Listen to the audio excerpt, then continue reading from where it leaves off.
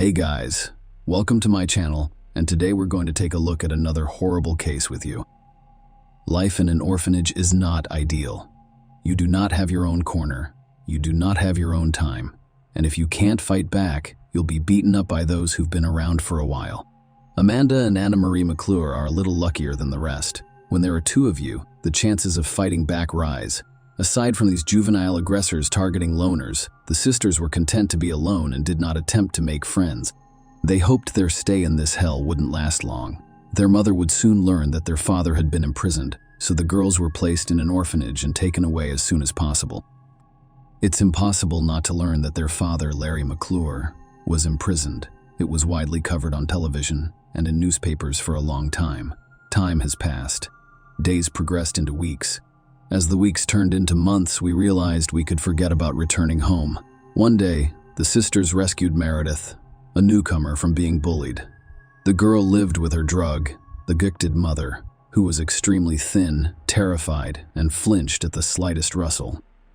She arrived at the shelter after her mother died of an overdose. Meredith was also afraid to call the emergency services, so she stayed with her body for a few days. When a friend came to visit her mother one day, she called emergency services from a payphone to avoid getting involved. Meredith became friends with the McClure sisters, and the three of them started having more fun and feeling safer. Amanda and Anne-Marie had never told anyone why they were here. Meredith had asked about it once, but Anne-Marie dismissed it and blurted out something about a police officer's father who had attempted to apprehend a dangerous criminal but was killed on the job. Amanda listened to the story with wide eyes, but her sister gave her a look that told her not to get involved. Meredith, enthralled by their father's posthumous deed, told the other students at the orphanage about the sisters' fate, and the sisters became instant celebrities. They were respected.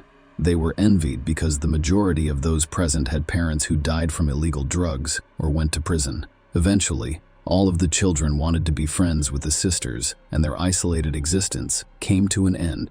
Unfortunately, this beautiful life, albeit in an orphanage, came to an abrupt end. It is unclear where the information that Anne-Marie and Amanda's father is not a deceased police officer originated.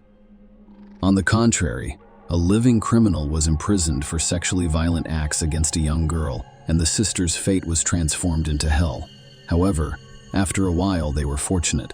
Fortunately, two different families decided to adopt the girls nearly simultaneously, giving them the opportunity to begin a new life. However, the connection between them had already broken and been lost. There is no information about the sisters' life or foster homes. Amanda and Anna Marie could have remained in this story as the rapist's only children, but their adult lives led to the most high-profile case in Virginia. Amanda is married to John McGuire, who is 38 years old. They met when she was 29 years old. Amanda's adoptive parents began to worry that she would be a loner for the rest of her life. Her psyche suffered as a result of her lack of biological family, as well as her mother's betrayal. The foster parents breathed a sigh of relief when Amanda revealed to them that she had a young man with whom she planned to marry. It was John's second wedding, and he already had 2 sons from his first marriage. And Marie had never been able to establish a family. One could feel happy for Amanda. She could have a strong, loving family. John was a very positive person. What could be said against it?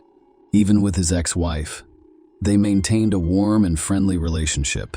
After a while, the sisters' father, Larry McClure, was released on parole and settled in the same Virginia in a mobile home. He made no small efforts to locate his daughters. He first went to Amanda's foster parents, Glenn and Alex. Larry went straight to their house, said hello, introduced himself, expressed his desire to see his daughter, and requested her contact information, address and phone number. Outwardly, he appeared very bad, even frightening. There are deep wrinkles all over his face. Huge bags were under his eyes. Furthermore, he appeared to be inebriated. No, he didn't smell of alcohol or stagger from side to side on shaky legs. However, his overall behavior was inadequate. Glenn declined Larry's request, but promised that they would inform Amanda that her biological father was looking for her. Larry was shocked when he heard the phrase biological father, but he thanked him and left. Glenn had actually kept his word. He informed Amanda that her father was free and looking for her. Amanda was haunted by a demon who denied everything and advised her to damn her father, and an angel who advised her to give her father, despite his criminal record, another chance, though it was unclear who she should listen to. Amanda first called her father. He expressed his pleasure at hearing from her and inquired about her well-being. She told him she was doing well in her marriage and was happy. Larry was pleased for his daughter and invited her to a joint dinner with her husband. Amanda had no idea if she'd live to see her father, but he seemed to know exactly what to push. Come on. Forget old grudges. All these years, I've had one thought. To see you and Anne-Marie. Anna, unlike you, I believe you missed me. You have already seen her, Amanda wondered. Of course I did. We went on a nature trip with her and had a great time, just like a real family, father and daughter. It was as if those years of separation never occurred. She also asked many questions about you. If Amanda didn't know how to deal with her father, she wanted to see her sister, who had been separated from her in the orphanage nearly 2 decades ago. And she agreed. The case file contains no description of their first meeting, but 2 facts are known. Larry lied about Anne-Marie. At the time, she lived in North Carolina, which is 186 miles from Virginia. Larry had never seen or spoken with her. Matt, like his father and daughter, Larry's meetings resulted in Amanda and John becoming addicted to illegal substances he brewed in his camper. Larry literally used his daughter and son-in-law before meeting the father. The couple's financial situation was stable, but Larry took money from them for the production of illegal substances. When Amanda and John lost their jobs as a result of their addictions, Larry persuaded John to register because drug addicts received $180 in state assistance, which was insufficient to purchase substances and ingredients. This is when Anna-Marie appears in the story. Larry treats her the same way. He gets her addicted to drugs and extorts money from her. Amanda and John have reached an impasse. They have no jobs due to massive debts. They have lost their home, and the only way to stay afloat is to move into Larry's camper. At this point, John's parents still didn't know. He called his parents. His mother was seriously ill at the time, and John told them he and Amanda were going on a trip together. That was the last time John's parents heard him alive. In fact, no trip was scheduled. Amanda and John moved in with Larry and formed a small group of people who used illegal drugs and drank alcohol. The whole tragedy happened on Valentine's Day. John, who rarely recovered from the effects of illegal drugs, remained madly in love with Amanda and planned a surprise for her on a festive evening in the family circle. He bought meat and alcohol and prepared a fancy dinner for Larry and Anne-Marie, as well as his wife. Under the prolonged influence of drugs, a terrible madness struck the family. Amanda and Larry grew much closer than father and daughter. Unfortunately, John didn't see it coming. Yes, you all had correct thoughts. The father and daughter considered themselves a couple. As a result, John has become redundant. Throughout the meal, John spoke very warmly to Amanda. Larry was extremely nervous about it, and the tension increased. Larry eventually interrupted his son-in-law's speech, asking him if he could be completely honest with his wife. The man agreed. Larry then proposed a game in which John's legs were tied, and he was asked to honestly answer all of the questions about his previous life. Yes, at first the questions were quite innocent. Childhood, school, university, and so on. However, Larry, under the influence of drugs, began accusing John of being an undercover FBI agent. When John denied it, they began beating him up. It came to an end when John, begging for mercy and hiding behind his children, attempted to untie his legs and was smashed over the head with a bottle of wine. Yes, it was the same wine he had purchased for the family dinner. Larry, Amanda, and Anne-Marie tortured John for 2 days while simultaneously using illegal substances. When they had had enough, Amanda pulled a black bag over her husband's head, squeezed it around his neck, causing him to stop breathing. John was buried in the backyard, and the crazy family celebrated Larry and Amanda's, father and daughter, engagement with a new batch of psychotropic substances and alcohol. On the 3rd day, their minds went haywire. They began to see John's ghost police sirens, and the ground where they buried him appeared to be on Earth, as if John had managed to escape and report everything to the police. It sounds insane, but the crazy father and daughters decided to back up. They dug up John's body and examined his pulse and pupil responses to the flashlight light. Even though the body was already in the decomposition stage, they didn't think that was enough. To keep John from resurfacing and fleeing, They used a wood axe to cut his body into pieces and drove an aspen stake through each one. The remains were buried in various locations and covered with lime to hasten the decomposition process. Larry and Amanda got married 3 weeks later. Larry changed his name so no one would realize they were related. The new family decided to begin a new life. To accomplish this, they relocated to Kentucky and agreed to quit using illegal substances once and for all. To avoid suspicion, they hid in their rented house. They even hung a U.S. flag over the door, as their neighbors did. By this point, John's ex-wife and parents were concerned about his lack of communication. In 2019, John's mother filed a police report regarding his disappearance. Larry failed to notify the police of his move from one state to another, and that violated the terms of his probation, so he was returned to jail. Larry's psyche eventually failed while he was in prison. It's difficult to expect anything positive when you've been using illegal substances for a long time, mixing them with alcohol, and then suddenly find yourself in a situation where you can't get them. Withdrawal syndrome works. Increased nervousness and blurred lines between reality and fantasy. It is pretty obvious if you marry your own daughter. Larry was fairly certain that the parole violation was just an excuse to dig up the backyard and discover John's remains. He needed to contact Amanda or Anna Marie immediately and tell them to have his daughters dig up the body parts and rebury them somewhere far away from home. All prisoner calls are always monitored. As a result, the information had to be conveyed discreetly. Larry even planned a speech and thought about everything in detail. However, he was denied calls. Finally, he couldn't take it any longer and called the police officer on duty, telling him he had something to confess. Larry reasoned that if he confessed to the murder before being charged, he could avoid at least the death penalty. And if he blamed his daughters, that would be even better. The cop didn't believe Larry at first. What murder? What body parts were buried in the backyard? What was this crazy idea? Why would a junkie dig his own grave? However, by law, the man's word must be verified. Initially, the check preferred to be organized only formally. Yes, there was a statement. Yes, the location was checked.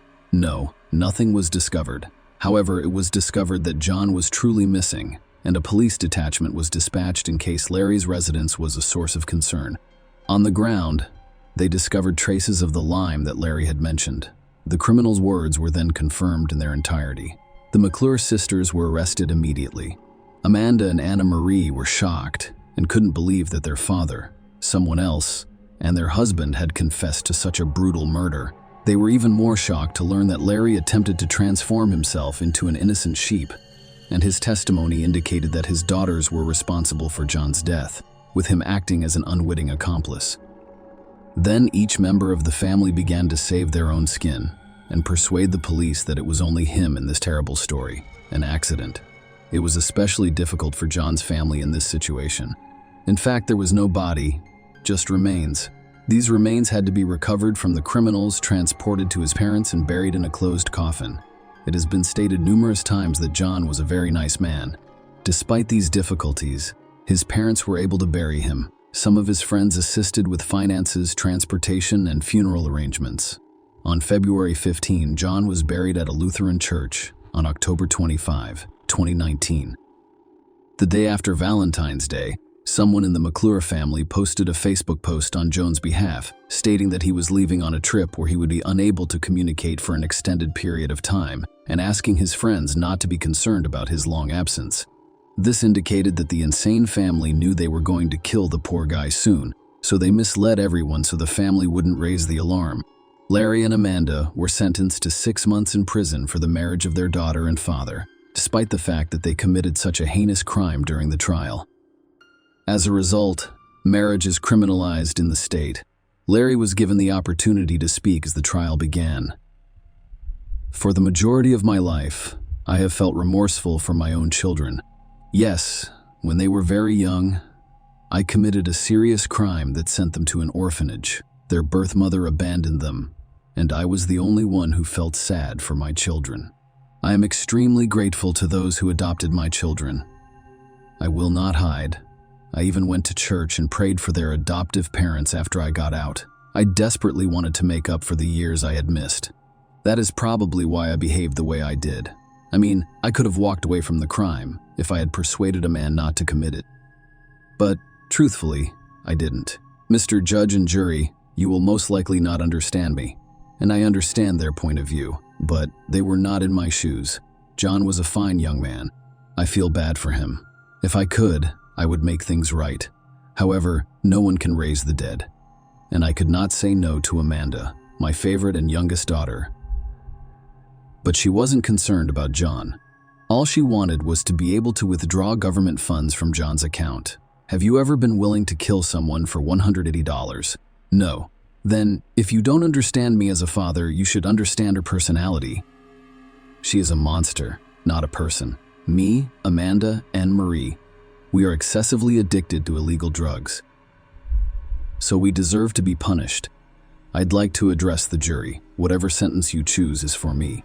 I'm honest about my health and estimate that I won't live more than 10 years. I am deeply sorry for this situation. I also apologize to all of John's loved ones.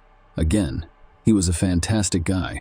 The trial lasted a long time because the defendants kept changing their minds about whether or not to kill John. Amanda, who couldn't stand such a long trial, even made a deal with the investigators, promising to be charged with involuntary manslaughter. Larry's next trial speech was very different. When it all began, the four of us purchased the ingredients for illegal substances and returned to my trailer, where I began making them. Amanda approached me and said she wanted to get back at John. The truth is that John, under the influence of drugs, raped Anna Marie, and she became pregnant. And, as for me, I had to earn my daughter's trust after so many years apart. I couldn't refuse. I blame myself for that. Every day, I think about hanging myself, but why should it be my fault if the crime is theirs? After Larry's speech, John's family took the floor. His mother sobbed so hard that she was unable to speak. Even if I can't forgive the McClure family, I'll never forget what happened. I also know that I wish I could live to see one of them die before I do. Then John's children spoke up, literally cursing the killers and vowing never to forgive them. The judge issued the final verdict, sentencing Larry McClure to life in prison without the possibility of parole. When Amanda's punishment was announced, her adoptive parents expressed regret that they had told their daughter that she was wanted by her father. They had always raised her with the freedom to make her own decisions, but they had no idea that this freedom would have such an impact on her future. Amanda, for her part, stated during the verdict announcement that it was all the fault of her father, who was unable to overcome his jealousy. Amanda's poor parents asked the judge to consider that if it hadn't been for her father's negative influence, their adopted daughter would never have committed such a heinous crime. However, prosecutors saw the murder as a conspiracy to keep Amanda and Larry together. The first hearing was dedicated to Amanda, who was sentenced to 40 years in prison, but the judge noted that she would most likely only serve 20 years. When the sentence was read to Anne Marie, she tried her hardest to prove that she was opposed to John's murder, but her father and sister forced her to finish. Marie was a witness at Larry and Amanda's wedding because she was afraid for her future life, and she was sentenced to 40 years in prison. Share your opinion with us in the comments and subscribe to the channel for more.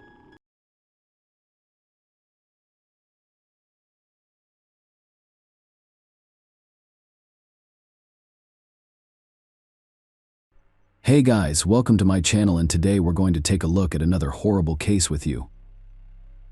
The Amato family case illustrates how obsession can transform a quiet person into a monster. Like many serious addictions, which can be compared to severe illnesses with psychological, biological, or social underpinnings. This case involves a destructive habit, such as an urge for alcohol, prohibited substances, gambling, or an obsessive need for a specific activity or interaction with a specific person or group. It is tragic when addiction affects not only the individual but also their loved ones who sincerely want to help.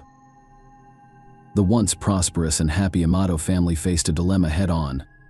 Because all of the family members were healthcare professionals, they felt confident that they could handle the situation on their own. It was too late for them to realize how serious the situation was.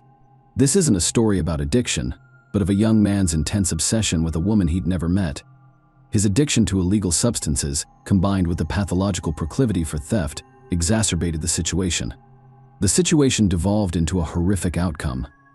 Let's look into this case to see if there was a way to change the course of events and avoid the tragedy. On January 25, 2019, a concerned man called Seminole County Police in Florida. He reported that his close friend and colleague, Nurse Cody Amato, failed to show up for his shift at the hospital, which was highly unusual for him. The day before, Cody had left work about 15 minutes early due to urgent family matters at home, leaving so quickly that he forgot to collect his pay for the day. Attempts to reach Cody, 31, by phone were unsuccessful. He was simply not responding. Cody's girlfriend, with whom he had recently lived, stated that he went to his parents' house the day before at his father's request but never returned to her place, and she, too, was unable to contact him. All of these signs triggered alarming thoughts, prompting the dispatch of police officers to the specified address. The Amato family home, located in a suburb of Orlando, had a large adjoining area with a stable and a horse walking area. Cody's car was parked in the driveway, and lights were turned on in several rooms of the home. At first glance, everything appeared normal. There were no signs of forced entry or struggle, and the doors and windows were intact. When the sheriff's deputy knocked, there was no answer, and calls to the landline went unanswered. The police then requested permission to enter and, once granted, cautiously unlocked the back door with a knife to slide the bolt. Inside, an eerie silence filled the lit room, implying that someone was present. Indeed, the homeowners were present.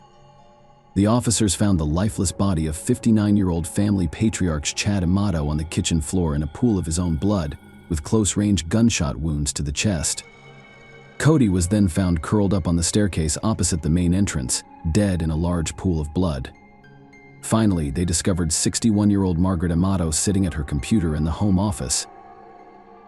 At first glance, she appeared to be sleeping with her head resting on her arm, if not for the blood splatters on the monitor and the large spreading stain beneath her head.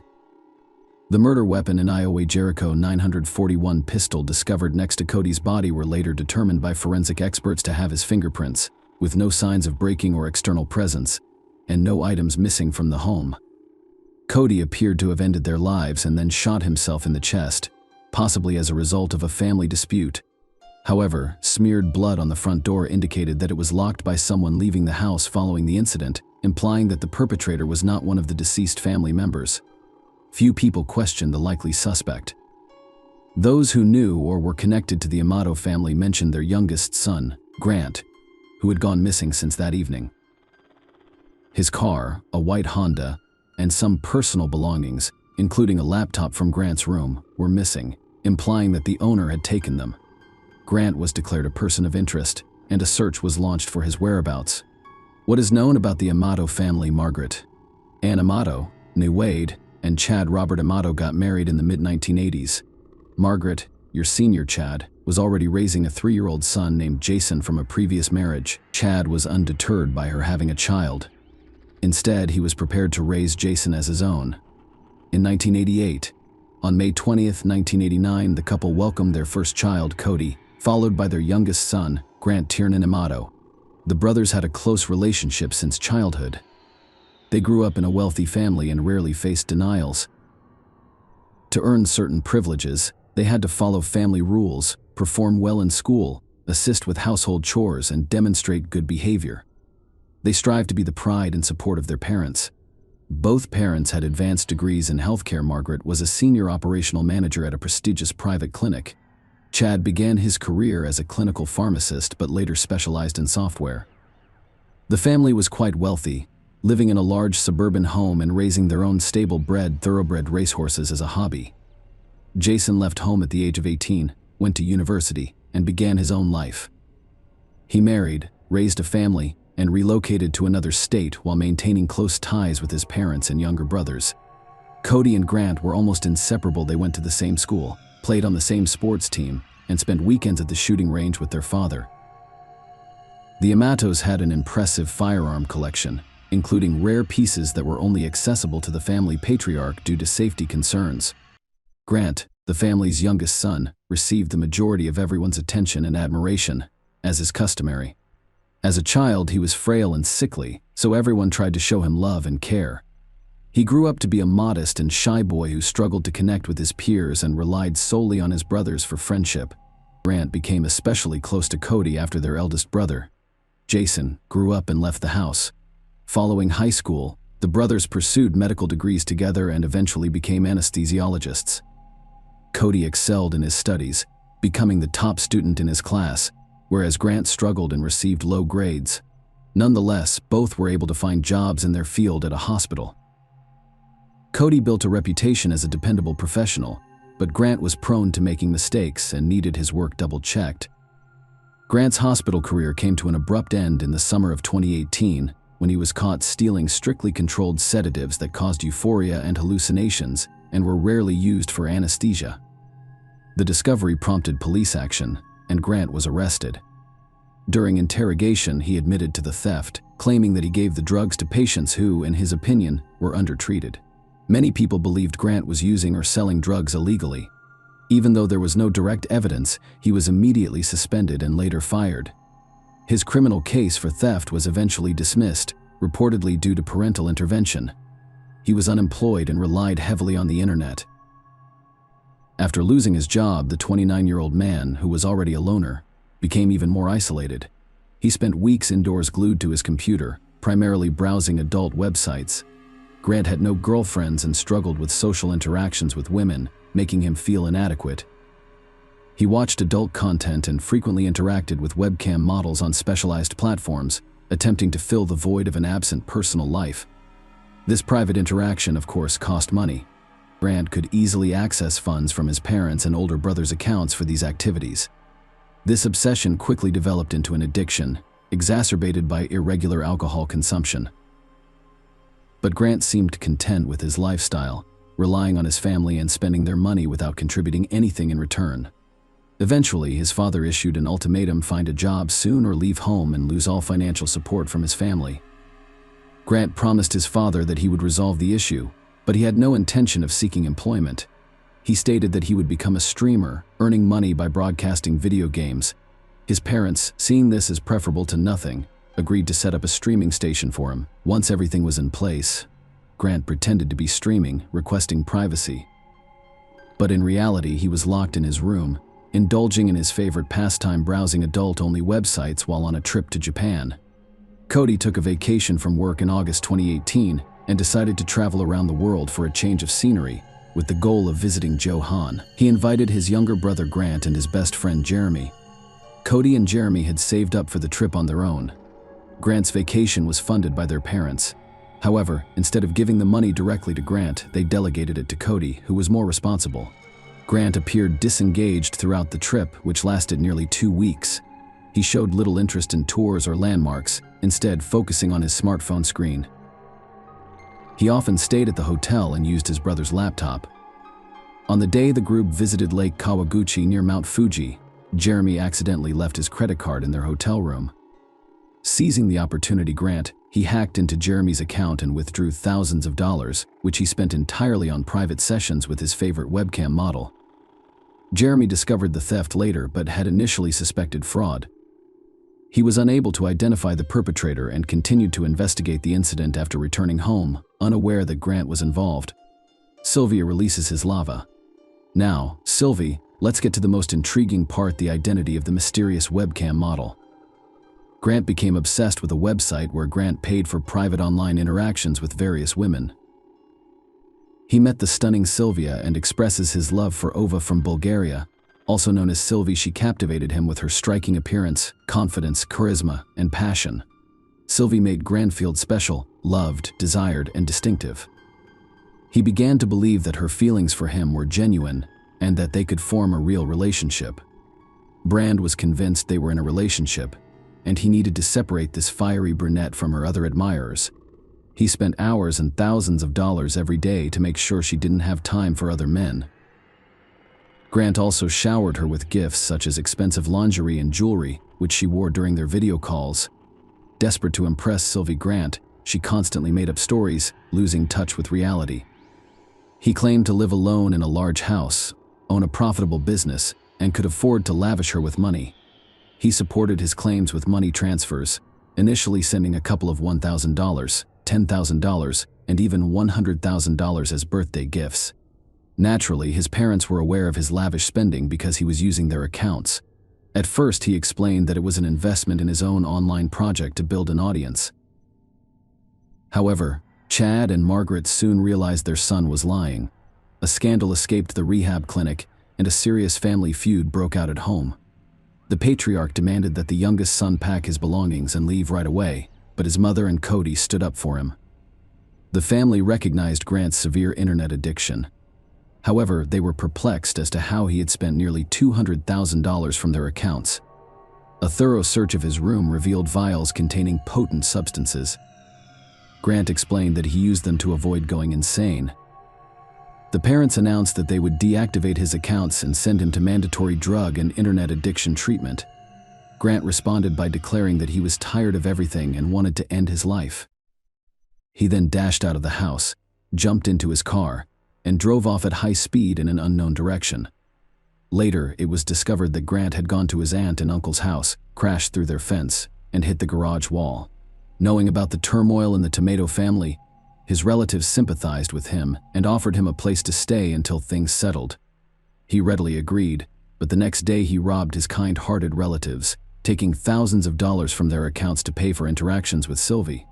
When Grant's aunt and parents met, they asked her not to contact the police, promising to resolve the situation and return the stolen money. That same day, Chad personally went to their house and took Grant, who desperately needed help. Chad, Margaret, and Cody realized that reasoning with him was pointless, and if he left home, he was likely to commit theft again. They then presented the Grant with a different ultimatum: either go to a rehabilitation clinic for addiction treatment or face jail time for theft. Grant reluctantly agreed to enter the clinic, where he would spend 2 months free from temptation. He was admitted to the medical institution near the end of December 2018, a grown man's little secret. While Grant was in treatment, his parents checked his computer and discovered that he was spending thousands of dollars each day from their family accounts. They discovered the profile of Sylvie, the woman who had a profound impact on their son. After reviewing their correspondence and discovering hundreds of recordings of their intimate private online interactions, which were treasured and frequently revisited, the comatose decided to inform Sylvie that her admirer, who had showered her with money and gifts, was not a businessman but an ordinary unemployed man suffering from drug and internet addictions. They also stated that the funds transferred to her were stolen, potentially exposing him to criminal charges. However, Sylvie remained unconcerned for her. It was simply a job, and she had no intention of returning the money. Grant abruptly returned home on January 5, 2019, only a few weeks into his treatment, having completed less than a quarter of the required rehabilitation program. He had fled the clinic, where he was known for his complete lack of cooperation. Grant tearfully promised to change his life and find work, but he threatened to commit suicide if forced to return to the rehab facility. His parents agreed but imposed strict rules. Grant was prohibited from using the computer. He had to adhere to a strict schedule, and all of his earnings were closely monitored. He was also given a part-time job at a local grocery warehouse. For about 3 weeks, Grant appeared to comply, leading his parents to believe he had matured and overcome his addictions. However, everything changed on Thursday, January 24, 2019, when Grant persuaded his mother to let him use the laptop briefly to check his email and post his resume on the internet. He hopes to find a more challenging job than his current warehouse position. Margaret trusted her son and let him use the laptop, making a fatal mistake. Naturally, Grant attempted to contact Sylvie, only to discover that his parents had already written to her, revealing the truth about him. He saw it as a betrayal. Furthermore, his parents had humiliated him in front of the only woman he loved, and they had to pay the consequences. The brutal dismantling of the family. Remember the previously mentioned home firearms collection? Chad had kept it in a large, special safe with a key he didn't trust. However, Grant was aware of another gun stored in his parents' bedroom, which his father always kept loaded, and he chose to use it. His mother was working on the computer in the home office when her youngest son quietly approached her from behind and shot her in the back of the head. Her body position indicated that she did not have time to turn around or understand what was going on. Next came his father, who was about to return home from work. Chad was confronted with Grant as soon as he entered the kitchen and was shot twice in the chest. Grant tensely considered his next move, devising an even more monstrous strategy. He decided to frame his own brother Cody, the only person who had ever defended him, assisted him, and been his best friend. Cody had already moved out of the family home and was living separately with his girlfriend. To bring Cody home, Grant used his now deceased father's phone to send several messages requesting that he return immediately, because something terrible had occurred. He didn't elaborate, knowing that this information would be enough to make his brother rush home from work. The Grant calculation was correct, and Cody did arrive, even leaving work early. When he entered the house, he only made it to the bottom of the second-floor staircase before being shot and collapsing. Cody did not die instantly. He had time to recognize the horror of the situation but was powerless to change it. After killing his family, Grant wiped his fingerprints off the pistol, placed it in his brother's hand to leave his prints, and then left it next to the body, making it appear as if Cody had shot their parents and then himself. The killer spent the rest of the evening calmly packing his belongings, downloading video files of his conversations with Sylvie from the computer, and even texting her. After completing his tasks, he loaded his belongings into the car and drove away. Arrest and trial. It took police just over a day to find and arrest Grant, who was hiding in a small roadside motel in Orange County. He was not surprised, rather disappointed that he had been discovered so quickly, but he vehemently denied any guilt. During his interrogation at the station, he told unbelievable stories about his father's extreme cruelty, alleging mistreatment of his mother and brother. Grant also discussed his father's attempts to separate him from his beloved girlfriend Sylvie, with whom he claimed to share true and pure love, following the events at their family home on the evening of January 24, 2019. His account was unclear and inconsistent. He suggested that his father and brother got into a fight. Cody grabbed a gun and killed Chad, with Margaret being an unintentional victim. Grant claimed he could only guess the chronology of these horrific events because he was not a witness, and that he spent the night in his car with his belongings after his father kicked him out. In the morning, he claimed he simply drove away, unaware of the tragedy that had occurred at home. His story seemed disjointed and unbelievable, and the evidence indirectly pointed to him as the sole perpetrator. As a result, Grant was arrested as the prime suspect in his family's triple homicide. He was held on a $750,000 bond and was unable to post it, so he remained in custody awaiting trial. The trial began on July 15, 2019. Notably, almost all of the witnesses in court testified against Grant, including his older brother Jason, relatives, and Cody's friend Jeremy, from whom Grant stole money during their trip to Japan. Those who knew the defendant personally described him as a pathological thief, a liar, and someone who struggled with addictions. The main evidence against Grant was a large bank transfer from Chad's account to his younger sons. This transaction took place late at night, when all family members had already died. To confirm the transaction, the defendant used his deceased father's finger as identification. The prosecution advocated for the death penalty, while Grant's defense claimed that he was ill and needed treatment. The final verdict was issued on August 12, 2019. Amato, 30, was convicted of first-degree triple homicide and sentenced to life in prison without parole. Share your opinion with us in the comments, and subscribe to the channel for more.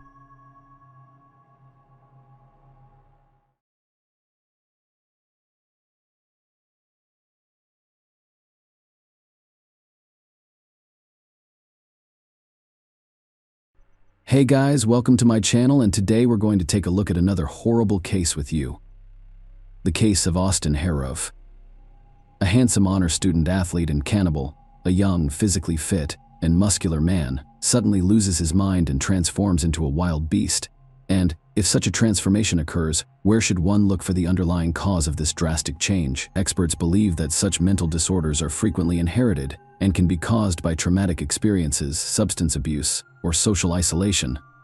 Austin Harroff's case stands out. It's more than just a sudden fit of rage, a wild frenzy, or a personality disorder. Medical professionals have diagnosed his condition as a clinical delirium of lycanthropy, and the media has dubbed him a cannibal. It is believed that the young man has a rare psychiatric syndrome in which he believes he is transforming into an animal. The families of the victims, both injured and killed as a result of Harroff's transformations, believe he pretended to be insane in order to avoid accountability. Harroff did not hide the fact that he had been using various narcotics and psychotropic drugs for a long time, but tests revealed that he was clean at the time he committed the heinous acts. Let's start at the beginning of this complex case and see how the scion of a wealthy and respected family, an honor student, and an athlete transformed into a drug-addicted madman with an uncontrollable desire to consume human flesh. Austin Malcolm Harroff, the Golden Boy, was born on December 21, 1996, in the picturesque resort town of Palm Beach, Florida. as the eldest of 2 children from a wealthy and respected doctor's family. His father was a well-known dentist who operated a network of private dental clinics. His mother was a leading pharmaceutical specialist, and the Sheriffs lived in a large, opulent home by the ocean. A year and a half after Austin's birth, the family welcomed a younger daughter, Haley. From a young age, the siblings were very close, referring to each other as best friends. Regardless of their privileged upbringing, the children were not spoiled. Their parents ensured that they received a good education and encouraged their overall development and creative potential. Austin was a straight-A student who enjoyed playing the guitar, wrestled and played football competitively, and performed in an amateur theater group. He considered himself creative and ambitious. Austin traveled the world with his parents and sister, taking vacations in different locations each time. In a high school essay, Austin described himself as a happy and optimistic person with a vivid imagination capable of conjuring up whatever he desired. He also mentioned his perseverance and desire to excel in academics and sports. He did, however, admit that his shyness was a weakness that made it difficult for him to interact with his peers at times.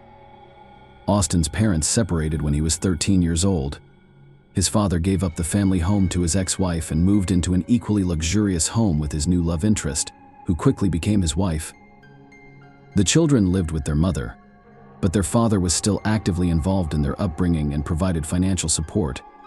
His mother soon found a new partner and married him within a year, after which he moved into their home. The teenage boy struggled with his parents' divorce, but his emotional turmoil had no effect on his academic or athletic performance. Austin aspired to help and save lives in medicine, following in his parents' footsteps. He hoped to gain admission to a prestigious college specializing in medical studies while remaining an honor student and social outcast. In high school, Austin developed into a true heartthrob. He grew tall to 6 feet 2 inches, had a muscular build, and was quite strong. His charming smile and innocent, open gaze gave him a nearly angelic appearance. However, Harif remained the same shy guy, limiting his ability to socialize with peers and form romantic relationships with girls. In his personal diary, which he kept throughout his adolescence, he wrote about having almost no friends at school because all of his classmates labeled him a nerd and mocked him. The young man also expressed hope that things would improve once he started college, changed his social circle, and moved out of his parents' house.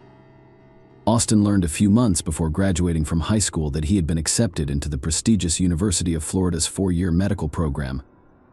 Successful completion of this program would open up numerous career opportunities for him in the future, as well as the opportunity to further his education at any medical school in the United States. The student was ecstatic that his dream had come true. Toward the end of August, his parents drove him to the college campus, where he would begin his studies. Opening up in a vlog, Austin embarked on the independent adult life he had long desired, but little changed for him. Despite his shyness, he struggled to connect with peers.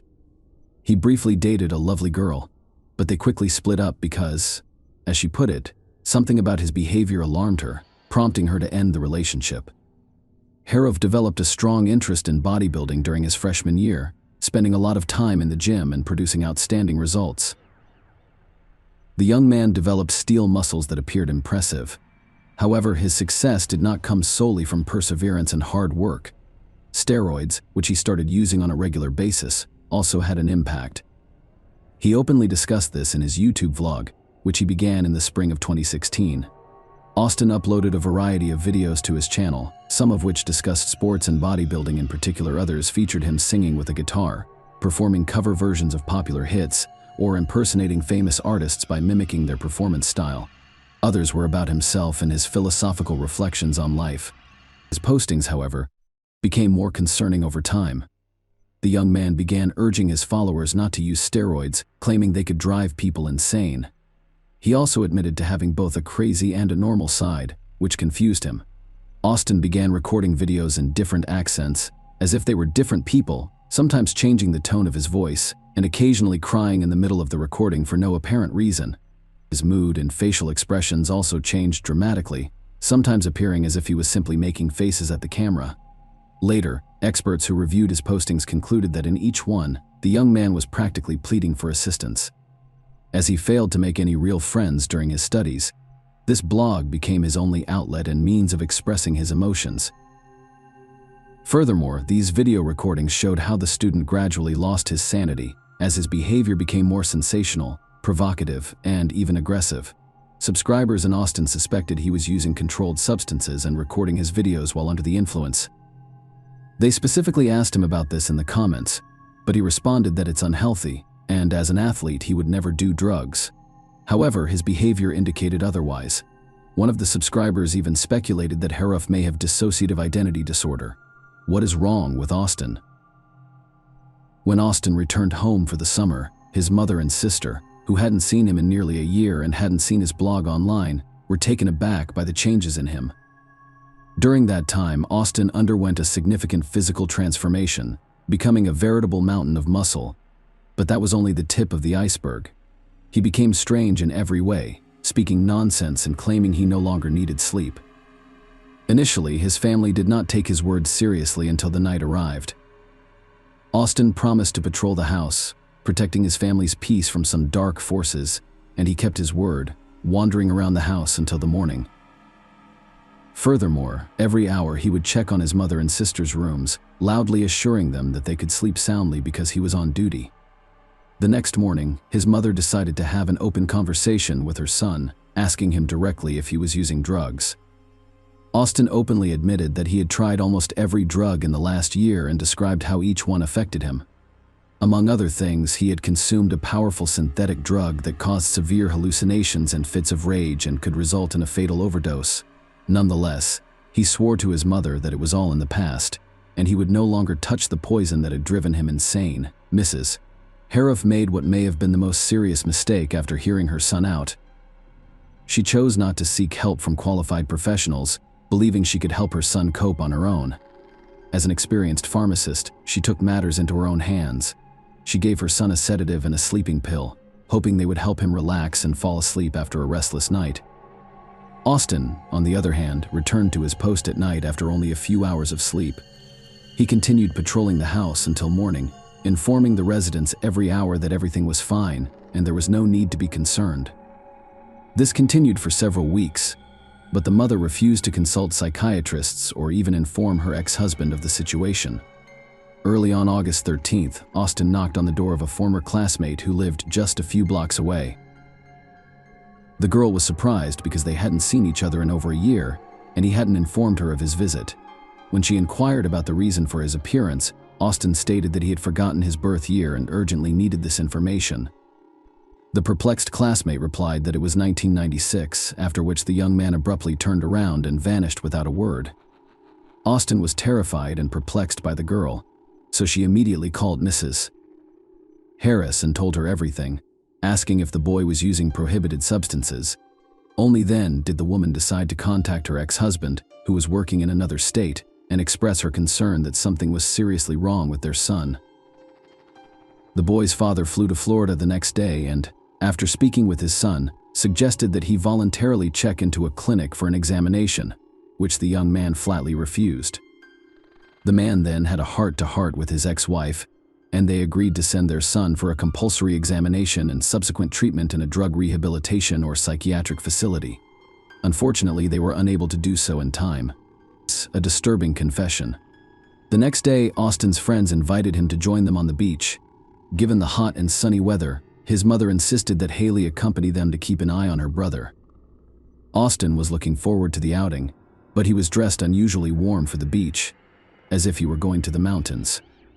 Instead, he donned a thick, athletic hoodie with long sleeves, matching pants, boots, and ski goggles.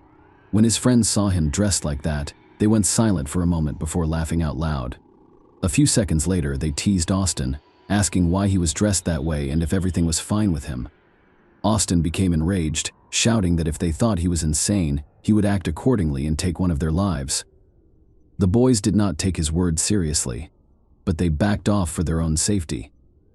Haley noticed her brother was on the verge of a breakdown, so she decided to speak with him and calm him down. The others did not hear their conversation. Austin told his sister that he wasn't entirely human, but rather half-wild animal immortal with superhuman strength. His words terrified her, but she tried to remain calm so as not to provoke her brother's aggression.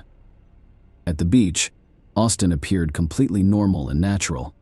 He joked, laughed, played volleyball with his friends, and messed around. As evening approached, they said their goodbyes and parted ways. Austin and Haley went to a small restaurant near the coast, where they intended to meet their father and his current wife. On the way, Austin told Haley that he wanted to test his immortality, then drove towards a busy highway, intending to cross it inappropriately directly through the fast-moving traffic. When Haley realized what was going on, she ran after her brother and physically dragged him away, pleading with him to hurry because they were expected. Austin agreed that they shouldn't keep anyone waiting, so he silently followed his sister. Austin behaved strangely again at dinner, silently rising from the table several times to go outside, looking around as if he was afraid of someone, and then returning. He then decided to inform his father and stepmother of his immortality. When his father calmly suggested that he seek professional help, Austin jumped up, shouted that he wasn't insane, shoved his father hard, and fled the restaurant, an attack on an elderly couple and their neighbor. What happened after the young man left the restaurant could have been straight out of a horror film. He later claimed he had no recollection of the events and couldn't believe he was capable of such atrocities. Austin walked for several miles before wandering into an unfamiliar neighborhood. There, a bright light from an open garage drew his attention, and he approached it. In that house lived an elderly couple, Joanne Stevens, 59, and Michelle Mishcon Stevens, 56. In the evenings, they enjoyed barbecuing and watching movies in their spacious garage, which was set up like a living room. They had been married for over 25 years and had 3 adult children living on their own, and we are now enjoying their retirement in each other's company. That evening, John went for a walk with their dog while his wife prepared for their regular movie night. When Michelle noticed an unfamiliar young man on their lawn, she felt no threat and even asked if he needed assistance. However, the situation took an unexpected turn. Jeffrey Fisher, the couple's neighbor, lived across the street and was friendly with the Stevens. Around 9 p.m., he heard suspicious noises outside. Looking into the yard, he heard Michelle's agonizing scream. He dashed to assist his neighbors and discovered a tall, large young man attacking an elderly woman by the open garage. Jeffrey attempted to pull the stranger away, but the young man was too strong and knocked Jeffrey to the ground. As he attempted to recover, the attacker stabbed him several times in the back and shoulders. Realizing he was outnumbered and in need of assistance, Jeffrey dashed into the Stevens house to divert the attacker's attention away from himself, then exited through the back door and returned to his own home. Only once inside did he realize the assailant had not followed him, but when he returned to the unfortunate Michelle Jeffrey, he immediately called the police and emergency medical services, reporting an armed attack by a stranger wielding a knife and injuring himself and his elderly neighbor. After speaking with emergency services, Jeffrey went silent and listened intently. He soon realized no one was outside his door, and the attacker had stayed at the neighbor's house. Furthermore, the assailant was now making strange animal-like sounds similar to a wild beast's growl, accompanied by terror screams and moans, a fatal assault, and a gruesome act. It took the police about 10 minutes to arrive at the scene, but it was far too late. The sight that greeted them was terrifying and beyond all logical explanation. The officer approached the garage with weapons drawn, only to stop in disbelief at the doorway. Michelle Mishcon Stevens, the homeowner, is found dead in a pool of blood. The autopsy later revealed that she had multiple blunt force traumas to the head and a stab wound to the chest. In the dim light, more people were on the ground.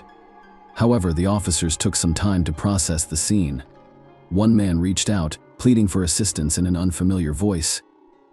Above him, another man appeared to be choking him, gripping his neck with one hand and tilting his head back with the other. The officers demanded the attacker release the victim, threatening him with their guns, but he did not respond. Firing was too risky due to the possibility of hitting both people. Instead, one officer took out a taser, warned that he was about to use it, and moved closer. Only then did he realize the assailant was biting the man's face and holding his head and neck tightly. The victim, as you might expect, was John Stevens. There was a large pool of blood beneath him. His left cheek was missing a chunk of flesh, and his lip, nose, and ear appeared to have been mutilated and chewed off. The elderly man was immobilized, barely able to move, and silently begged for assistance. The officer shocked the attacker with a taser, but he appeared unaffected, continuing to tear at the victim's face with his teeth. A kick to the assailant's face caused him to growl loudly and bite Stevens' cheek again. The subsequent kicks did little to deter him. Reinforcements arrived, including a police dog that was unleashed on the agitated young man. The dog latched onto the assailant's arm, but he appeared to feel no pain, breaking free and injuring himself further. A powerful kick from an officer eventually disoriented the attacker enough to handcuff him. At this point, the young man claimed he felt ill, possibly from eating something bad, before losing consciousness and convulsing. Mrs. Stevens was unable to be revived, and her husband died on the way to the hospital as a result of extensive blood loss from stab wounds and the shock of having his flesh consumed. The injured neighbor who reported the incident survived, but his right hand sustained permanent minor motor skill damage as a result of a nerve injury. And there is damage. The attacker fell into a coma after ingesting a substance from a bottle in the garage that he mistook for alcohol, but was actually weed. He received severe burns to his esophagus and stomach, spent several days on the verge of death, and was eventually saved by medical professionals with fragmented memories. Austin was in a coma for nearly 2 weeks before regaining consciousness and giving his account, claiming he had no recollection of what happened that day. He gradually began to recall the restaurant dinner and the argument he had with his father before walking away. He then described encountering a ghost-like figure who led him through dark alleys and unfamiliar neighborhoods until a light appeared in the distance. The light came from a lantern near the Stevens garage, where the homeowner was preparing a barbecue and taking out food. When his presence startled the woman, she requested assistance. Austin admitted to striking her several times before drawing a knife and claiming he would rid her of evil. At that point, a man named Jeffrey Fisher attacked him, which Austin saw as a demon, and he retaliated with the knife. After fleeing to seek help, Fisher continued to assault the woman until she died. He then noticed a bottle and mistook its contents for alcohol, drinking roughly half of it. Soon after, he heard a dog barking and a man speaking. The homeowner had returned. The scene shocked me. Austin claimed to have no memory of what happened next, at least according to his own statements. Initially, it was thought that Austin was under the influence of powerful narcotics, which could explain his aggression and insensitivity to pain. However, when tested at the hospital, his blood contained no traces of drugs, medication, or alcohol. This led to the conclusion that Austin may have experienced a psychotic episode, acting without awareness of his actions. Between the courtroom and psychiatric care, experienced psychiatrists were responsible for determining the truth of this claim. The case of Austin Harrouff drew widespread media attention because of its unprecedented brutality and ambiguity. The children of the deceased couple, as well as the relatives of the injured neighbor, believed that the young man was faking insanity and memory lapses in order to be declared incompetent and avoid harsh punishment. The majority of those who followed the case agreed with this sentiment. Dr. Landrum, a state-appointed psychological and psychiatric expert, stated in his report that Mr. However, the prosecutor stated in court that he did not believe the defendant met the legal definition of insanity at the time he committed the crime. There were suggestions that the young man's mental health had deteriorated as a result of his drug experiments, steroid use, and difficulties socializing with peers, which he had been experiencing since school. However, at the time of the crime, he was clean, with no traces of illegal substances or alcohol in his blood, implying that the reasons for his aggressive behavior were elsewhere. During one of the court hearings, Austin's father revealed that their family had at least one confirmed case of schizophrenia, and he was concerned that his son had inherited the serious illness. It is worth noting that the student was suspected of suffering from clinical lycanthropy delusion, a relatively uncommon condition. Such a diagnosis could explain why the young man acted like a wild beast and was impervious to pain, but none of the psychiatrists who examined the defendant agreed. Austin was transferred to jail following treatment, but the case has yet to be resolved. The young man is still awaiting trial, and his lawyers claim he is mentally ill. Meanwhile, the relatives of the deceased couple and the injured man have expressed hope and conducted interviews, believing that Harrouff will be found competent and sentenced to death for his heinous act. Share your opinion with us in the comments, and subscribe to the channel for more.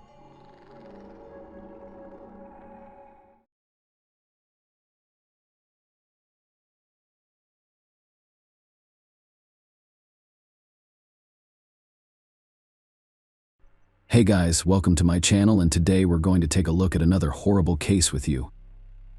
The love quadrangle has sharp corners. If Dave Krupa had known how his online dating would turn out, he would not have registered on a dating site. He would have continued to live his old life with his girlfriend Amy Flora and their 2 children. Maybe he would have legalized the 12-year relationship after all, especially since Amy and Dave remained close friends after their breakup.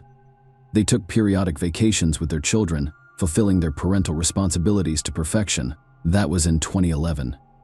And by the summer of 2012, Dave was ready to begin a new relationship. Only the man was not looking for a commitment and preferred to remain single.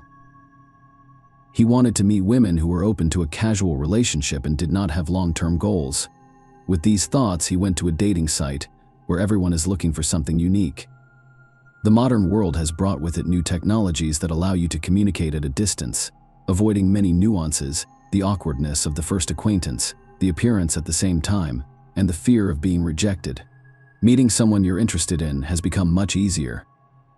It is sufficient to select the intended partner based on a set of characteristics specified by him in the questionnaire. Leaving the house for this is unnecessary, however. Who is hiding behind a cute avatar profile is unknown, and whether he corresponds to those features that describe him and the true goals of dating are not always voiced in advance and discovered later in the relationship.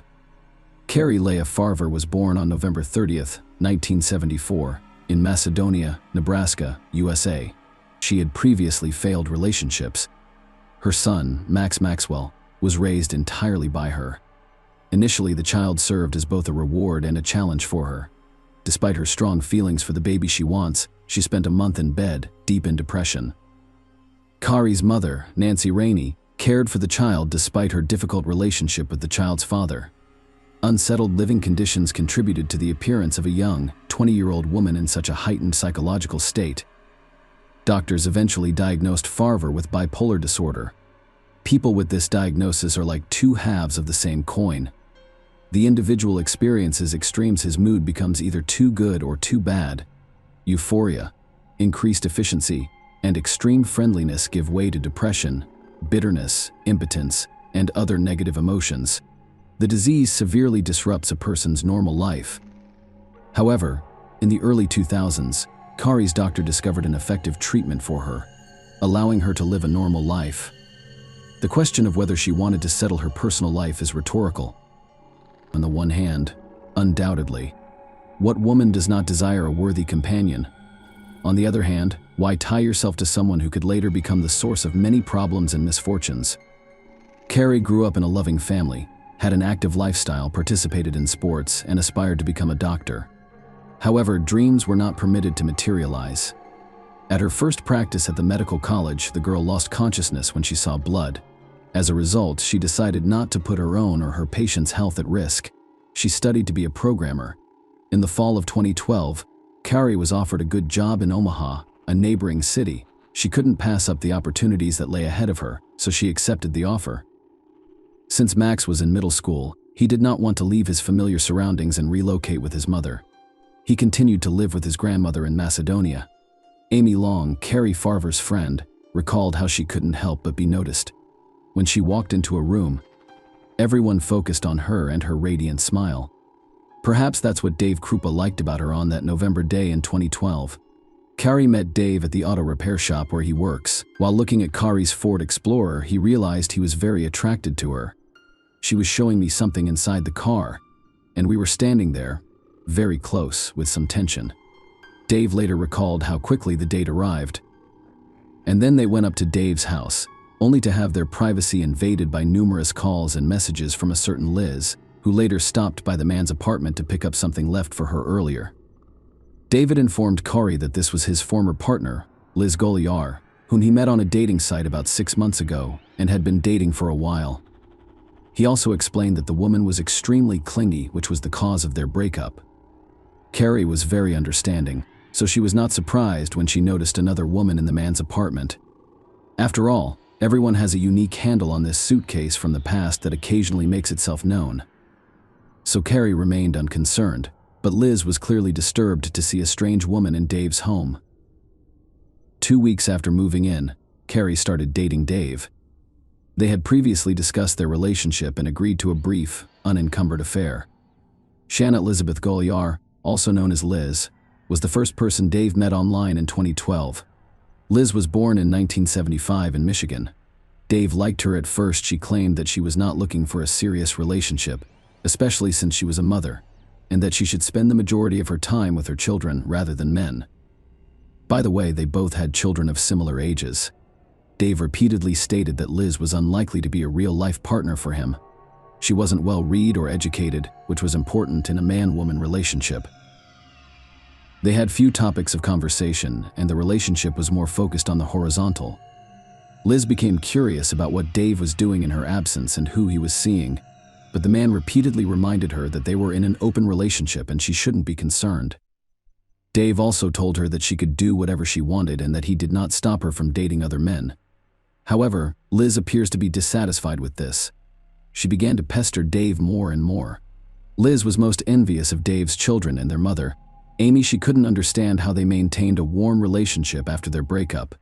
Liz's actions eventually drove Dave away. Then Carrie appeared on the horizon. Carrie was beautiful and intelligent.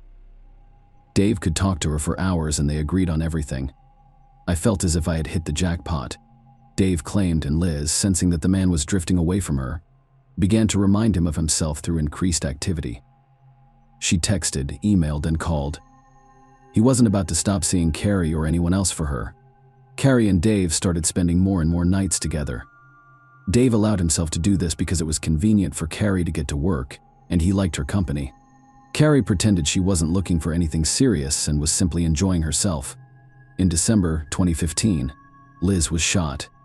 The woman probably guessed who it was. Fortunately, the wound did not prove fatal. This cannot continue any longer. I need to do something about it, Liz reflected. On November 13, 2012, I will leave for work. Carrie kissed Dave and agreed to see him later. It was the last time he saw her at 9:45 a.m. The contents of a text message from Carrie caught Dave off guard at work. She texted him that she wanted to live with him permanently. Kropp was very perplexed by the correspondence. He couldn't understand Farver's abrupt shift in mood. They had agreed beforehand that they would not rush into a relationship. They were as happy as they were today. However, the message conveyed a different story. Dave gently replied that he was not prepared for such a change. Kari's counter message was unpleasant. A lot of profanity. He explained the message. I wasn't sure what to think. I was shocked.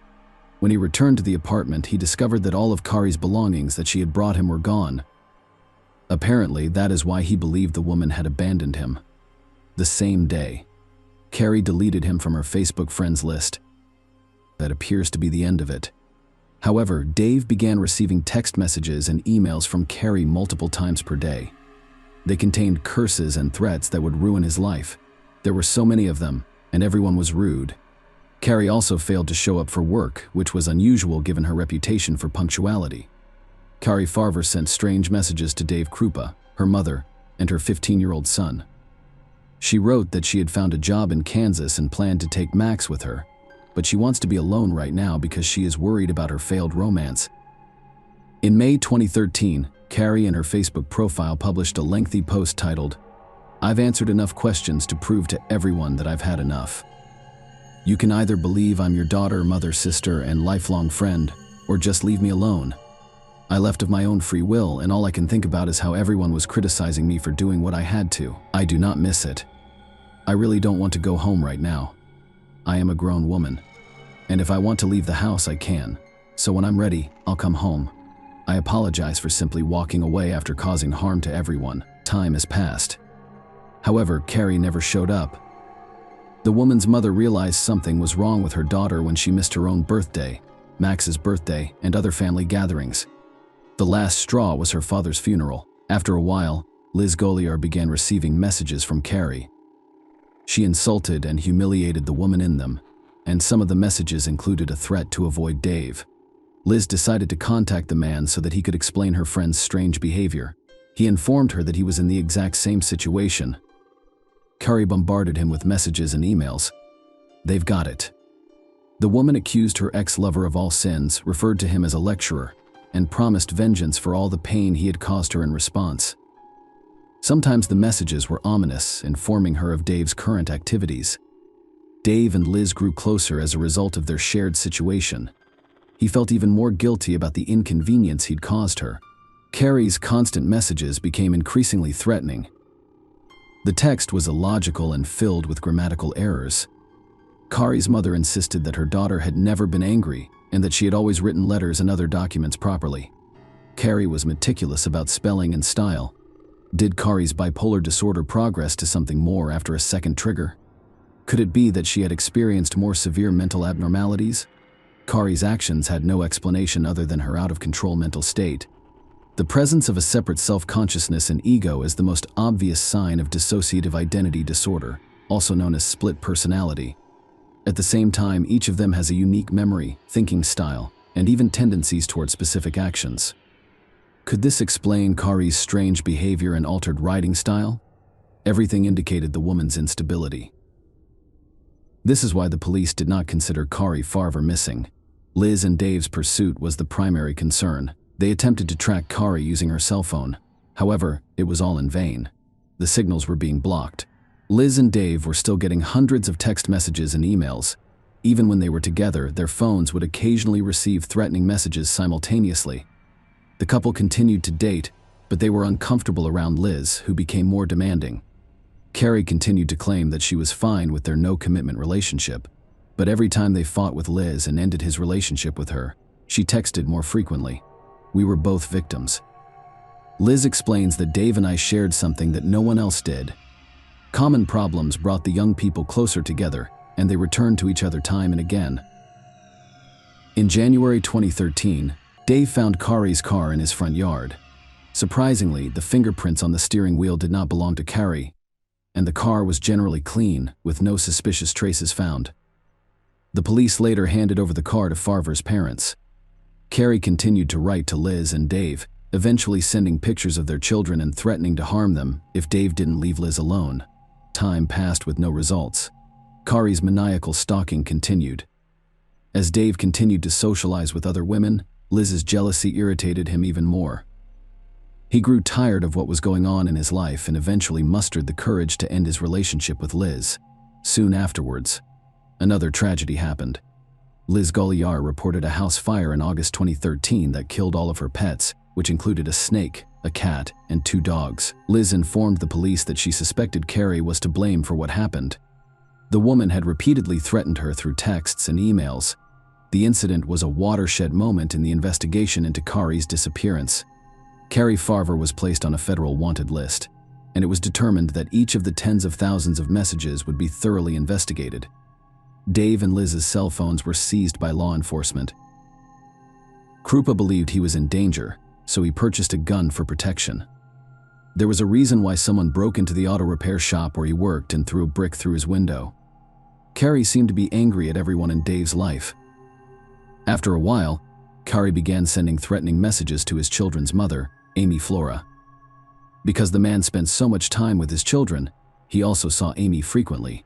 The police grew suspicious. Why would a man who had only dated for less than 2 weeks and 3 years now stalk him and his ex-girlfriends? It didn't make sense. Carrie Farver's relatives were also relentlessly searching for the missing woman, using every resource available to them. And eventually, in the spring of 2015, the efforts paid off. Detectives Ryan Avis and Jim Doty offered to help solve Carrie Farver's disappearance. They discovered no evidence that Carrie was alive. Here's what one of them told ABC News: "It's not normal for adults to simply pick up and leave without spending anything. Nobody noticed her, and no one heard her voice. It simply doesn't make sense. She had a good income and a nice home. I've concluded that I cannot prove she is alive." Detectives worked with Anthony Kawa, the Potawatomi County Sheriff's Office's digital forensics administrator, to review content downloaded from Krupa and Goliar's phones in 2013. According to Kawa, Carrie Farver sent Dave over 50,000 texts and 15,000 emails over a 3-year period. Kawa went on to say that whoever was impersonating Carrie became increasingly sophisticated in their efforts to hide their IP address and their true identity.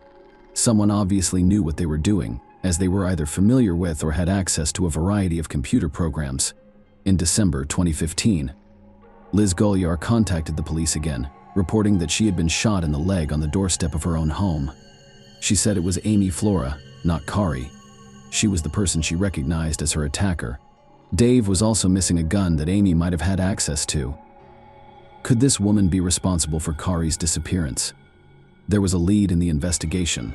It clarified why everyone connected to Dave Krupp was being harassed. It's possible that Amy, who hasn't settled her personal life since her breakup with her children's father, decided to exact revenge by eliminating all competitors.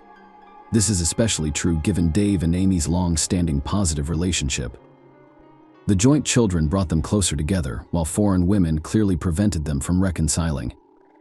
Amy was questioned by the police, who responded quickly. But to everyone's surprise, she had an alibi. She had not been at Liz's house during the shooting. This was confirmed by multiple people, so no arrests were made. The investigation became increasingly confusing. At the same time, new information was obtained from specialists who were processing data from Liz's cell phone. Kawa discovered fake email addresses with variations of Farver's names from Goliar's phone, revealing valuable information. Investigators also discovered an app she used to schedule text messages to be sent at specific times.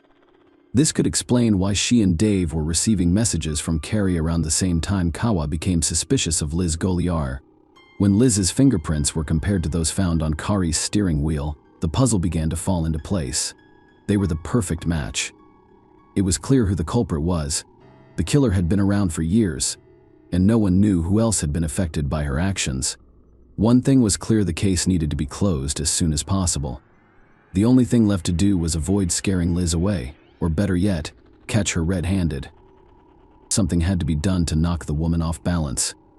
The detectives decided to fabricate a story about allegedly believing Liz. Amy is still the primary suspect. Liz took the bait. She was overjoyed that she would finally be able to get rid of another rival who was interfering with her relationship with Dave. Shortly after, Liz Goliar handed the police an email she claimed was from Amy. Amy admitted to kidnapping Carrie in that email, which also included details about the crime. According to the confession, Carrie was stabbed in the stomach or chest before being disposed of. The letter also included information about Carrie's car and home, which was not made public. The details were chilling because they were graphic, and an investigative spokeswoman claimed Liz gave detectives information that only a true criminal could have. Thus, she inadvertently confessed to Carrie Farver's murder. The letter clearly stated that the crime had occurred in the car. As a result, it was decided to conduct another examination of the victim's car. After the specialist removed the seat covers and fabric, they discovered a blood stain belonging to the missing Carrie Farver. How did Liz manage to poison messages on Kari's behalf while avoiding suspicion? According to some sources, Liz Goliar led a double life, dating both Dave and a man named Garrett. The latter lived on an IP address that was identified as the origin of messages bearing Kari's name. During our conversation, we discovered that he had been dating Shanna Goliar, also known as Liz, for quite some time. Out of kindness, the man invited Shanna to live with him and his children after the fire. However, the two's relationship became complicated and deteriorated significantly after they started living together. Garrett would watch over Goliar's children while she secluded herself in her room or went elsewhere. The man was astounded by what the police told him. Goliar spent 40 to 50 hours per week pretending to be the missing woman. Her room was a mess, but no significant evidence was discovered. However, investigators discovered several cell phones and electronics in her last apartment in late December 2016. Shanna Goliar is charged with first-degree murder. The county prosecutor discussed the complexities of the court investigation. The majority of murders are dark. This crime was so bizarre that it would take some convincing to believe it happened. There is no way anyone would have let their dog die in a fire they started themselves. There is no way anyone would have shot themselves in the thigh. However, Shanna Goliar did it to avoid suspicion. James Martin Davis, Shanna Goliar's attorney, hoped the case would fall apart because it relied primarily on circumstantial evidence. Kari's body was never discovered, nor was the crime weapon. Goliar never confessed. There was no evidence that Carrie died at all. The defense team chose a mistrial, which means that a judge, not a jury, will determine Shanna's guilt. Mountains of complicated electronic evidence were presented alongside physical evidence. However, the prosecution insisted that the amount of blood found on Kari's car's passenger seat was consistent with a stabbing confession obtained from the IP address where Shanna lived. Investigators were able to establish Shanna's direct involvement in Kari's murder. Deleted images, including a photo of a human foot with a Chinese symbol tattooed on it, were recovered from a tablet in Dave's possession after analyzing the memory card she was using at the time Carrie went missing. The foot clearly belonged to a man who had died many years before. In addition, Carrie had a similar tattoo. Later, the woman's mother confirmed that the tattoo actually belonged to her daughter. The photograph confirmed Shanna Goliar's conviction. The judge convicted her of first-degree murder and sentenced her to life in prison with no possibility of parole. He stated that Carrie Farver did not disappear voluntarily. It is extremely unfortunate that she was murdered. Authorities believe Shanna was murdered. Carrie allowed her body to decompose before burning the remains to eliminate any trace of evidence. She decided to get rid of her rival, most likely out of jealousy.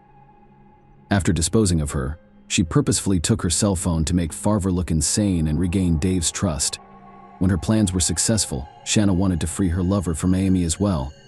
But she became so engrossed in the game that she ended up falling into a trap of her own design. It's a bloody love square, to say the least. Goliar was also found guilty of setting fire to her own home in August 2013, which she tried desperately to blame on Carrie, because the fire not only destroyed the house but also killed pets. She received another 20 years in prison. The woman is currently incarcerated at the Nebraska Correctional Center for Women. Shanna maintains her innocence. Dave admitted to receiving thousands of emails and text messages signed by Carrie over the years. However, he never noticed her stalking him while they were together, which Shanna cannot claim. He also stated, "I want her to leave and not do this to anyone else." Justice has been served. For a long time, Carrie Farver's name was on everyone's mind. She was innocently accused of stalking people and burning down Shanna's house. Carrie is now recognized as a victim, and her good name has been restored. Carrie's mother wanted her daughter to be remembered as a fun, intelligent, and talented woman. So what happened to Carrie's son Maxwell Farver of Macedonia? According to his LinkedIn profile, he followed in his mother's footsteps and became a computer programmer. He graduated from the University of Iowa with a degree in software engineering and data science before marrying. It's unlikely that he was able to forget what happened, but he could have found solace in the family he built as a result of his past. Dave Krupa has now decided to live away from the limelight. In fact, he does not have a public account on any social media platform. The chilling crime story is a brutal reminder of the tangled complexities that can arise in human relationships as a result of various forms of manipulation, which can sometimes go to extreme lengths to maintain control of the situation. It is a story about how vulnerable we can be in our familiar surroundings without understanding the true nature of humans. Share your opinion with us in the comments and subscribe to the channel for more.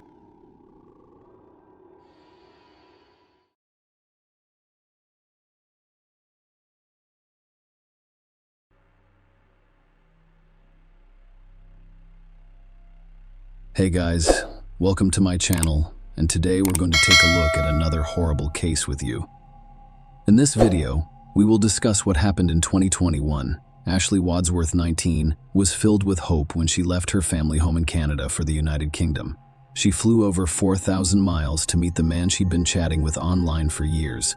In this video, we'll look at how online dating can end. Ashley, born on July 25, 2002 in Vernon, British Columbia, was the youngest of Kenneth Wadsworth and Christy Gendron's 2 daughters. Ashley intends to pursue further education after graduating from high school. She enjoyed spending time with her family and friends. Everyone adored her. The girl brought joy to others. Ashley was an avid traveler who enjoyed art, skiing, swimming, tennis, and other outdoor activities. Vernon, located about 270 miles northeast of Vancouver, has a population of approximately 43,000 people. Ashley wanted to leave this place and visit other cities and countries. Most importantly, she wanted to visit the United Kingdom. This was not a spontaneous dream. Ashley did not have a smartphone when she was 12 years old, unlike her peers. As a result, she used the family laptop to monitor her friends' and classmates' social media activities. She knew it wasn't unusual to add dozens of friends and send messages to people she didn't know. In 2015, a Vernon friend introduced her online to Jack Seppel, an English boy. Ashley was 12 years old at the time, while Jack was 16. She had always been interested in the world. The fact that Jack lived on another continent piqued her interest in him. He was like a portal to faraway and unknown places. At the time, Jack lived with his mother in Chelmsford, a city of approximately 180,000 people located an hour's drive from London. Ashley was a very outgoing individual. Jack, on the other hand, appeared to be more withdrawn. It appeared that his primary interest was social media. Their 3.5-year age difference did not seem unusual because they were pen pals, but over time they grew closer. They spoke every day, and after about 2 months, Ashley began mentioning Jack in conversations with her parents and older sister Haley. Ashley's parents, Christy and Kenneth, are divorced. Their relationship with their children, on the other hand, remained unchanged. Ashley's mother was wary of the developing relationship, fearing that someone else was hiding behind the teenager's photos. Christy relaxed after Ashley and Jack began FaceTiming in the family living room. She occasionally even greeted Jack. The woman liked his English accent, but Christy expected her daughter's interest in him to fade. However, the girl fell in love. For 7 years, Jack and Ashley communicated via text and FaceTime. They occasionally quarreled and stopped communicating. However, these periods were brief.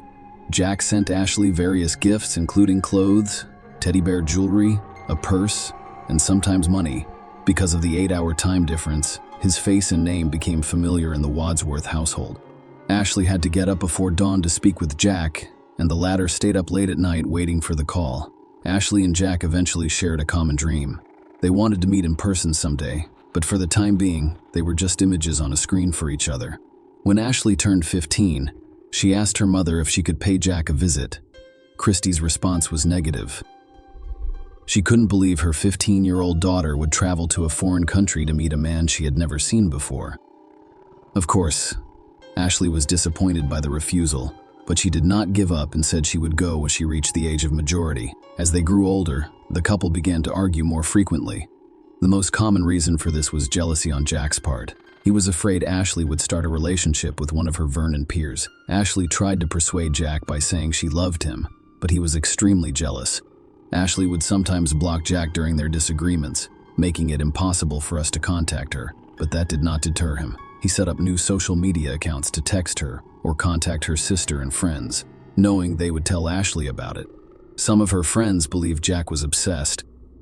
Ashley, on the other hand, was always quick to defend Jack, claiming that he was incredibly passionate. Jack's relationship with other girls was sometimes the source of their disagreements. They would stop communicating during such times, but they couldn't go without each other for too long. Ashley's mother claims she constantly compared her other boyfriends to Jack. In addition to his fascination with social media, Jack was a tattoo enthusiast. In October 2018, when he was almost 20 and Ashley was 16, he got a new tattoo, which he proudly displayed. He had her name written on his arm. That was how Jack hoped to demonstrate his dedication and seriousness of intent. He sometimes called Ashley, and his future wife, Christy Gendron, said the tattoo was too much. She forbade her daughter from getting a tattoo with Jack's name, but Ashley claimed she never considered it. The relationship with Jack became increasingly turbulent. Even from a distance, he exhibited some controlling behavior. Ashley's age may have caused her to overlook this. During one of the arguments, he ran a knife over his tattoo of Ashley's name. At the time, she thought it was an insane way to tell her he loved her. At the same time, she began concealing certain aspects of Jack's behavior from her loved ones. In 2020, Ashley was 18 years old when she received several phone calls from women Jack dated and frequently quarreled with. One of them informed Ashley that Jack would not let her out of the house and asked her to speak with him and calm him down. Jack occasionally dated other women, but he never kept it a secret. Perhaps she just thought so. Ashley was a teen girl who had no idea Jack was a skilled manipulator or that his behavior was abusive. She had intended to end her relationship with him several times, but he always sincerely apologized, saying she was the only girl he loved. Ashley was spiritual and discovered God through the Church of Jesus Christ of Latter-day Saints. She was baptized Mormon in April 2021. Ashley began working part-time, as soon as it was legally permitted. She worked for McDonald's, Burger King, and several other companies. The girl received her own money, and her first purchase was an iPad. She no longer needed to use the family laptop to communicate with Jack. Her desire to see him in person persisted. Ashley's parents had previously forbidden her from visiting Jack, but now she was an adult, able to make her own decisions. She had her own money, so her dream came true. The girl obtained a 6-month tourist visa and booked a flight to London. Ashley, 19, said her goodbyes to her family on November 12, 2021, and was taken to the airport by her father. Her parents were understandably concerned about her, but they could no longer stop or persuade her. I figured the worst-case scenario was that she'd leave, they wouldn't work out, and she'd return home and set her mother Christy up. Ashley sent a Snapchat message to her family while waiting for the plane to depart. "I'm on my plane," and she said it's huge. After 7 years of online communication and 10 hours on a plane, the couple finally met in person. It was an exciting experience for both of them. Ashley's friends and family watched as she shared photos of herself and Jack on social media. She appeared to be happy. Ashley moved into Jack's house in northwest Chelmsford, where he has been living since 2020.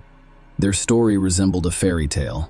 Ashley's family had no idea this love story would end so badly, but everything appeared to be going well so far. Ashley posted photos from her trips with Jack. They traveled to many places and appeared to be a happy couple in every published photo. Ashley had imagined Jack to be like after communicating with him online for so many years.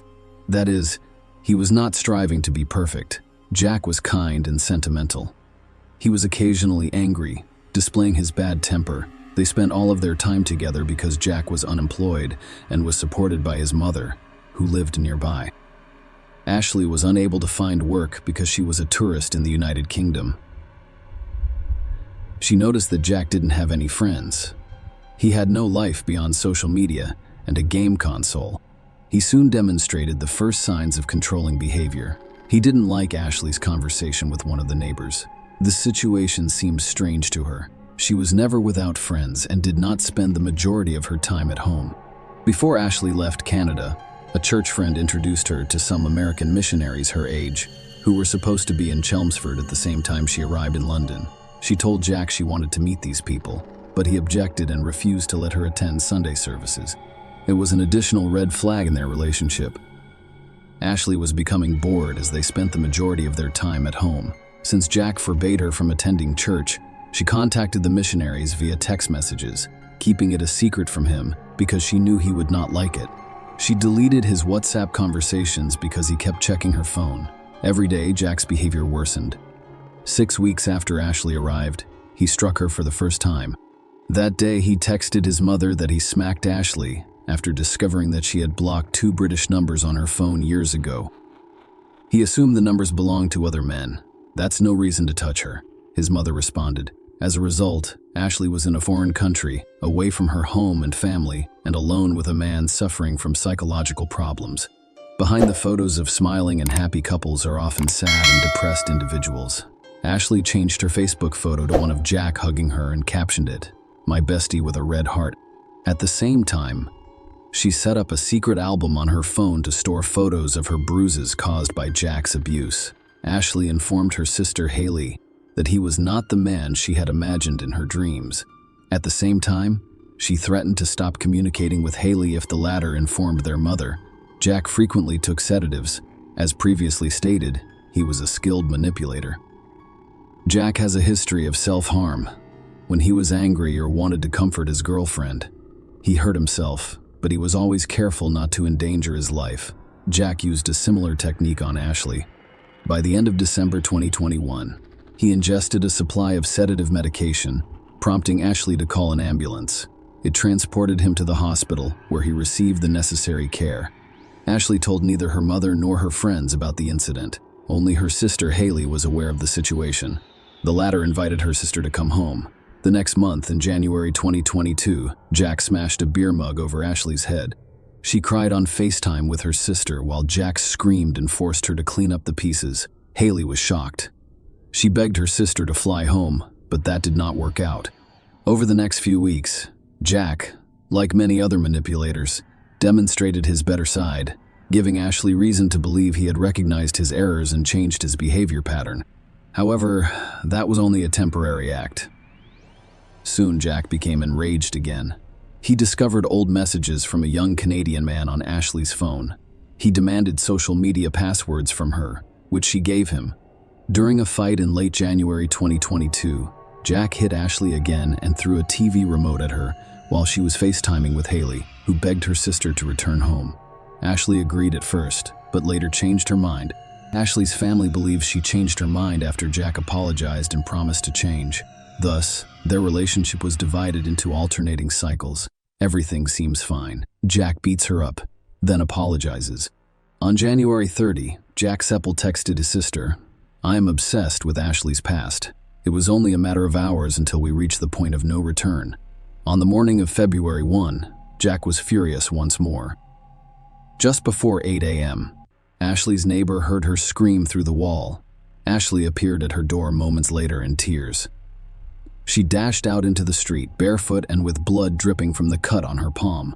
Ashley claimed Jack Hitch smashed her phone and threw their kitten against the wall. Ashley feared for her life. At the same time, she asked her neighbor not to call the cops because she didn't want Jack to hurt himself and was afraid they'd put him in prison. The neighbor went to talk with Jack. As usual, he used his abilities to appear to be a good person, apologized, and stated that everything would be fine. As a result, the neighbor left, and Ashley chose to return to Jack. Unfortunately, no one saw her alive once the door slammed behind her. About an hour later, another neighbor purchased a package for Jack, which was delivered to her by mistake. While he was speaking with her at the front door, Ashley took advantage of the situation by calling her family from Jack's phone. She asked for assistance and stated that she wanted to go home. Christy was shocked to learn about her daughter's relationship with Jack Seppel. Ashley's plane ticket was immediately booked by the family for February 3. Christy warned Jack that if he attempted to harm her daughter again, she would immediately report him to the police. Ashley and her family finished talking around 3 a.m. and Vernon at 11 a.m.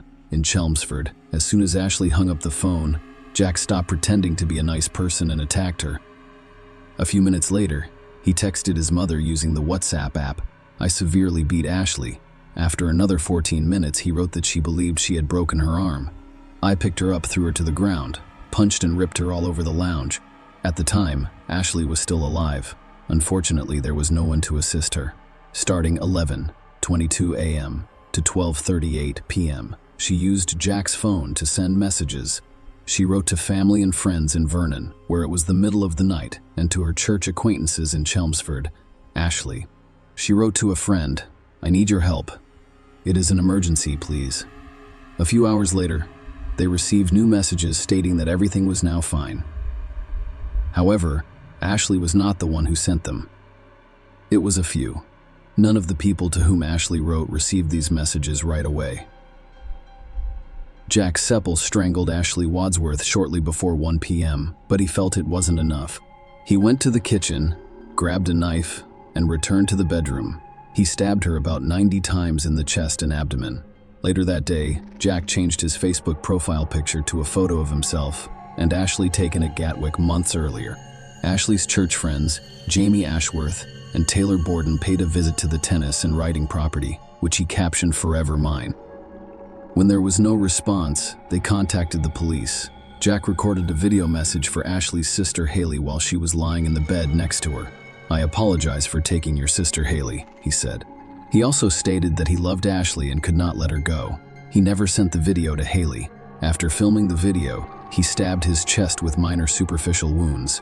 Investigators believe he may have done it to claim self-defense later, around 4 p.m. The police arrived at the home. They knocked on the door and asked Seppel to come out. They saw him inside through the window, but Jack refused to open the door. At the time, he was communicating with his sister via video link, confessing to her that he had murdered Ashley. Police broke down the door and arrested several people. He was described as calm. Ashley's family awoke to a flurry of messages. They attempted to contact her, but she did not answer right away after they discovered what had happened while they were sleeping. Kenneth Wadsworth, Ashley's father, will never forget the day of February 1. He awoke to find out that his daughter had died. He describes your heartbreak as extremely difficult. That's your baby girl, and she's left. There are no words to describe that sorrow. Kevin went to the UK with his wife, Charmaine, to handle the paperwork and collect Ashley's body. Aside from the enormous grief felt by her family at home, the Chelmsford community mourns her loss as well, despite the fact that many of them never met her. They held vigils in fields near where she was killed, with flowers, balloons, and candles to honor her memory. After being arrested, Jack Seppel told police that he had become psychotic. Despite these statements, A psychiatric examination determined that he was aware of his actions at the time of the crime and competent to stand trial. Ashley's family was stunned by the tragedy, but they were even more shocked to learn that Jack Seppel had a long history of controlling behavior and harassment. In 2014, even before Ashley, a 15-year-old girl, met a 14-year-old girl online, he photographed her naked without her permission, and when she broke up with him, he posted the photos for everyone to see. She filed a restraining order. A month later, Seppel violated the order. That same year, he argued with his mother about his Xbox, pushed her to the floor, and ripped the door off its hinges. When the restraining order expired in 2017, Seppel contacted the victim again. Although the girl ignored his messages, he was not going to back down. In January 2018. He sent her a message saying, "Please respond. You will never get rid of me. Even if I have to go to prison for you, I will see you soon and show up wherever you live." By then, he'd been in contact with Ashley for 3 years, and her mother had filed a restraining order against him. In July 2018, Jack damaged the door, smashed her car, and broke the windows in her house. In September 2018, the court sentenced him to 8 weeks in a juvenile correctional facility after he again violated the restraining order. The following month, he pleaded guilty to attempting to enter a nursing home. The court sentenced him to 21 days in prison. Seppel spent increasingly more time online, as if looking for a victim. In March 2020, he met a woman on Facebook, and they started living together. This woman quickly recognized that he was a dangerous man. He was extremely jealous, and his actions were unpredictable. When she said she was leaving him, Jack grabbed her throat and locked her in the house, but she managed to escape through a window. Another similar incident occurred, but with a different woman. Seppel had committed 12 crimes in total, with domestic violence accounting for the majority of them. We had no idea about his history. "I feel like I threw her to the wolves." Ashley's father stated that Kenneth and Christy want others to learn from their daughter's story. If something does not feel right, take action. If you have a gut feeling that your sister, friend, aunt, mother, or daughter is involved in such a situation or relationship, call the police and intervene.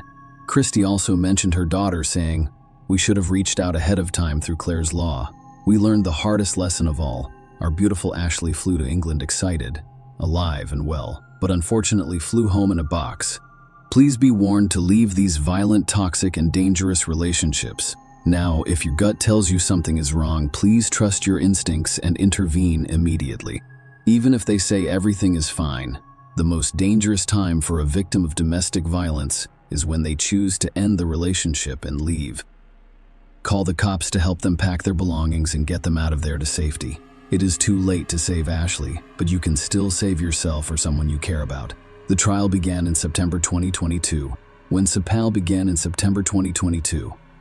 admitted to killing Ashley Wadsworth. The prosecution case included strong witness testimony from neighbors and friends who described Seppel's toxic behavior and the events leading up to the murder. It contained voice notes that Ashley had recorded and sent to friends. Seppel had threatened her with death in those notes. The judge described Sarah's attack on Ashley as brutal and cowardly. The judge stated that Seppel had 8 previous convictions for 12 crimes, nearly all of which involved domestic violence. The judge stated that it demonstrated a clear pattern of violent and controlling behavior among a number of women. On October 10, 2022, a court sentenced Jack Seppel to life in prison. He will be able to apply for parole after 23.5 years through his lawyers. Ashley's parents received an apology note from Seppel. However, they did not believe he had repented of his actions. Great, he will have time, but in the United Kingdom and Canada, life is only 25 years long. Ashley's mother stated that ultimately, it will not bring her back. Share your opinion with us in the comments and subscribe to the channel for more.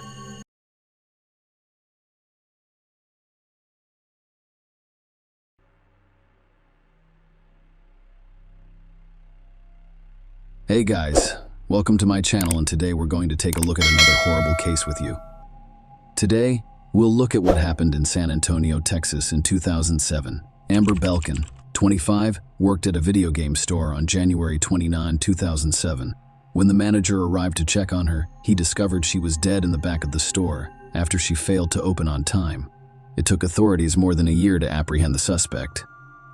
Amber Marie Belkin was born on December 6, 1981, in San Antonio. She was the only child in her family. Her parents described her as extremely energetic, ambitious, and responsible. Amber had been a manager at a video game store for nearly 3 years, and on January 29, he had another shift. The store was scheduled to open at 10 a.m., but she always arrived at work around 9 a.m. Before opening the store, she would take the money from the safe from the previous day and take it to the bank next door. It was done so that large sums of money did not accumulate in the store. Amber arrived at work around 9 a.m. on that January day, as she did every day. The store she worked in was part of a large international chain. Amber did not, however, open the store at 10 a.m. on that day, as was later discovered. Around noon, the regional manager contacted the manager of another store in San Antonio and asked him to take a drive to find out why Amber hadn't deposited the money and the store was still closed. Amber also failed to answer phone calls, raising suspicion and concern.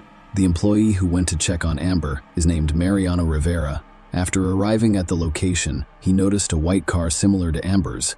The store entrance was locked, and I couldn't see anyone through the glass windows. He knocked on the door several times, but no one came out. So he left. He returned about 2 hours later to take another look around, looking through the storefront windows. Rivera spotted Amber's assistant, Brandon. He knocked on the door, and Brandon let him in. Rivera asked Brandon if he had seen Amber, and he said no. He stated that he had just arrived and noticed something strange in the store. There were some money TDs and work-related documents on the floor. Rivera went into the back room and made a horrifying discovery. Amber's lifeless body lay on the floor, face down, with a plastic bag over her head. Later, forensic experts will determine that the cause of her death was strangulation. Rivera immediately dialed 911, and soon, the police cordoned off the store. Detectives discovered that Amber did not deliver money to the bank as she would on any other day. However, the safe in the store was empty, implying that there had been a robbery that went wrong.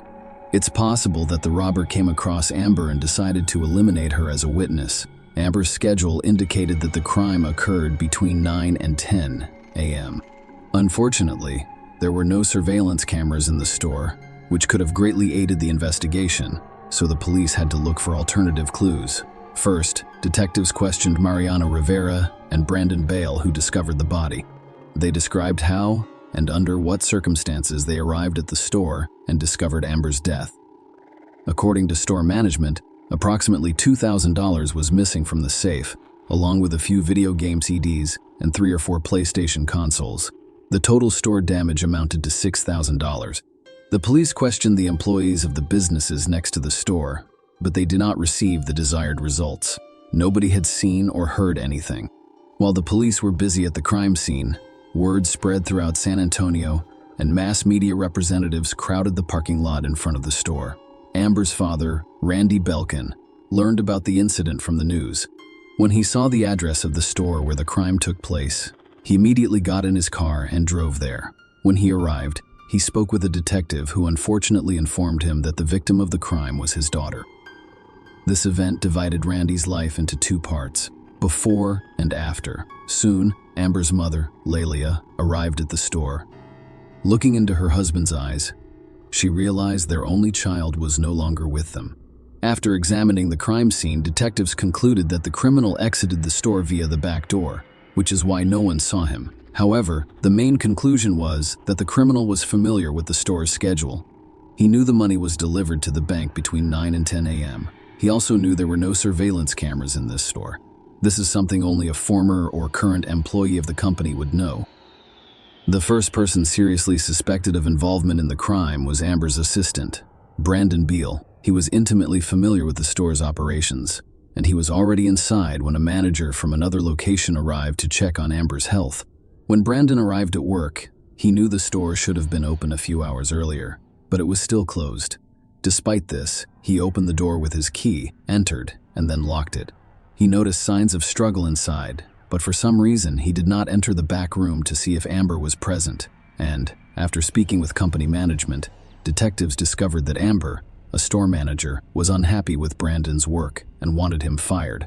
She informed her mother that Brandon has a short temper and does not perform his job duties adequately, but a disagreement with Amber could push Brandon to commit a crime. Detectives started looking for answers to this question.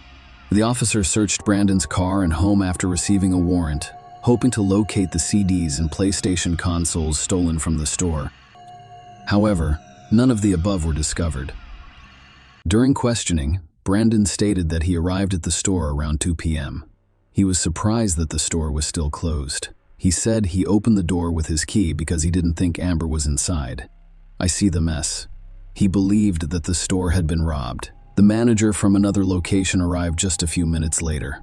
Brandon also admitted that he was unaware of Amber's desire to fire him, but he did acknowledge that they frequently disagreed on certain issues. His girlfriend and parents confirmed his alibi for the morning when the crime occurred. When he passed a lie detector, he was removed from the suspect list. Amber died nearly a month ago, and the police still had no new leads.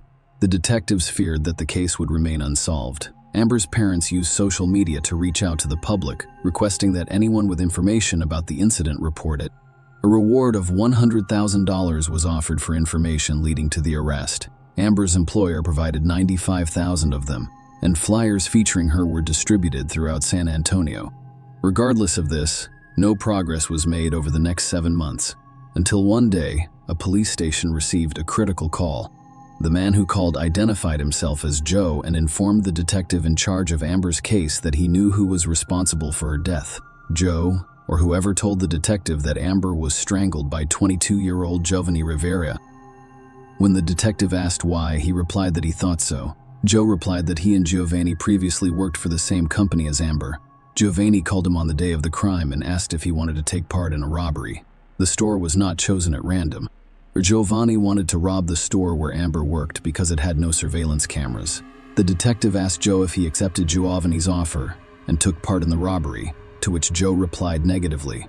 If everything said is true, the police's initial assumption that the crime was committed by someone who was well versed in the store's schedule was correct. The detective requested that Joe come to the police station and make an official statement. He refused, but he probably knew they'd find him sooner or later. So 2 days later, he returned to the police station and stated once more that he did not participate in the robbery. During the questioning, Joe detailed how Giovanni Rivera first expressed his desire to rob a store. Joe claims Giovanni never said he was going to hurt Amber. However, about a month after her death, the case received extensive media coverage. He confessed that Amber's death was his fault. Joe explained that he didn't call right away because he was concerned for his safety. What are your thoughts? Could the $100,000 reward for providing important information motivate him to go to the police? Please share your thoughts on the matter in the comments. Joe claimed that the field of guilt began to overpower the feeling of fear, which prompted him to make a call. Although the testimony alone was insufficient to obtain an arrest warrant for Giovanni Rivera, the detective still summoned him to the police station for questioning. It's also worth noting that Giovanni Rivera is not related to Mariano Rivera, the manager who discovered the body. They're just namesakes. In a conversation with a detective, Rivera accused Joe of lying. He claims he was not involved in any criminal activities.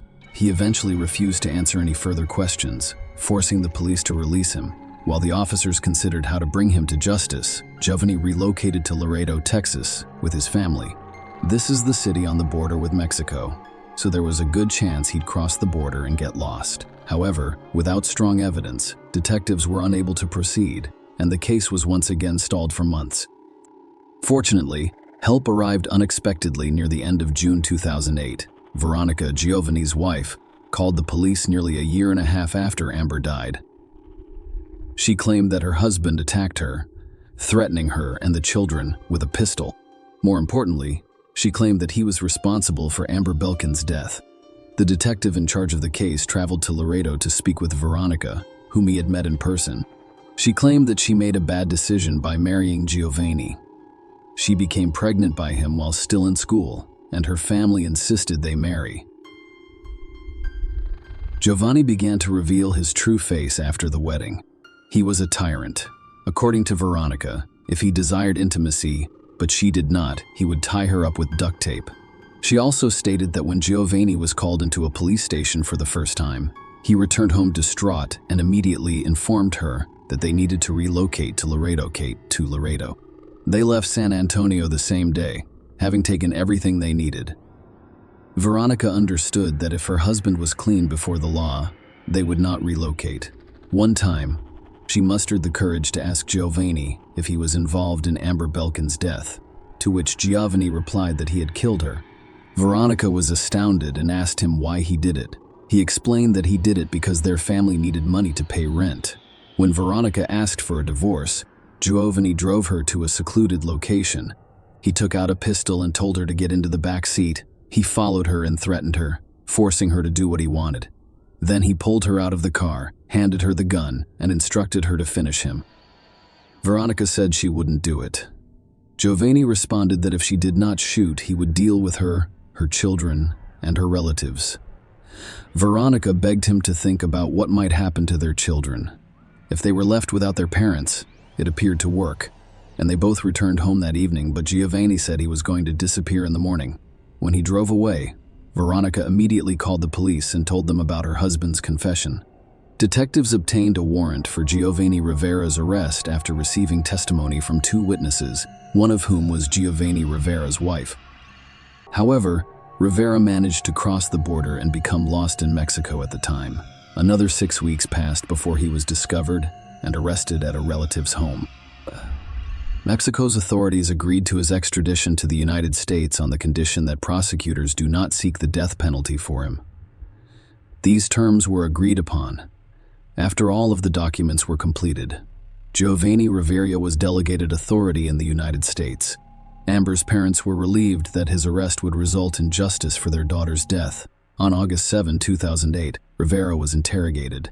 In contrast to the previous conversation, the officers heard his wife's testimony.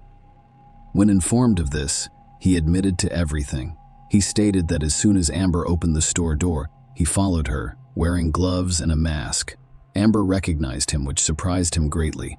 He told her that he was having financial problems and that he desperately needed money, and he forced her to open the safe. Amber attempted to reach the phone at one point, and he had to tie her hands with duct tape.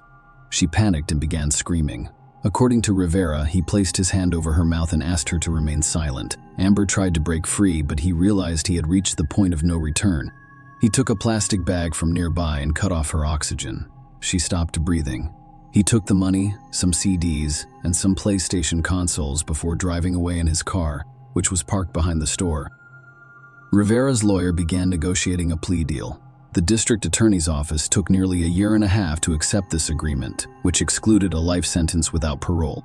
Given the risks of a jury trial and the fact that appeals can take years to be heard, prosecutors concluded that the plea deal was the best possible outcome for the Belkin family. Giovanni Rivera received a life sentence as a result of the deal in April 2010. He must serve 30 years in prison before he can apply for parole. Amber has promised her relatives and friends that they will do everything they can to ensure that he never walks free. The authorities did not say whether anyone received the $100,000 reward offered for assisting in the search for the perpetrator. Share your opinion with us in the comments and subscribe to the channel for more.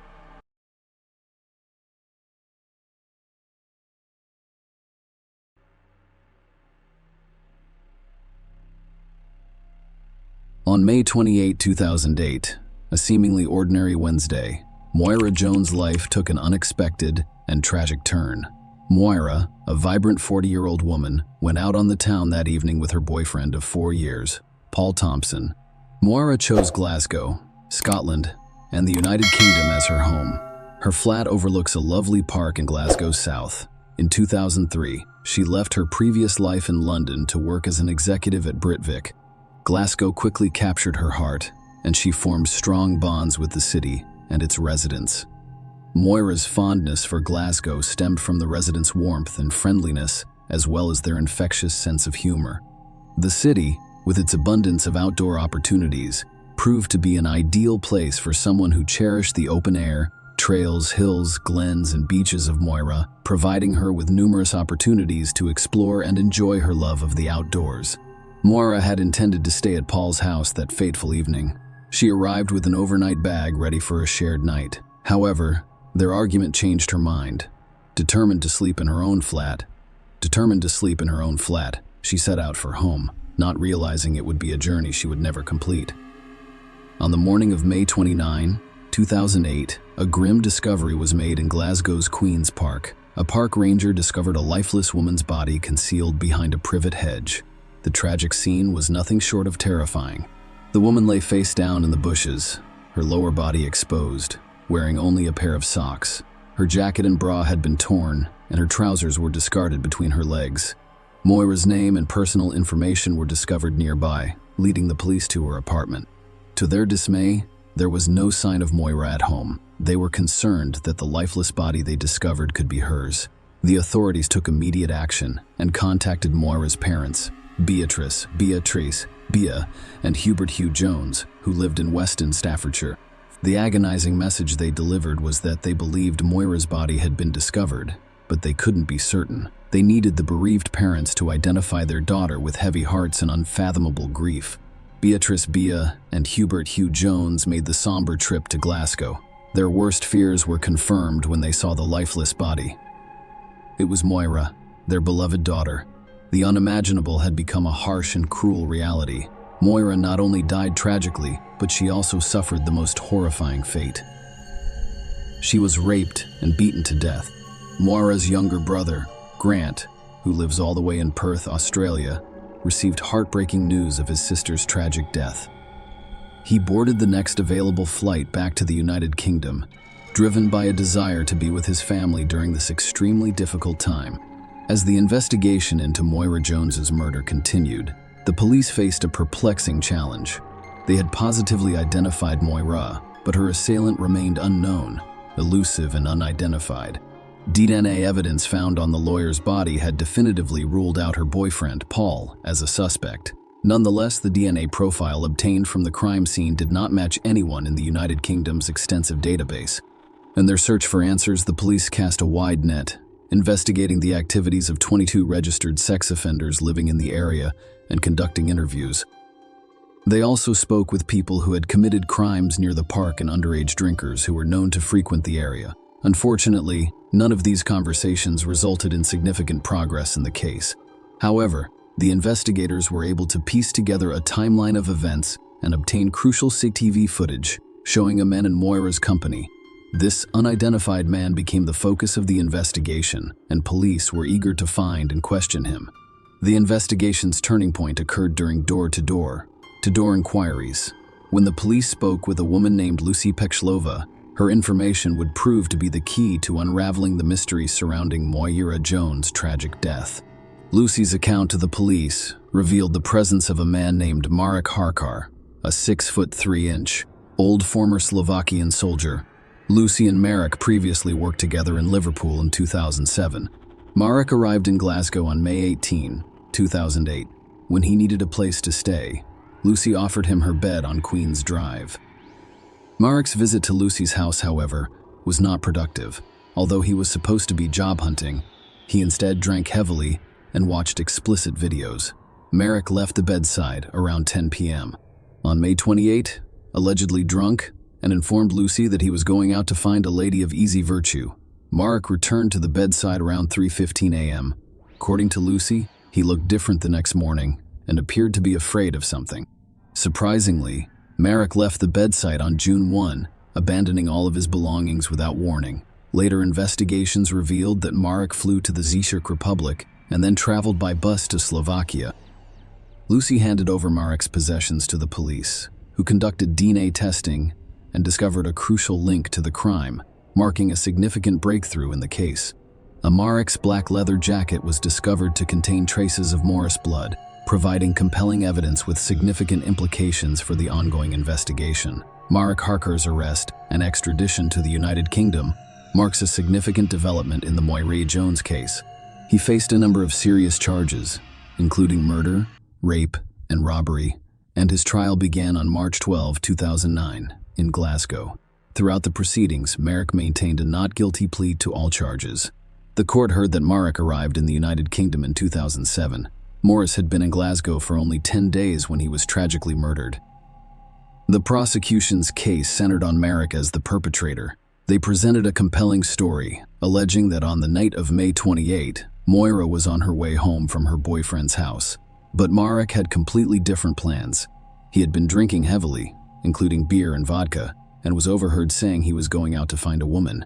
Moira returned to her flat, where she had originally planned to spend the night, carrying a large black overnight bag and parking her car about 60 yards away near Queen's Park, according to the prosecution.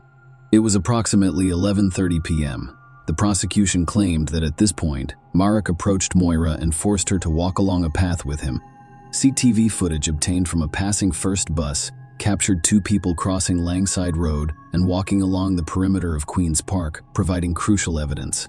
The jury noticed a stark difference in height and stature between the two figures in the footage. Moira, who stood only 5 feet, 4 inches tall and weighed less than 9 stone, appeared much smaller than the man accompanying her. The prosecution claimed that the towering figure was Marek, who, at 6 feet 3 inches and a kickboxing enthusiast, had a significant physical advantage over Moira. The prosecution also outlined the written Marek allegedly forced Moirato to accompany a witness who reported seeing a man and a woman near a holly bush near the tennis courts, where 6 buttons from the wire top and a cigarette buttock bearing Marek's DNA were found. Furthermore, CCTV footage captured a man exiting the park near Queen's Park Baptist Church on Ballvicker Drive at 2:15 a.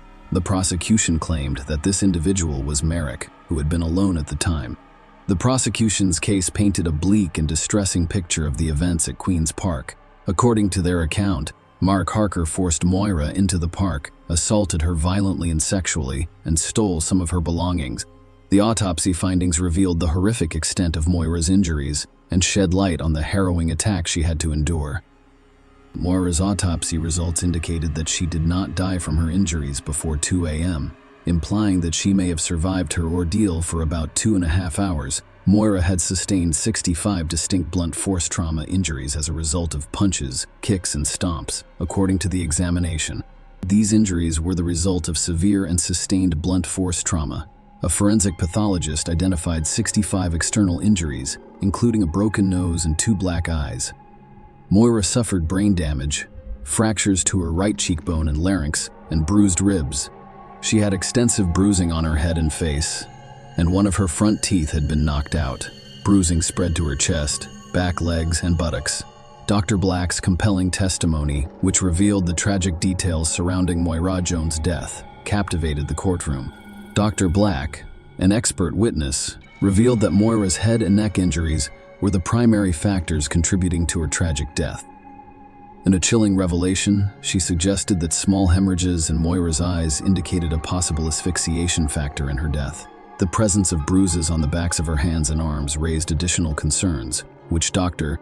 Black described as common defensive injuries. Dr. Black's expert testimony also highlighted the distressing aspect of the case. There was no evidence of a weapon being used in the attack. Instead, she believed the injuries were caused by physical blows to the fists or feet. Moira speculated that the extensive bruising on her neck was caused by an arm, leg, or knee compressing more of his neck while she was on the ground. As Dr. Black described additional distressing findings, the courtroom atmosphere became increasingly somber. Moira's brain was bleeding between layers, and there was a moderate amount of blood in her windpipe, indicating the gruesome ordeal she had been through. It was later discovered that she had swallowed some of the blood during the attack. Dr. Black also revealed that Moira had consumed other items during the assault, including bark fragments, grassy fragments, plant cuticle fragments, and leaf skeleton fragments. The implications were chilling, implying that Moira had been forced to consume these items while alive. The final damning piece of evidence was the DNA discovery. A vaginal swab yielded a semen sample from the boy's body, and DNA found on more of his clothes and body matched Marek's DNA, with the jury being told that there was a 1,000,000 to 1 chance that it belonged to someone other than Marek. The courtroom was packed with witnesses, each contributing their own piece to the chilling puzzle of Moira Jones' murder. Several residents near Queen's Park reported hearing disturbing noises on the night of May 28. One woman who lives in a flat overlooking the park recalled a chilling incident in which a loud scream pierced the night, only to be abruptly silenced. Other couples strolling through the park reported hearing Moira's obvious distress. Even a cab driver turned to his partner and said, "If there was a murder, we just heard about it." It was a shocking revelation that, despite the busy street and the large number of people who heard a woman screaming and in distress, no one intervened or called the police. allowing the tragic events to unfold in silence. In addition, a neighbor who lived near the bedside where Merrick stayed provided compelling testimony. He described how Mara approached him on the night of May 28th, frantically saying, "I'm looking for a woman." In her closing statements, the prosecutor urged the jury to convict her based on the evidence presented. The prosecutor painted a chilling picture of the heinous murder witnessed by Moira Jones, pleading with the jury to base their decision on evidence, rather than the overwhelming emotional horror of the event. On the other side of the courtroom, the defense vehemently claimed that the police had charged the wrong man. They claimed that 3 other men were involved in the murder, despite Merrick's innocence, and that one of these men, Jason Mulrin, a convicted sex offender, was at Lucy's bedside during the crime. They pointed out similarities between his previous criminal acts and Moira's attack, emphasizing his lack of an alibi on the night Moira was killed. The defense also claimed that Jason confessed to the murder to his ex-girlfriend, who became so concerned that she reported it to the police. However, when Jason testified in court, he categorically denied any involvement in Moira's rape or death, contradicting the defense's allegations. The defense urged the jury to find Marek not guilty and to consider the possibility that another man was responsible for the murder. They also emphasized the importance of skepticism when evaluating the prosecution's DNA evidence, reminding the jury that scientists can only provide probabilities and that DNA should be viewed as one piece of evidence among many. Marek Harkar's fate now lay in the hands of the jury, which had the difficult task of determining the truth in this complex and chilling case. The trial lasted 20 days and kept the courtroom in suspense. However, the jury delivered its verdict quickly, finding Marek guilty of all charges in less than 2 hours. The judge imposed a harsh sentence, sentencing Marek to life in prison with a minimum of 25 years. In the aftermath of Moira's tragic murder, her family turned their grief into a noble cause. They founded the Moira Fund, a charity that helps families in the United Kingdom who have been bereaved by murder. The charity provides grants to cover a variety of expenses, including funeral costs and transportation to court, assisting those in need during their darkest hours. Moira's memory continues to provide comfort and support to others who have experienced similar tragedies. Share your opinion with us in the comments and subscribe to the channel for more.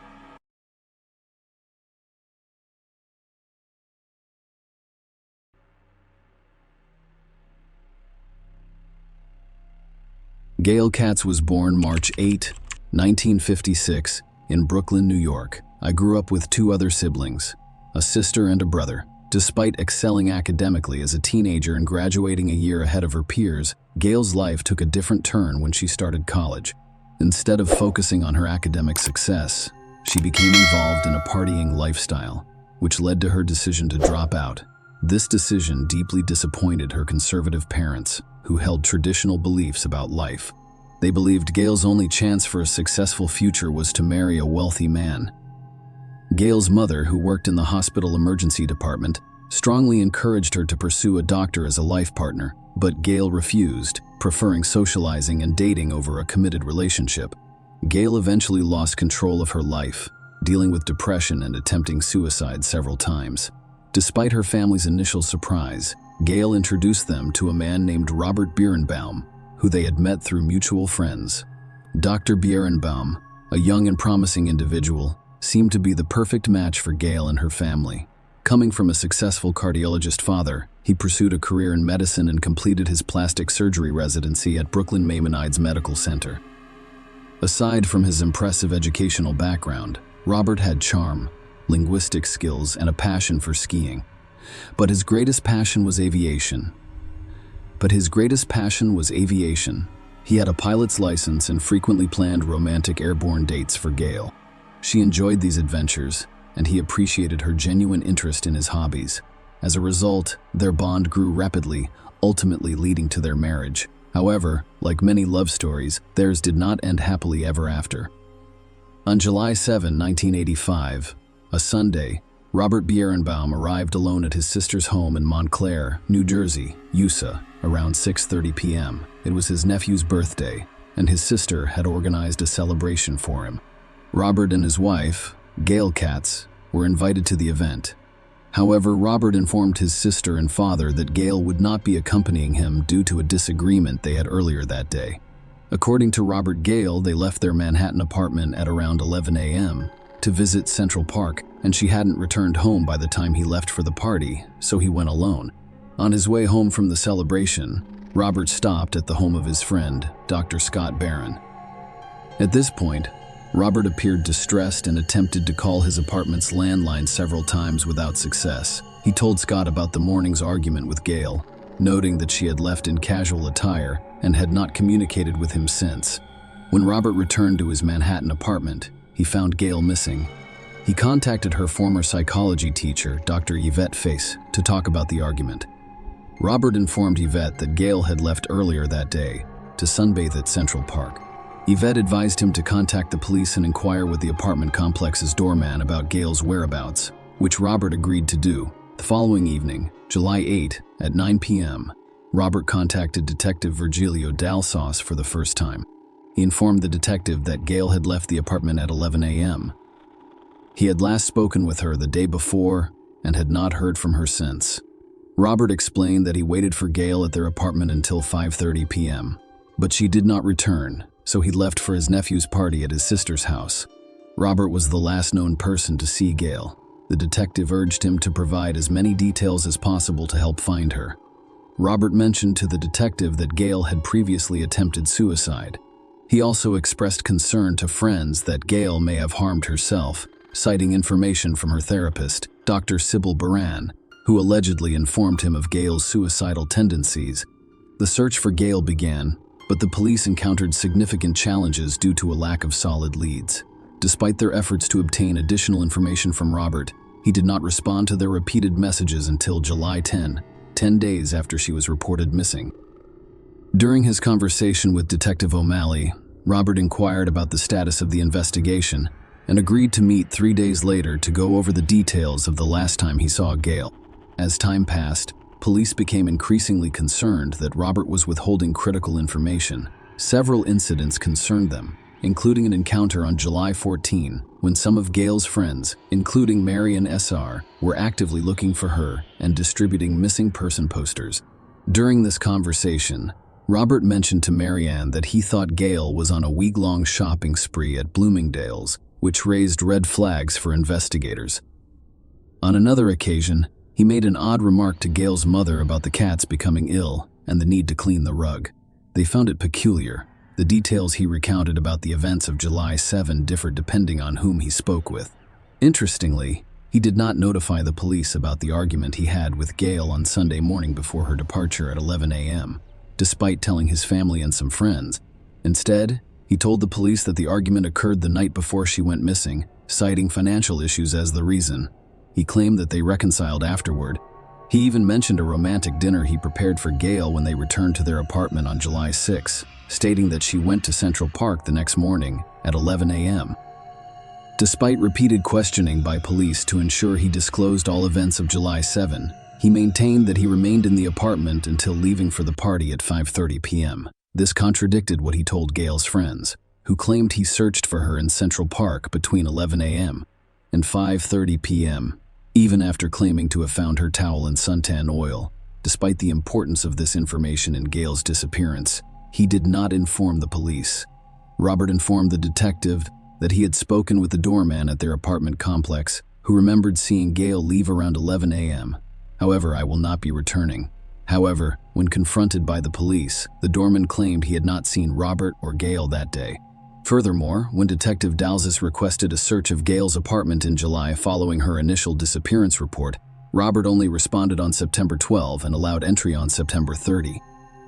However, due to limitations, the police were not permitted to search for blood or hair samples. As suspicions grew about Robert's possible involvement in Gale's disappearance, police investigated their marriage and discovered a far from perfect relationship, described as toxic by acquaintances. The relationship was not always turbulent. They met in the early 1980s while Gale was a college student and Robert was a surgical resident in Manhattan. Robert initially went to great lengths to impress Gale, demonstrating his skills as a pilot and his fluency in multiple languages, which appeared romantic. The relationship was initially described as magical. However, things changed, and they began arguing more frequently in the months preceding Gale's disappearance. Gale's sister, Elaine Katz told the police that she witnessed Robert forcefully feeding Gail food at a restaurant, which deeply disturbed her. This was only one of several concerning incidents discovered by the police. Both friends and family described Robert as controlling, and Gail confided in a neighbor that she was uncomfortable at home. Gail had previously filed a police report alleging that Robert choked her unconscious after catching her smoking on the balcony. Although Gail stayed with Robert after he agreed to see a psychiatrist, the psychiatrist later sent her a letter warning her that Robert could be a serious threat to her life. Gail had begun a new relationship and decided to leave shortly before her disappearance was reported. Robert told a friend that she planned to inform him of her decision to leave and file for divorce on July 7. She also stated that if Robert refused to cooperate and agreed to a settlement, she would reveal the letter she received from his psychiatrist warning her about the potential danger he posed, possibly even showing it to his colleagues. The police concluded that the accumulation of circumstantial evidence pointed to Robert's involvement in Gail's disappearance. However, a significant obstacle remained. Gail had yet to be found. The search for Gail continued as her family and friends worked to uncover the truth about her appearance. However, Robert seemed unconcerned. He spent a lot of time in the Hamptons, attending parties and developing relationships with other women. In September 1985, a woman named Dr. Roberta Karnofsky moved in with him at their marital home, and they were together for about a year. Despite ongoing efforts, no trace of Gail could be found, and no arrests were made. Although no arrests had been made, Chief Investigator Detective Andy Rosenzweig was still conducting an active and ongoing investigation into Gail's disappearance. Detective Rosenzweig revisited the evidence, aware of Robert's love of flying and his license as a pilot, and focused on checking flight logs at the New Jersey airport. It was known that Robert frequently rented planes. An investigation into the records revealed that on July 7, 1985, at 4:30 p.m., he rented a Cessna 172 plane from Caldwell Airport in Fairfield, New Jersey, and returned it after 1 hour and 56 minutes. However, Robert had changed the date on his own flight log to the next day, July 8. Detective Rosenzweig's discovery sparked concerns. Why did Robert try to conceal the flight? Detective Rosenzweig suspected Robert of killing Gail and disposing of her body in the Atlantic Ocean. Robert's flight record showed that he had enough time to fly 165 miles across a portion of the ocean. However, without Gail's body, the district attorney's office believed there was insufficient evidence to secure a conviction. For years, after Gail went missing in May 1989, a torso washed up on Staten Island. At the time, DNA testing was not available. Instead, an X-ray technician compared an old chest X-ray to the torso and determined it belonged to Gail. The torso was released to Gail's family, who held a funeral service for her. Despite this identification, no charges were filed, and Robert moved to Las Vegas, where he established a successful plastic surgery practice, continued to date, and became well known in the community. He married Janet Sally in 1996, and the couple later moved to North Dakota, where they have a daughter. Despite Robert's apparent departure, Detective Rosenzweig was haunted by the unsolved case of Gail's disappearance and decided to reopen it a decade later when forensic DNA analysis was available. With Gail's family's permission, the torso was exhumed for testing, which eventually revealed that it did not belong to Gail. Despite the absence of Gail's body, the police and DAs believed they had enough evidence to arrest and charge Robert with second-degree murder. Robert pleaded not guilty to the charges. The case against Robert was based solely on circumstantial evidence. No eyewitnesses, forensic evidence, confessions, or bodies were present. Nonetheless, the prosecution claimed that, despite the circumstantial nature of the evidence, it clearly pointed to one conclusion. They contended that Roberts murdered Gail in their apartment after learning of her intention to leave him. According to police, Robert spent hours dismembering Gail's body before flying it over the ocean between Montauk Point, New York, and Cape May, New Jersey. The prosecution's task was to persuade the jury that Robert could dispose of the body while piloting the plane, claiming that he acted alone. To support their argument, they presented 4 expert witnesses as well as a video demonstrating how such an act could be accomplished. The jury heard testimony from 4 expert witnesses: New York City's chief medical examiner, an experienced New York City police pilot and aviation safety inspector, and an airline transport pilot flight instructor and flight test examiner. They claimed that Robert, a surgical resident and pilot, could easily dismember a body the size of Gale's 5 feet, 3 inches, and 110 pounds in 10 minutes. They also testified that he could pack her dismembered limbs into a flight bag and transport them through an unmonitored rear exit of his apartment building before walking 2 blocks to his car and noticing. The experts also stated that Robert could load the flight bag onto the Cessna 172 plane without being detected and fly it over the Atlantic Ocean to dispose of the Scales' remains. They noticed that the rented plane was relatively simple to operate. The prosecution presented evidence of motive to the jury, revealing Gale's affair and desire to leave Robert. She had made plans, borrowed money, and was determined to leave on July 7. The court learned that Robert did not notify anyone, including his family, of his flying activities on that day. The altered flight log was presented as evidence that he flew the next day. However, the court was informed of the tumultuous nature of Robert and Gale's relationship, including allegations of domestic violence. Robert had previously described their arguments as intense and volatile. There were reports of him expressing hatred for Gale and making statements implying a desire to harm her testimony, revealing both direct and perceived threats made by Robert in the autumn of 1983. Gale contacted her cousin Hillard Weiss, an attorney, and told him that she and Robert had a heated argument during which he choked her, knocking her out for the first time, though it was not the first time he had choked her. Additionally, Gale's therapist, Dr. Sybil Baran, testified. Despite Robert's claims that Gale was suicidal, Dr. Baran stated that she had never discussed such concerns with Robert and did not believe Gale was suicidal. The defense argued that Robert was innocent, describing Gale as having mental health issues, drug addiction, and unstable relationships with other men. They called a witness who claimed to have seen Gale in a bagel shop a few days after she went missing. However, the prosecution told the jury that the witness's description of the woman did not match Gale's. After 5.5 hours of deliberation, the jury convicted Robert of second-degree murder. As a result, he was sentenced to 20 years to life in prison. Robert appealed the verdict, but was ultimately unable to overturn it. After serving 20 years of his sentence, Robert confessed for the first time during a parole board hearing in 2020. He admitted to killing Gale and throwing her body out of an airplane, which was consistent with the prosecution's theory of events. Robert described how they argued, and he became overwhelmed, eventually attacking and strangling Gale. He then flew an airplane, opened the door, and dumped her body over the ocean. When questioned about his motivation for the murder, Robert blamed it on his immaturity and inability to control his anger effectively. Despite his confession, Gale's body has never been found. Share your opinion with us in the comments and subscribe to the channel for more.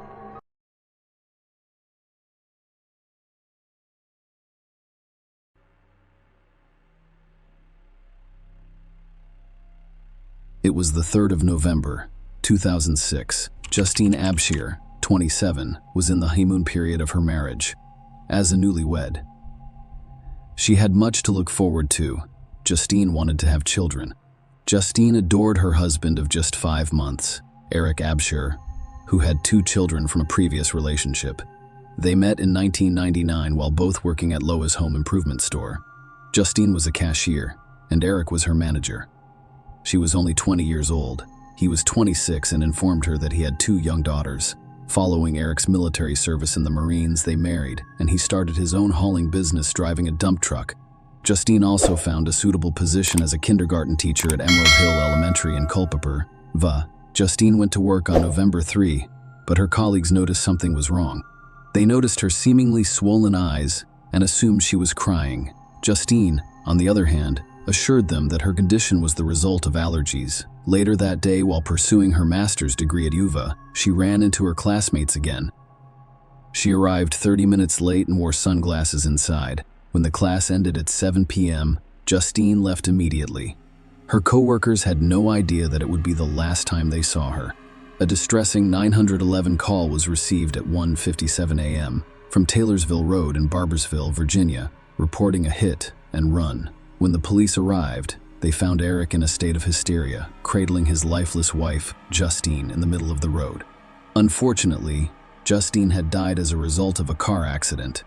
Eric told the police that Justine called him at 1:19 a.m. to report a car breakdown and request assistance. She was approximately 5 miles from their home. Eric jumped on his motorcycle and rushed to the location she specified, only to find her lying on the road. Eric sat with Justine, covering her with his jacket, before setting out to find help. He approached several nearby houses and knocked on doors, hoping to find help. At 1:57 a.m., one of the homeowners called 911. Eric later admitted to the police that he had his cell phone in his pocket, but he hadn't realized it at the time, while on paper. Initially, the scene appeared to be a hit-and-run case. That viewpoint shifted very quickly. The police investigation revealed a lack of typical evidence related to a hidden run on Taylorsville Road in Barbersville, Virginia. Despite her severe injuries, Justine and her clothing showed no broken glass, skid marks, tire marks, debris, or blood. This absence led authorities to suspect that her death was not the result of a random collision, but rather of a deliberate act. The situation becomes even more complicated. Despite Eric's claims of mechanical problems, the police discovered that Justine's car was in good working order with no defects. This inconsistency raised questions about the veracity of Eric's account. Justine was very close to her parents, Heidi and Stephen Swartz, as well as her sister, Lauren Swartz, and they were devastated when Eric's brother called to tell them that Justine had died. Their shock and devastation turned into confusion. They knew Justine well. She was afraid of the darkness. She was even described as afraid of her own shadow, so they couldn't understand why she would choose to drive alone at night. The perplexity grew when her body was discovered 600 feet away from her car, which contained her purse, coat, and keys. This raised questions about why she would leave these belongings and walk away from the vehicle, especially after calling Eric to come and pick her up. Only 2 days after Justine's memorial service, an important revelation occurred. Heidi, Justine's mother, entered a restaurant and burst into tears. Sensing Heidi's distress, a compassionate restaurant employee offered to help, prompting Heidi to tell the heartbreaking story of Justine, the kindergarten teacher who was killed by a car. To Heidi's surprise, the woman revealed an astonishing fact. Justine had not died in a hit and run. She had been murdered, and her husband, Eric, was the primary suspect. It turned out that some people believe Eric was involved in Justine's death. When questioned by the police, Eric gave a detailed account of the evening, claiming that everything was normal. According to him, Justine returned home after 7 p.m., and he arrived shortly thereafter. He mentioned being with Justine for a while before getting a call from Martha Jefferson Hospital, where his ailing mother was. The call brought the distressing news of his mother's deteriorating health. Eric told the police that he returned to the hospital and remained there until 11:30 p.m. He did not return home immediately. Instead, he went to their storage unit on Route 33 in Rockfordville and stored his motorcycle. Eric left his car in the storage unit, took out his motorcycle, and went riding. He told the cops he wanted to clear his mind. According to Eric's account, he returned home around 12:30 a.m. when Justine was awake and ready to talk. However, an argument arose between them when Justine wanted to discuss his mother's health, which Eric was hesitant to discuss. He informed the cops that he felt the need for solitude. In response, Justine allegedly said, "Well, maybe I need to be alone too." According to Eric, Justine left and drove away in her 2002 Ford Mustang. Eric told the cops he was unconcerned because he expected Justine to return and was casually watching television. His next contact with Justine came at 1:19 a.m. when she called him and was angry. She explained that her car had broken down and asked him to pick her up, specifying the exact location. He stated that it took him approximately 10-15 minutes to leave the house after receiving Justine's call, as he needed to put on his shoes, grab his jacket, keys, and helmet. Eric stated that he found her between 1:39 a.m. 1:44 a.m. The police found Eric's account suspicious, especially given the crime scene and Justine's injuries. This prompted them to conduct a thorough investigation into the events surrounding Justine's death. It will take 4 years, but the police will eventually have enough evidence to charge Eric. He was charged with first-degree murder of his wife. The prosecution claimed that Eric committed the murder with the intent to end his marriage and for financial gain. The court was informed that Justine had undergone a significant transformation in the months preceding the November incident. She stopped meeting with friends, ignored calls, and even turned down a friend's housewarming gift of flowers, citing Eric's ban on accepting gifts. The prosecution claimed Justine was killed somewhere else and then dumped on the road where she was discovered, as part of Eric's hit and run scheme. Their argument was that this was done to secure a $1.05 million insurance payout. According to the prosecution, Justine's injuries contradicted the theory of a vehicular collision. She suffered 113 blunt trauma injuries, including several broken bones, lacerated organs, and 23 head wounds. Surprisingly, there was little blood at the scene. The prosecution presented testimony from 2 medical examiners that called into question the notion that Justine died as a result of being hit by a car while standing on the road. Instead, they claimed that she was brutally assaulted, strangled, and then run over after death. Dr. Todd Lokasiewicz, who conducted Justine's autopsy, testified that his findings were consistent with manual strangulation. He discovered deep tissue bruising in the neck muscles and hemorrhages in the eye and lip. He testified that Justine had sustained numerous severe internal injuries. Some wounds did not bleed, indicating that they occurred after Justine's death. He reported finding less than half of the blood he expected in her chest and abdominal cavities. The second medical examiner pointed out that the average female body contains 5 liters of blood, but Justine had less than 1 liter. This inconsistency, according to the prosecution, contradicted the scarcity of blood found on the road, supporting their claim that she was killed somewhere else. Alla Susan Crawford, Eric's high school girlfriend and mother of his 2 children, testified that less than 2 hours before he discovered Justine on the road, he inquired about their future together. They exchanged 43 calls that day, during which Eric expressed his feelings for Allison. In court, Allison stated that he asked if there was any hope for our relationship, revealing Eric's admission of regret for marrying Justine. Another witness testified for the prosecution. Cecil Roebuck stated that he was on Greene County's side roads late that night looking for a school bus. He explained to the court that he was unfamiliar with the roads and pulled his car into a driveway to turn around. Cecil claimed that a man approached him and informed him that his wife's car was nearly out of gas. He asked Cecil to follow him to a gas station, but before they arrived, the man pulled over and informed Cecil that his car had run out of gas. He asked Cecil for a lift back to his house, and he agreed. Cecil stated that he did not associate the incident with Justine's case until 2 years later, when he saw a program about her death. He told the court that he thought the man was Eric and that he had helped him stage the hit and run, albeit unbeknownst to him at the time. The court was made aware of Eric's financial difficulties during the proceedings. Justine's father, Steve Swartz, testified in court and revealed that his daughter was the couple's primary credit holder, and at the time of her death, they owed $85,000. The insurance claims adjuster has testified about several policies with Eric as the beneficiary. Less than a fortnight after Justine's death, Eric filed an uninsured motorist claim that, if approved, would have awarded him $100,000, with the possibility of an additional $1.05 million if the commercial aspect was approved. Notably, Justine's name appeared on the insurance for one of the dumpster trucks. In 2009, Eric filed for bankruptcy and received $330,000 to pay off his outstanding debts. This financial backdrop enriched the court's understanding of the case. During the trial, some evidence was presented in the absence of the jury, including allegations about an affair Eric allegedly had a month before his wedding and 3 days after Justine's death. Furthermore, it was suggested that he had explicit photos of a woman, but destroyed them to avoid negative perceptions.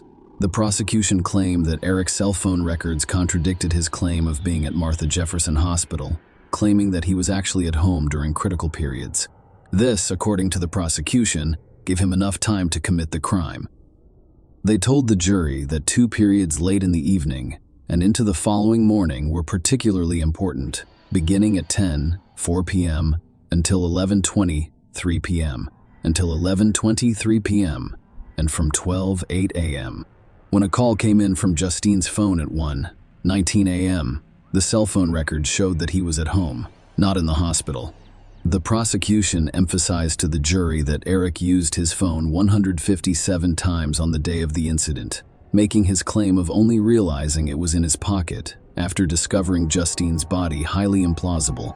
Furthermore, the prosecution highlighted Eric's background as a Marine with key PR and first aid training, claiming that despite this training, he made no attempt to assist Justine.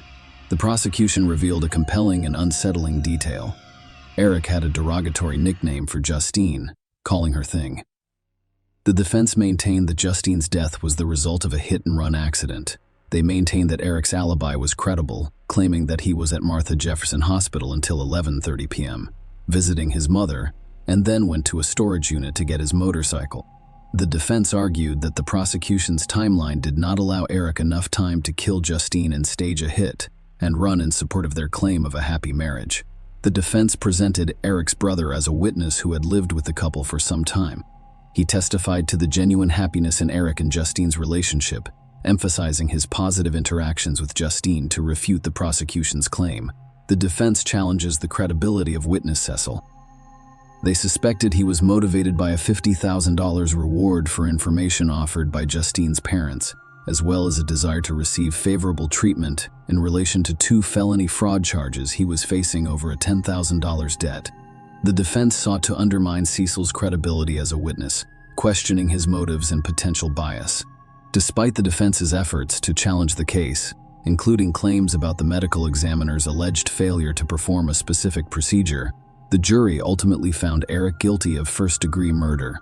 The decision was made using the evidence presented at trial, which included the prosecution's arguments about the nature of Justine's injuries, the timeline of events, and Eric's actions. Eric was sentenced to life in prison after being found guilty of the charges. During Eric's sentencing hearing, the court heard moving victim impact statements, including one from Justine's sister, Lauren. Lauren stated that for the 7 years preceding her death by Eric, I watched my sister's life deteriorate. She became quiet, withdrawn, poor, scared, and a victim of domestic violence, all of which I witnessed firsthand. In retrospect, I feel like I witnessed her death. Lauren's testimony at the sentencing hearing painted a distressing picture of Eric and Justine's relationship. She claimed that she saw Eric physically shove Justine before they married. Justine also confided in her about several other instances of abuse. Justine's family and friends noticed a shift in her personality in the months leading up to November 28th. Justine had always been kind, loving, and friendly, and while she retained those qualities, she stopped meeting with friends and colleagues for social occasions. She was withdrawn and silent, a shell of her former self. The testimony also revealed that Justine, driven by a sense of worthlessness, went to great lengths to please Eric. Even on their wedding day, there were signs of discord. Eric was distant, preferring to go out on his motorcycle alone. Justine missed several wedding-related activities, including lunch, and spent the second night alone in the hotel. Notably, Eric's violent past came to light during the hearing. He had previously been charged with malicious wounding and was under a protective order from the mother of his 2 children. Eric claimed that this was the result of a verbal disagreement that escalated into a physical altercation, in which she attacked him and hit him in the face with a remote control. It was self-defense. He claimed to have grabbed her shirt and throat. Throughout the 4 years that police investigated the case, Justine's family fought tirelessly to ensure that justice was served. Her father, Steve Swartz, stated that in addition to wanting Justine's case resolved, he sincerely hopes that no one else is hurt before that occurs. Share your opinion with us in the comments and subscribe to the channel for more.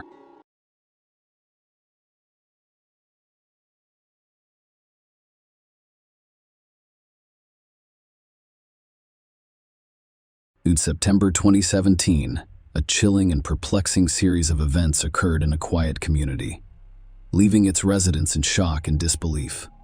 What started as a seemingly routine missing person case turned into a harrowing story of love, betrayal, and tragedy. On a sunny Tuesday in September 2017, a young woman named Laura Wallen awoke in her cozy home in Olney, Maryland. She was 31 years old and loved her job as a teacher at Lake High School. She was so good at her job that she was named Teacher of the Year just the previous year. Laura had worked hard to prepare for the new school year. She spent weeks getting her classroom ready for her students. She was looking forward to starting school again. However, something strange occurred on that fateful day. Laura didn't show up for work, which worried everyone. Her family, particularly her parents, became concerned after receiving a call from her boss informing them that she had not arrived at school. Laura was never one to miss work, particularly on the first day of school. She was passionate about teaching, and her students adored her, so when the Lauras received that call, they knew something was seriously wrong. They decided to contact the police and report her missing. The police decided to check on Laura and her home. When they arrived, her house appeared normal, with no signs of trouble. It was puzzling. Where might she be? What caused Laura to disappear? Even more concerning was that she was 4 months pregnant. The police had to find her. They contacted her boyfriend, Tyler Tessier, hoping he could provide some answers. However, Tyler stated that he had no idea where Laura was. A frantic search began. Laura's black Ford Escape was discovered parked at an apartment complex near the high school where she worked. Volunteers gathered in Howard and Montgomery counties, handing out flyers featuring Laura's photo and posting missing posters wherever they could. Tyler and Laura's parents even went on television to ask for assistance and promise a reward. Does anyone know where Laura is? Tyler, who was desperate to find Laura, addressed the news conference. He pleaded with the public to share any information they possessed. He adored Laura and was constantly worried about her. He said, "Laura, it doesn't matter what happened as long as you listen. It makes no difference what kind of trouble you're experiencing. There is nothing we can't solve together. So many people miss you. There are so many people out who have not slept, and we have not eaten. We are simply looking for you or praying that you are safe." But Tyler was also pleading for help. The police and Laura's family began to suspect that he was hiding something related to Laura's disappearance. The police noticed some inconsistencies in what he was saying, and allowing Tyler to speak at the news conference was a strategy for gathering more information. Laura was still listed as missing at the time. No one knew what happened to her or where she was, but as the investigation progressed, Tyler began to reveal some disturbing information, raising even more questions. He told the cops that Laura had asked him for assistance. According to Tyler, Laura wanted to disappear because she was pregnant with a student's child, and she was terrified and embarrassed. She did not want anyone to find out. However, only 2 days after that press conference, everything changed. Laura was a missing person until September 13, 2017, when she was murdered. The police received a tip that led them to a remote field in Damascus, Maryland. Tyler was known to frequent the area, and they discovered newly dug ground in a hidden corner of the field. They discovered something horrifying with the help of specially trained dogs. Laura's body was buried in a shallow grave. An autopsy later revealed that she had been shot in the back of the head. This was a heartbreaking and horrific turn of events, and the police were now faced with the difficult task of determining when she died, who murdered her, and why the discovery of Lauren's body marked a dark and tragic chapter in the story. And it was clear that there was a lot more to uncover. Laura's family, still reeling from the shock of her disappearance, now had to deal with the devastating reality of her murder. The search for answers has only begun. Tyler was considered a person of interest in the case because he was thought to be the last person to see Laura alive. This suspicion stemmed from inconsistencies in the various accounts he provided about his whereabouts and activities. During the relevant time period, the police had evidence that Laura was alive on September 1, as her family saw her that day. The next day, September 2, Laura went on an outing with Tyler. During this time, Laura texted her sister about the adventure Tyler had taken her on. The message read, "Tyler has taken me on a country adventure. I am not sure why, but it is for something waiting in a field." The police discovered an important clue while investigating Laura's financial transactions. They discovered that Laura's debit card was last used at a Safeway grocery store near her only residence on September 2nd, between 8:30 and 9:30 p.m. What made this discovery significant was that surveillance footage from the grocery store showed Laura wasn't alone during the transaction. Tyler was alone during the transaction. Tyler was seen with her. This information piqued the police's interest in Tyler as they attempted to piece together the events surrounding Laura's disappearance and subsequent death. But why does Tyler want Laura? The answer lay in their complicated relationship and Tyler's hidden life. Tyler and Laura had had an on and off relationship for a decade. They always found their way back together after breaking up. Their love was turbulent, with highs and lows, but Laura was looking forward to starting a family with Tyler, unaware of the dark secrets he was keeping. Laura was not aware of this. During one of the breaks, Tyler had begun dating another woman, a fellow teacher, back in 2012. He even moved in with her while still in a relationship with Laura. Neither woman knew about the other, and Tyler was able to keep his double life hidden. When Laura found out she was pregnant with Tyler's child, her father, Mark Wallen, confronted Tyler about his intentions. He was aware of Laura and Tyler's on and off relationship, as well as rumors of another woman. Tyler assured Mark that he would take care of Laura, even showing him an engagement ring and claiming he intended to propose. He also informed Mark that he had not seen the other woman in 2 years. However, it was later revealed that the ring Tyler had given Mark was used to propose to another woman, not Laura. The other woman had agreed, and their wedding was scheduled just a month after Laura was due to give birth to Tyler's child. Laura and the other woman thought they were in exclusive relationships with Tyler, but the truth was much more complicated. It appeared that Laura discovered Tyler's deception shortly before her death. She text messaged the other woman on August 28, 2017, seeking a meeting to clarify something. She made it clear in her message that she was looking for answers rather than a confrontation. Tyler allegedly began plotting Laura's murder within days of sending that message, according to the police. He appeared to have convinced the other woman that Laura was unstable and stalking him. When the other woman received Laura's text, he informed Tyler, who sent a chilling message, "I could actually kill her." Tyler initially denied any involvement with anyone other than Laura when confronted by the police. However, when confronted with evidence to the contrary, he finally admitted to his double life. Tyler was believed by the police to have brought Laura to a remote location with the intention of killing her in order to silence her and protect his secret life. Laura thought she was going to see some land Tyler wanted to buy, but the reality was far more sinister.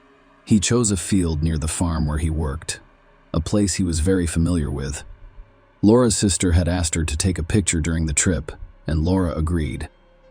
The police would later use that image to pinpoint the location where her lifeless body was discovered. Tyler had taken her there twice, once in September 2017 and again the next day. The police believe Tyler shot Laura on September 17, and their actions following the murder were calculated and disturbing. On the same day, he texted a friend and requested a late-night ride to Baltimore. However, the friend declined to advise against such a late-night trip. Tyler's response was chilling. It's probably just attempting to clean up a mess, where the prosecutors Tyler's actions were clear at all times. A premeditated murder. They believed that his meticulous planning and choice of location indicated that he had intended to kill Laura in order to protect his secrets from Tyler, with the goal of providing closure and justice to Laura's family. But the truth would remain elusive.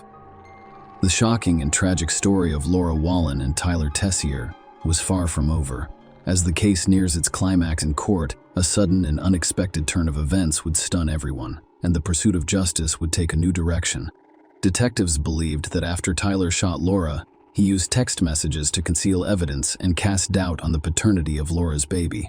He used Laura's phone to send a message to her sister stating, "I'm about 95 sure Tyler is not the father. I will try to contact Antoine." Laura's sister found the text confusing. She had a close relationship with Laura and was aware that if Laura had any doubts about the baby's paternity, he would not discuss it via text message. She told the cops that Laura had dated someone named Antoine about 2 years before her death but had no contact with him since then. Tyler was arrested and charged with first-degree murder, obstruction of justice, tampering with evidence, and false statements. He faced only one murder charge because Maryland law requires that the child be viable outside the womb before additional charges can be filed. When questioned by the police, Tyler initially denied any involvement or knowledge of Laura's situation. However, he later provided several conflicting accounts of the events. He initially claimed that, during a heated argument in September, Laura became enraged and attacked him with scissors, causing her to fall and seemingly die after colliding with a porch post. Tyler buried her in a field, believing she had died. When questioned about the gunshot wound found during the autopsy, he stated that he was concerned that he had buried her alive and then returned to shoot her to ensure she was dead and would not suffer. Tyler later changed his story, telling the police that African-American men had entered Laura's home and kidnapped her. He claims they compelled them to drive to Damascus, where Laura was shot. When asked why he wasn't shot, Tyler explained that he begged the men to let him go. The prosecution was confident in their case, claiming Tyler was responsible for Laura's death. They contended that Tyler who had been living a double life for years, was concerned that his secret was about to be revealed because Laura had discovered the truth. Tyler allegedly planned Laura's murder after she contacted the other woman he was involved with. Tyler was supposed to spend the weekend of September 2 with the other woman in Pennsylvania, ostensibly to look for bridesmaid dresses. Instead, he claimed he couldn't go because of a knee injury sustained while walking her dog, which proved to be a lie. He arranged to meet Laura and transport her to a remote field in Damascus, Montgomery County. The prosecution contended that Laura's murder was premeditated, as evidenced by the isolated location where she was killed and buried. They wanted to take the jury to this remote location to show the extent of its seclusion and the planning required. This visit would necessitate four-wheel drive to navigate off road terrain, ascend a curved hill, and descend to the corner of a grassy field, demonstrating the location's remoteness and hidden nature, supporting their claim of premeditation. They also planned to show the jury an animal processing facility near the field. Prosecutors believe Tyler used a skid loader on the property to dig a shallow grave for Laura's body. Laura's front license plate and cell phone were found in a dumpster on the property. The prosecution was concerned that photographs alone would not accurately depict the field's hidden maker, implying that someone familiar with the area had chosen. They had an aerial image of the site with a tree line and a photograph of Laura in a truck at the same location. Laura had sent her sister a photo of herself from that location. Furthermore, phone records for Tyler and Laura showed them at the location where Laura was later discovered, and the prosecution planned to tell the jury that after burying Laura, Tyler drove her car to a Columbia apartment complex, where it was later discovered. They planned to call witnesses, including one of Tyler's friends, who claimed Tyler asked for a ride from the apartment complex and requested the opportunity to present their case to a jury on September 28. At 5 a.m., Tyler's lifeless body was discovered in his jail cell only hours before his trial was scheduled to begin. He hanged himself inside the Montgomery County Correctional Facility in Rockville, Maryland, leaving 5 suicide notes on the top of his bunk bed. This tragic turn of events meant that the prosecution would be denied the opportunity to outline and prove their case to a jury. Tyler's death brought an abrupt and unexpected conclusion to a case that had sparked widespread interest due to its complex and disturbing circumstances. Share your opinion with us in the comments and subscribe to the channel for more.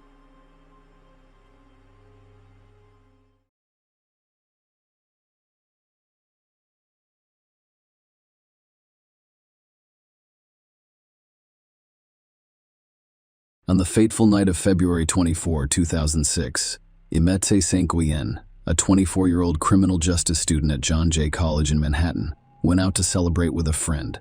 They had no idea that this night would end in tragedy and shake the very foundation of New York City.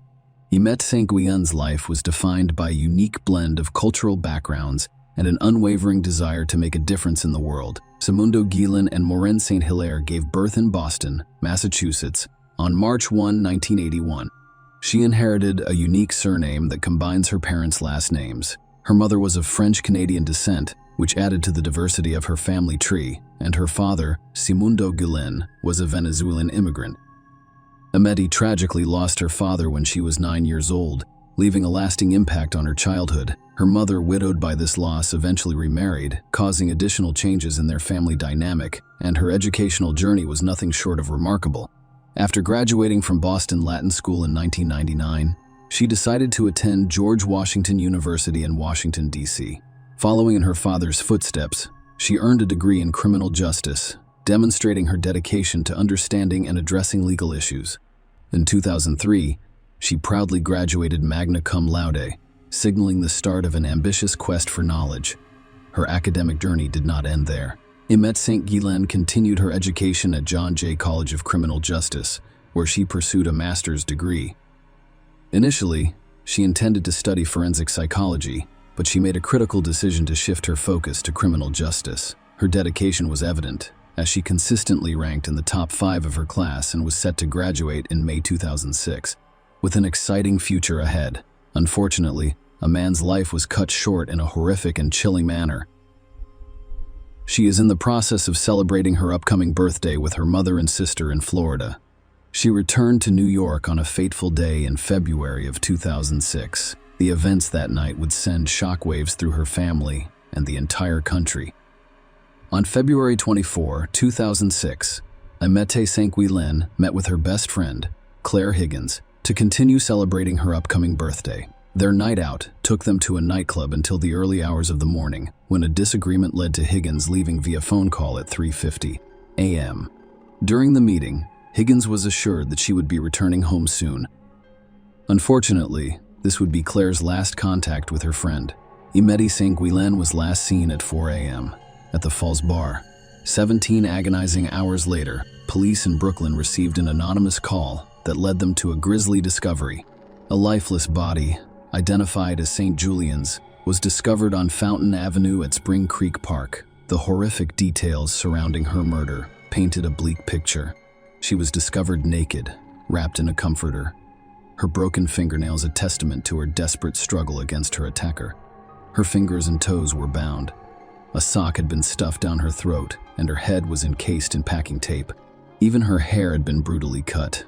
An autopsy revealed a horrific sequence of events, with men suffering a brutal beating, sexual assault, and disfigurement at the hands of her attacker.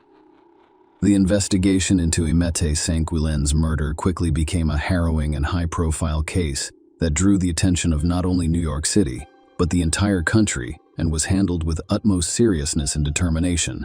The Special Victims Squad and the Brooklyn North Homicide Squad of the New York City Police Department worked together to investigate the chilling circumstances surrounding her death. The investigation into Imette Saint-Guilain's tragic death took a complicated turn as police dug deeper into the events of that fateful night at the bar. The accounts provided by the employees and the bar manager, Daniel Dorian, added layers of mystery to the unfolding plot.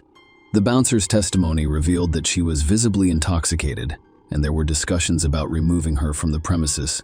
Daniel Dorian, the bar manager with a notable family history in the New York nightlife scene, had explicitly stated that he could be kicked out of the bar by 4 a.m. when it closes. When questioned, Daniel initially claimed to not know Imette. However, he later admitted to ordering his two bouncers, Tim and Daryl, as well as Little John, to accompany her out at the designated time. What raised eyebrows in this scenario was Daniel Dorian's failure to thoroughly vet his employees. It was discovered that Tim and Daryl were on probation and parole, and thus should not have been allowed to work at the bar, especially after curfew. The police then focused their attention on the two bouncers, beginning with Tim. He explained that he left the bar at 4:15 a.m. to catch the ferry to Staten Island, leaving Daryl and Ma in conversation. Daryl, on the other hand, told the police that he had a disagreement with Imette about racism and crimes against black men. He falsely claimed to be a U.S. Marshal. During their confrontation, Daryl claimed that he had escorted him out of the bar around 4 a.m., but he had no idea how she had gotten home. As the investigation progressed, police began tracking Daryl's movements between 4 a.m. and 8:26 p.m., when Imette's body was discovered. His alibi, which involved visiting his mother in a nursing home, was questioned as yet another possible falsehood. This prompted the police to obtain a warrant for Daryl Eves' DNA, as well as permission to search his home and car in order to discover the truth about that night's tragic events. The investigation took a significant step forward when law enforcement discovered that Daryl Littlejohn's DNA was on file from a previous bank robbery conviction. A chilling breakthrough occurred when the blood found on the plastic ties used to bind Imette was discovered to be a match to Daryl's DNA. This crucial piece of evidence connected him directly to the crime scene, raising suspicions about his involvement in the heinous murder. With this damning evidence in hand, Daryl Littlejohn was arrested and charged with first-degree murder. The case against him was about to begin in court, with justice being sought for Imette Saint-Guilain's tragic and untimely death. The prosecution's case against Daryl Littlejohn painted a chilling picture of a man with a troubling history of impersonating law enforcement officers and engaging in predatory behavior. One of the most compelling pieces of evidence presented to the court was Shania Woodard's abduction in 2005. Shania Woodard was walking home when she came across Daryl, who was dressed in a law enforcement uniform, complete with dark blue police pants, a jacket, a cap belt, handcuffs, and a gun. His shirt even appeared to include a police logo and the words "fugitive agent." This guy was convincing enough to deter Shania, who was then subjected to a harrowing ordeal. Daryl requested her identification, handcuffed her hands behind her back, and forced her into a blue van. Shania Woodard's instincts told her that something was very wrong, and she bravely freed herself from the moving vehicle before seeking assistance. Daryl was later arrested in connection with Imetti's case, and Sean recognized him, prompting a search of his van. Surprisingly, DNA evidence from both Shania and Daryl was discovered in the van, as well as on the handcuffs recovered during a search warrant. Another alarming incident occurred in the same month as the Shania's attack. A 22-year-old woman had a terrifying encounter with Daryl as she exited the Queens subway station. She assumed Daryl was a police officer based on his clothing, replicating his previous impersonation. Daryl demanded identification again, handcuffed her hands behind her back, and forced her into a vehicle that drove her to Jamaica on Queens Boulevard. The woman's ordeal continued as Daryl wrapped a jacket around her head, taped a black knit cap to her face, and slept. She was sexually assaulted, which was a horrifying and deeply traumatic event. The grim reality was that, like the Shania abduction, this crime went unsolved until Imetti St. Gwilyn's murder. Only after the investigation into the Imetti case revealed these horrifying details did a pattern of escalating predatory behavior become clear. The prosecution argued that each of these attacks had a common thread: Daryl Littlejohn's abduction of women walking alone, often under the guise of a law enforcement officer. What distinguished Imetti's case was the tragic outcome, as the prosecution contended that she was murdered because she had the potential to identify her abductor and embed his knowledge of where Daryl worked, and her ability to identify him represented a dangerous liability for Daryl, leading to the heinous act that ultimately took her life. This disturbing pattern of behavior painted a bleak picture of Daryl Littlejohn as a serial abductor and sexual predator, leaving the jury to grapple with the horrific details of these crimes while seeking justice for St. Gwilyn and the other victims. The prosecution's case against Daryl Littlejohn painted a bleak and disturbing picture of what happened after he was tasked with accompanying Imetti St. Gwilyn from the bar. According to the prosecution, Daryl kidnapped her during a storm and took her to his basement home in Queens, where she suffered a horrific and traumatic ordeal. It was claimed that he sexually assaulted her, bound her wrists and ankles, and used tape to tightly cover her face and head during the terrifying attack while she fought for her life, resulting in broken fingers and bloodied hands. The prosecution believed that the blood found on the ties used to bind Imetti's wrists was caused by a nosebleed Daryl experienced during the struggle. Additionally, scratches on Daryl's neck during his police questioning were viewed as potential evidence of a violent confrontation. The prosecution also presented compelling cell phone evidence against Daryl, who left his phone near the scene where Imetti's lifeless body was discovered. The tracking of his cell phone revealed a brief movement from his Queens home to the vicinity of Imetti's body. Mamadou, a security guard en route to his construction site on Fountain Avenue, made an important observation. He saw a light-colored Ford van with tinted windows on Saturday evening. Just after 7 p.m., the van had no license plates, and its headlights were off. G claimed he couldn't see anyone inside the van because of the dark tinted windows, but he did notice what appeared to be the glow of a cell phone held to a person's ear. This description fit Daryl Van, adding to the mounting evidence against him. An anonymous 911 call was placed at 8:43 p.m.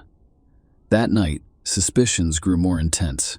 Fiber analysis presented in court revealed that the bedspread and tape used to wrap Imetti's body, as well as the van, contained fibers similar to carpet fibers, rabbit hair, and mink fur found in Daryl's home. The defense vehemently maintained Daryl's innocence, claiming that he was set up. Attorney Joyce David claimed that Daryl was chosen because of his extensive criminal history. The defense argued that the true perpetrator was Daniel Dorian, the manager of the false bar. They argued that Daniel, a member of a wealthy and influential family, may have had his powerful family cover up the crime. In a pivotal moment during the trial, Daniel Dorian took the stand and admitted that he had initially been less than forthcoming with investigators about kicking Imetti out of the bar due to concerns about the negative publicity it would generate. He vehemently denied any involvement with a mass murderer and claimed innocence. The trial produced two opposing narratives. One from the prosecution painting Daryl Littlejohn as a violent sexual predator responsible for Imetti's tragic death, and another from the defense, pointing fingers at Daniel Dorian as a potential suspect. Ultimately, It was up to the jury to weigh the evidence and consider the arguments presented by both sides. After less than 7 hours of deliberation, the jury returned their verdict, finding Darrell Littlejohn guilty of the charges against him. This marks the conclusion of a lengthy and emotionally charged trial. Darrell was sentenced to life in prison with no chance of parole, ensuring that he would never again be a threat to society. In addition, he received a 25-year to life sentence for kidnapping Shania Woodard. Share your opinion with us in the comments and subscribe to the channel for more.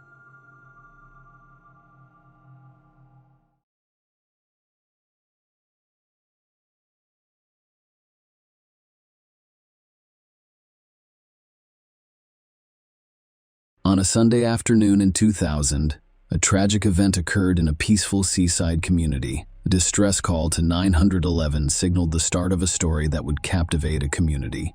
A woman's lifeless body was discovered in her cottage, sparking a chain of events that led to a homicide investigation that revealed the truth. Krista Worthington was born on December 23, 1956, in Boston, Massachusetts, to parents Christopher and Gloria. She began her academic journey at Vassar College in Poughkeepsie, New York.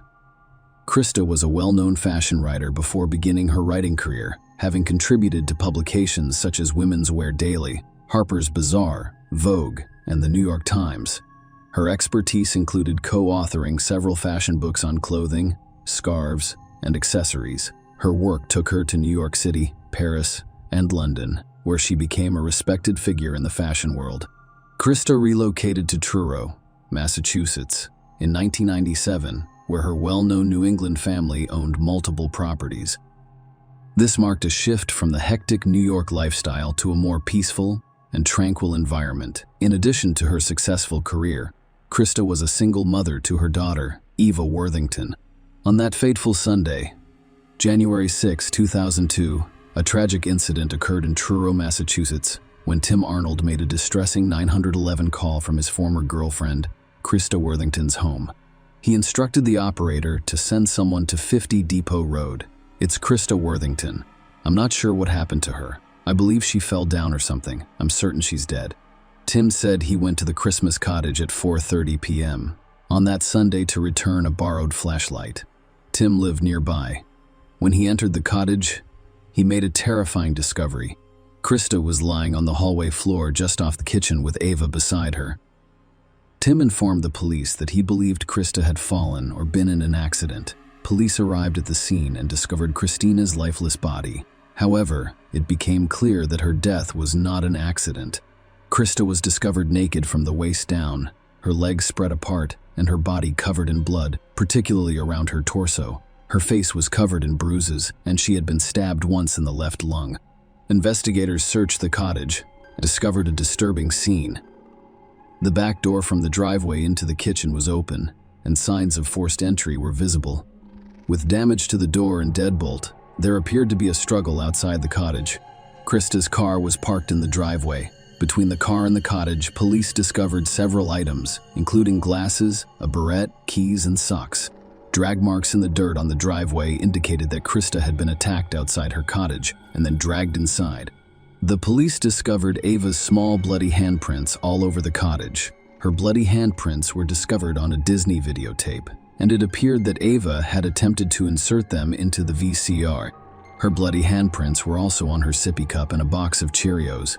How long had Eva spent in the cottage with Crystal's body? At that point, the cops had no clue. Krista's body was transported to the medical examiner's office for an autopsy. Traces of dried blood were discovered under her fingernails, as well as small pieces of grass in her hair and pubic area. These findings support the police's belief that the attack took place outside the cottage. The investigation evolved into a homicide case, Truro's first murder in 30 years. Tests revealed the presence of male biological material in Krista's genital area, leading the police to believe she had been raped, with the assumption that the same person who raped her was also her murderer. The focus shifted to finding a DNA match. Establishing a timeline, the police determined that Krista called her babysitter at 8 p.m.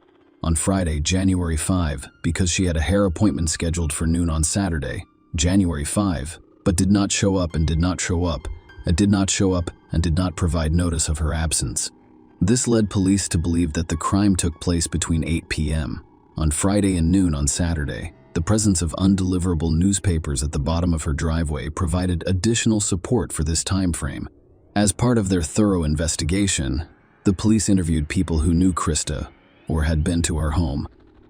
Investigators approached Tim because he had discovered her. There were also rumors that, despite the end of their relationship, Tim may have desired a more permanent connection.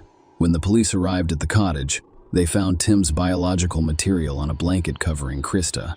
Despite his denial of any involvement, the police eventually ruled him out as a suspect. Given Tim's previous romantic relationship with Krista and his time at her cottage, the discovery of his biological material on the blanket was not surprising. Furthermore, forensic analysis revealed that Tim's biological material did not correspond to the biological material discovered on Crystal's body. The investigation into Krista Worthington's murder took a significant turn as police looked into possible connections with people close to her. Tony Jackett, Ava's father, was married and had an extramarital relationship with Krista. When Krista discovered she was pregnant, she urged Tony to tell his wife Susan. Eventually, Tony told Susan about Ava and the affair. Krista did not insist that Tony leave Susan, but she did ask for his assistance in supporting Ava. They made arrangements for child support, and Tony set aside time to spend with Ava. His wife was very forgiving, and she forgives him and even accepts Ava into her life. Tony and Susan both cooperated with the police, with Tony claiming that he had no intention of harming Krista. Susan confirmed Tony's alibi, stating that he was with her at the time of Crystal's murder. A year after the crime lab performed DNA tests as part of the investigation. Surprisingly, Krista's DNA did not match that of Tim Tony or any of the other individuals previously tested. The case appeared to hit a stumbling block, leaving the possibility that Krista's murderer would escape justice. However, the police persisted, and 3 years after the murder, they took a daring step by requesting voluntary DNA samples from nearly everyone in the neighborhood. This meticulous effort paid off, leading to a breakthrough in the case. The DNA analysis revealed a match. Christopher Chris McCohen, his DNA was discovered in Krista's home and on her genitals during the investigation. Chris worked for a disposal company, and the police discovered that he picked up trash outside the Christmas cottage every Thursday. During the police interview, Chris claimed that he had no acquaintance with Krista. He claimed that they had never had a conversation. However, he mentioned making friendly gestures such as waving while collecting trash.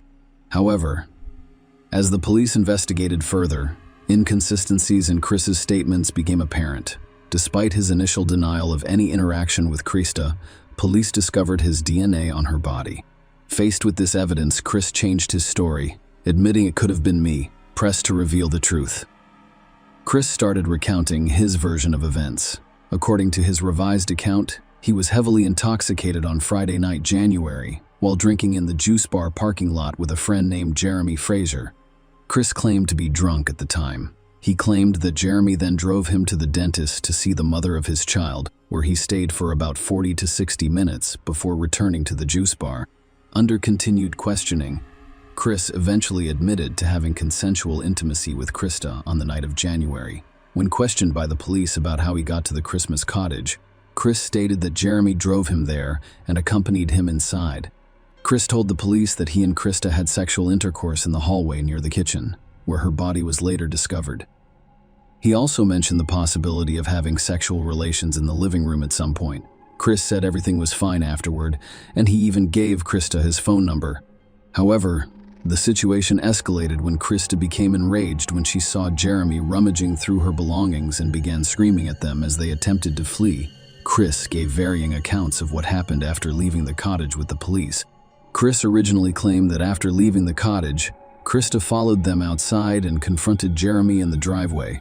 Jeremy allegedly responded by punching her repeatedly. When Krista fled into the cottage, Jeremy pursued her and continued the assault with repeated punches. Chris claimed to have been in Jeremy's car at the time of the attack.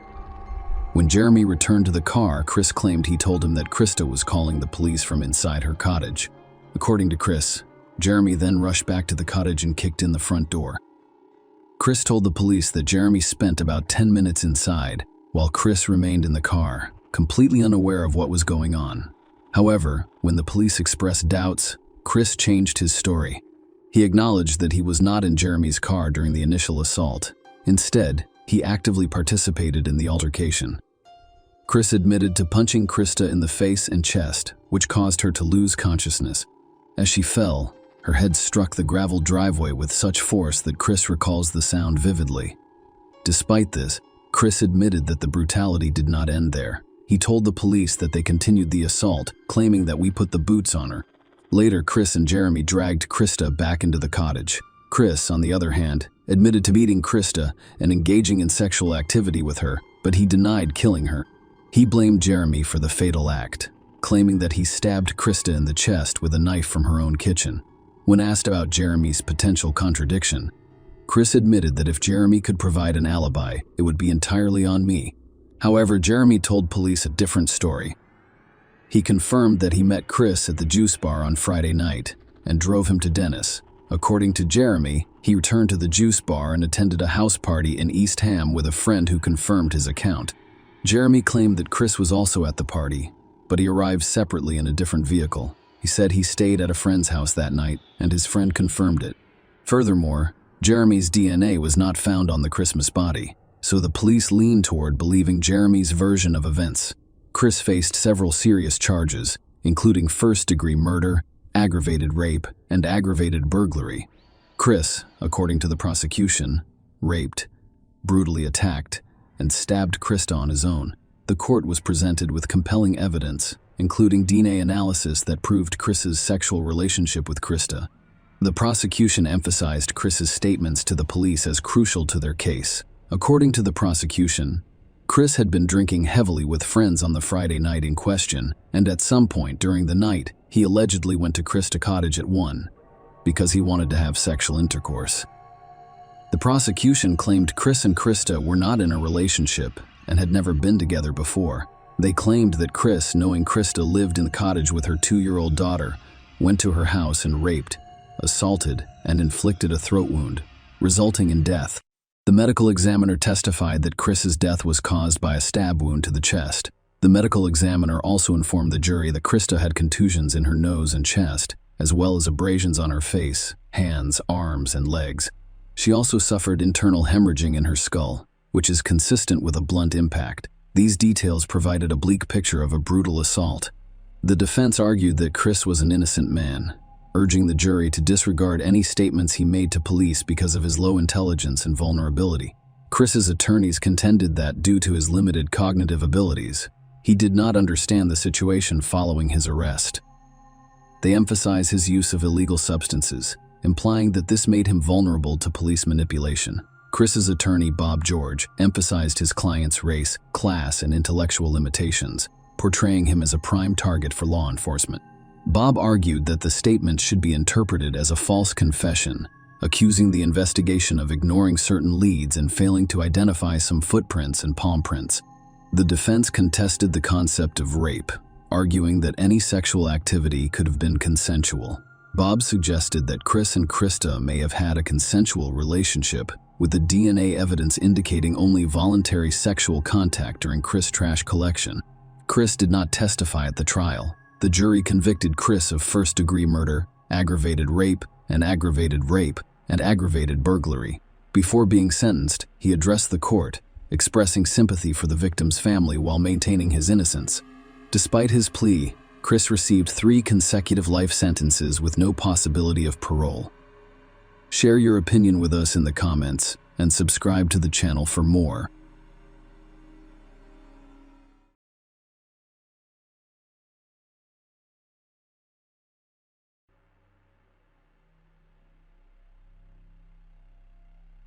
Greed, envy, and the desire to accumulate wealth with little effort frequently drive people to commit the most heinous and cynical crimes. It's difficult to imagine how cruel a person can be in the pursuit of quick riches.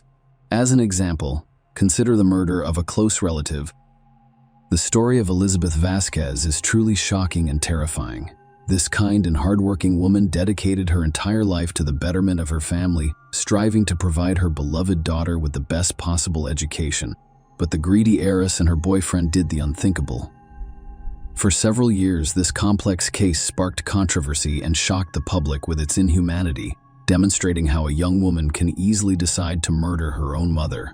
Let us try to understand how a prosperous and well-off family produced a true monster devoid of any feelings of pity, remorse, or conscience.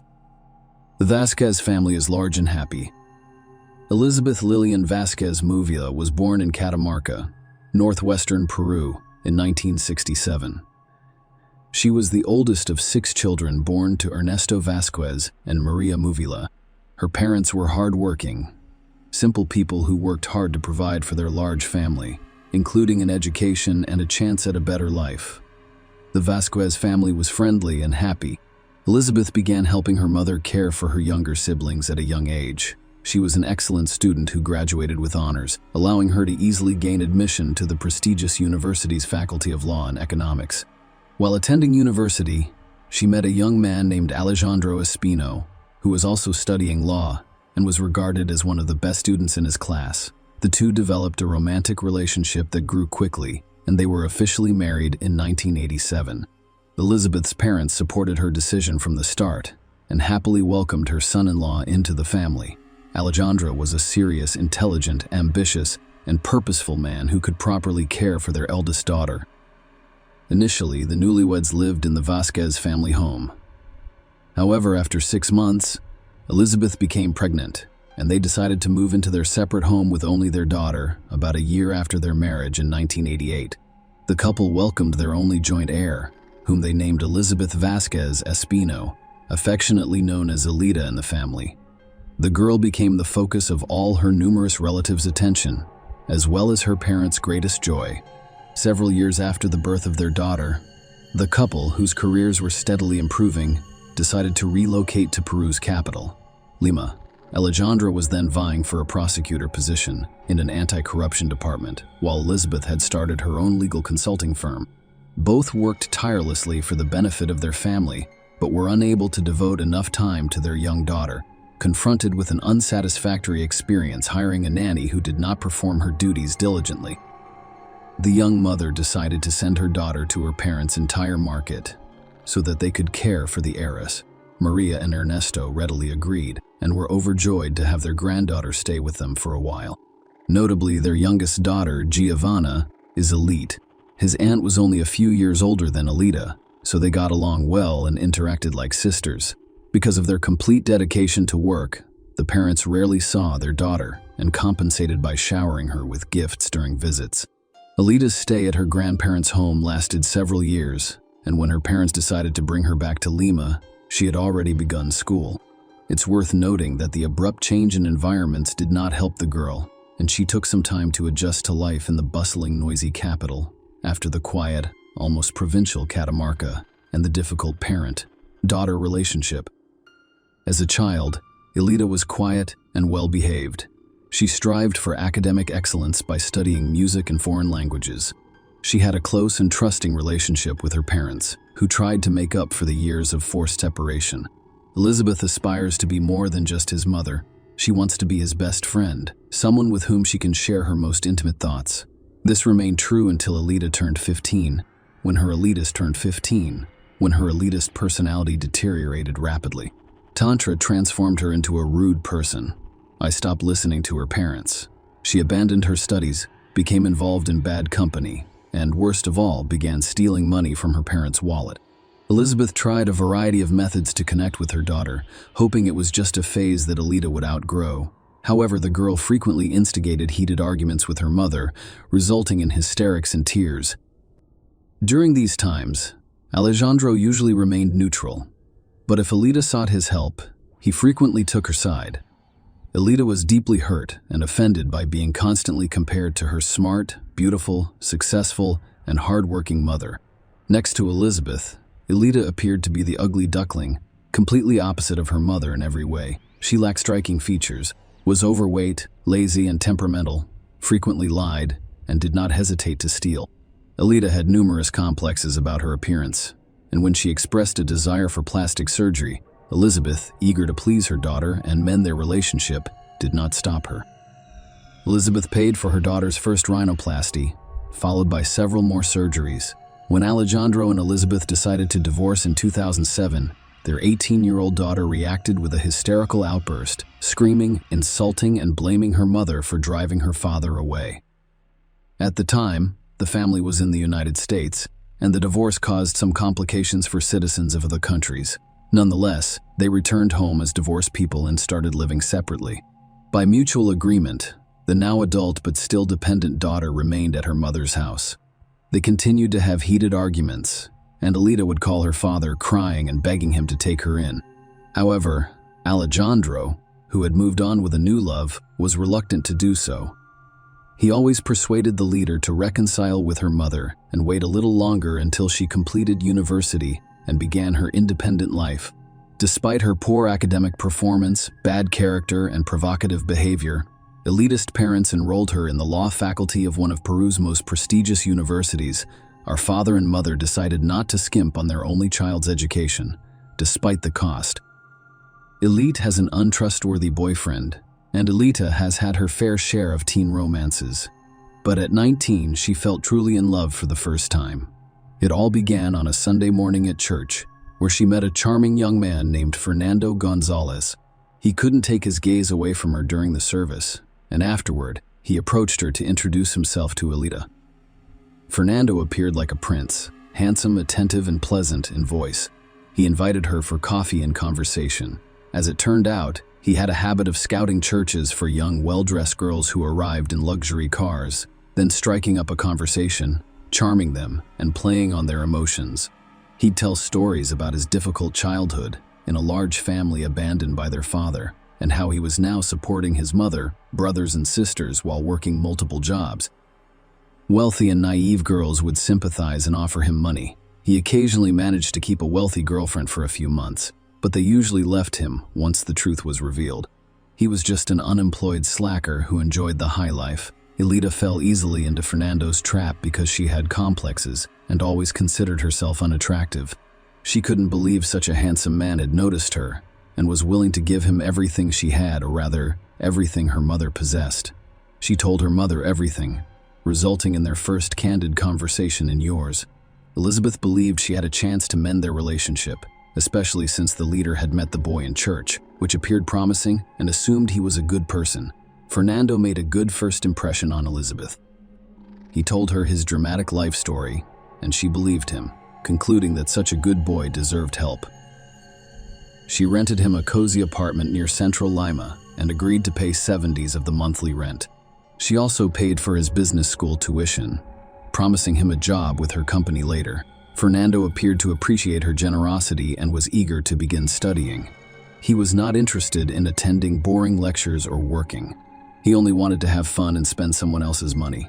He gladly moved into the rented apartment but never paid anything for it, claiming to be broke and promising to repay later. It soon became clear that Fernando had only attended a few business school classes before quitting. Following a serious conversation with Elizabeth, he appeared to be sorry. She decided to give him a second chance and hired him as a courier for her company. On his first day, he not only failed to complete a simple task but also betrayed other employees who had trusted him with sensitive documents. Elizabeth finally realized that this young man had charmed her daughter only to exploit her for his own gain. He had no intention of studying or working. She then forbade Alita from seeing him, causing her daughter to become angry and resentful. The leader screamed and cried, accusing her mother of attempting to destroy her life and steal her happiness. She refused to listen to reason and insisted on continuing to see Fernando despite the couple's failed separation attempt. Elizabeth decided to send her daughter to her parents' house for a while, naively believing that if Alita didn't see her boyfriend for a few months, her feelings would subside and Fernando would find another wealthy fool to exploit. But Elizabeth was gravely mistaken. Alita continued to communicate with her boyfriend via phone and social media, and her resentment of her mother only grew. Fernando had to leave the rental apartment because Elizabeth refused to pay for it. However, he found a smaller place rented for him by his young lover using her mother's money. As a spoiled child, Alita had some financial freedom and was able to use some of her mother's accounts. When summer vacation ended and university resumed, Alita rushed to see her boyfriend, who once again asked for money. She withdrew a significant amount from her mother's account and gave it to him, resulting in a heated argument with her mother later that evening. When Elizabeth noticed the missing funds, she decided to block access to her accounts, leaving her with only a small weekly allowance for personal expenses. This decision strained an already tense relationship. They barely spoke, mostly arguing, and Elizabeth's attempts to contact her daughter were unsuccessful. The monstrous plan. Fernando became enraged during one of their romantic dates when Alida failed to deliver the money he demanded. He cursed Elizabeth, screaming that she had a lot of money but wouldn't give it to her only daughter, and added that if Elizabeth died, adult Alida would inherit all of her wealth and they could live lavishly. This terrible idea took root in the minds of the elitists and grew stronger with each day. She was constantly complaining about how much she despised her mother, blaming her for all of her misfortunes, and fantasizing about how wonderful it would be if she disappeared. The young lovers began to devise a monstrous and cynical plan to eliminate Vasquez, including who they could recruit as accomplices.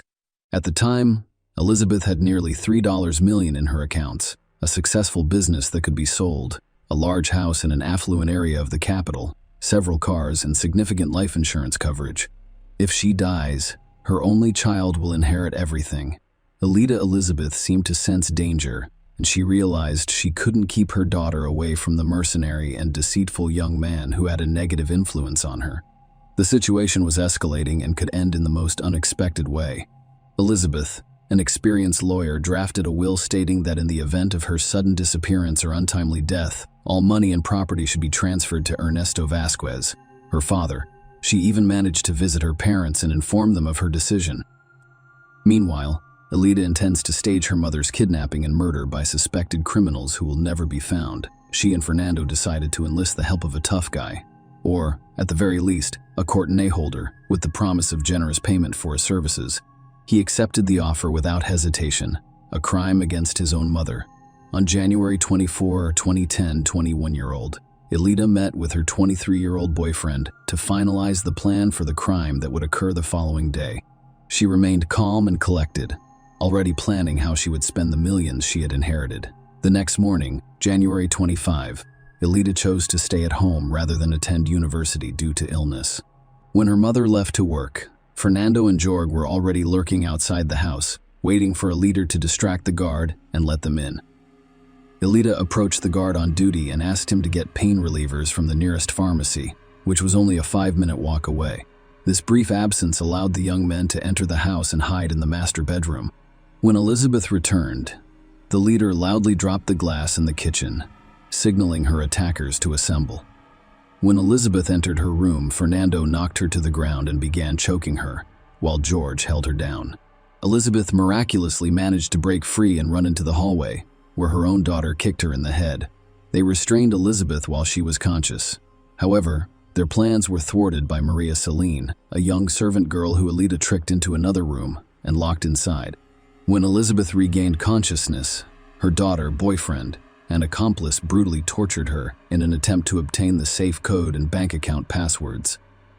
Terrified, Elizabeth knew her daughter was in trouble, but she had always blamed it on Gonzalez as a negative influence. She now saw her only daughter's monstrous nature. Elizabeth was able to loosen the restraints and fight back against her daughter, scratching and punching her until Fernando knocked her to the ground. Alida became enraged and kicked her mother, eventually smothering her with a pillow until she stopped breathing. The trio then bound Elizabeth's lifeless body, duct-taped her mouth shut, and placed her in the trunk of her own car. Staging a kidnapping, Alida then dispatched another guard to get medication, allowing her accomplices to drive off the property. She released her to terrified Maria, falsely claiming that she and her mother had quarreled but reconciled, and that her mother had gone to bed. A strange story about a kidnapping during the search for a missing woman. As was customary in the morning, the maid prepared breakfast, but Alida entered the kitchen and informed her that her mother had gone to work early due to an important meeting. Alida then left the house to visit her mother's workplace. She walked into the office of Jessica Hippo, her mother's best friend and accountant, and broke down in tears, reporting that her mother was missing and that she was receiving strange, threatening, and ransom calls. The accountant immediately began blocking the accounts to prevent the intruders from accessing them, reported the incident to the police, and then left the office for a while.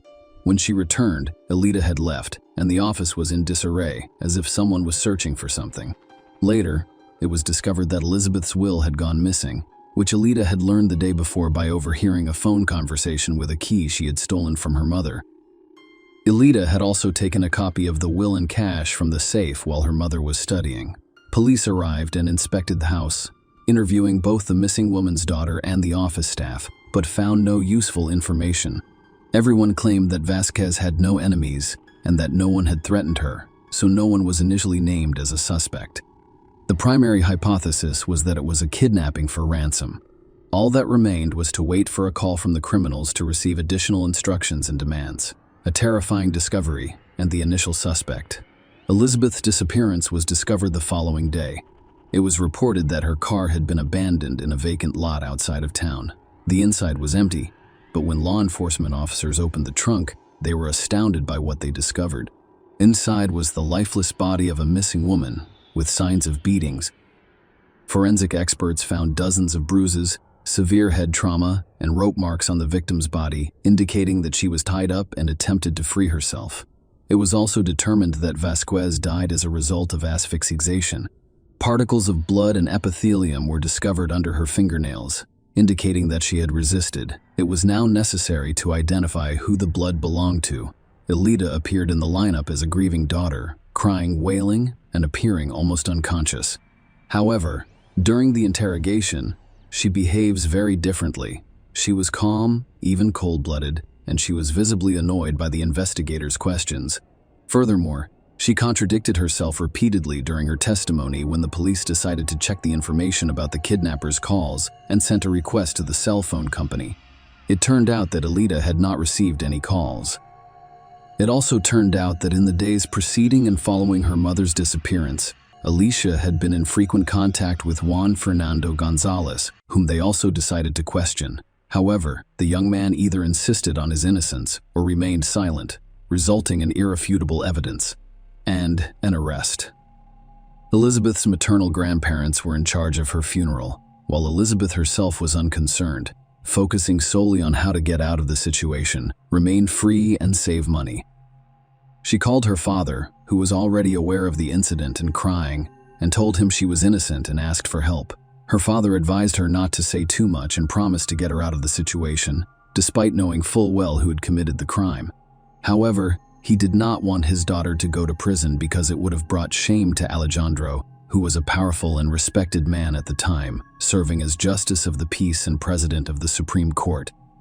Meanwhile, forensic analysis revealed that the blood and skin particles under the deceased's fingernails belonged to her daughter. Alita attempted to claim that she had a serious disagreement with her mother, and that they had briefly quarreled before reconciling, but no one believed her. Further inspection of Elizabeth's room with special equipment revealed numerous white traces of blood throughout the house, including in the elitist room, despite her attempts to wipe away the evidence. At the very least, a story that she had an argument with her mother in the evening, but then made up, and that her mother left early for work the next morning and was never seen again, quickly fell apart. She contradicted herself, first claiming that she had not entered her mother's room, and then recalling that the ransom calls were entirely her creation. The testimony of the maid, Maria Solen, was crucial in the case. She described how, on the night of the crime, she was locked in a room where she could hear Elizabeth's screams and sounds of struggle, but could not intervene. After that night, she never saw her employer again, and Alita insisted that everything was fine with her mother, who had simply left for work early. All of this culminated in the arrest of Alita and her boyfriend, the criminal trio, and the battle for the inheritance. Alita was arrested at her mother's home. Her boyfriend was apprehended a few hours later at an entertainment venue. The next morning, George was arrested after Fernando betrayed him by attempting to blame him for the crime. It is worth noting that Gonzalez was the first to testify, in the hopes that cooperating with the investigation would benefit him and help to mitigate his sentence. Meanwhile, Alejandro hires the best lawyers for his daughter, but realizes she will not be able to avoid punishment. At the same time, he began dealing with Vasquez's inheritance, intending to claim it for himself, since the will had vanished and the heiress faced a lengthy prison sentence. He claimed that he and Elizabeth never divorced, but instead lived apart while remaining legally married. Meanwhile, Ernesto Vasquez, an elitist grandfather, decided to pay a visit to his favorite granddaughter in prison to look her in the eyes and he couldn't believe that the girl he had known and raised since infancy could commit such a heinous crime. However, Elita acted arrogantly, shouting, insulting the older man, and stating that she did not want to see him again. This encounter deeply upset him, resulting in a heart attack from which he was unable to recover and died 6 months later.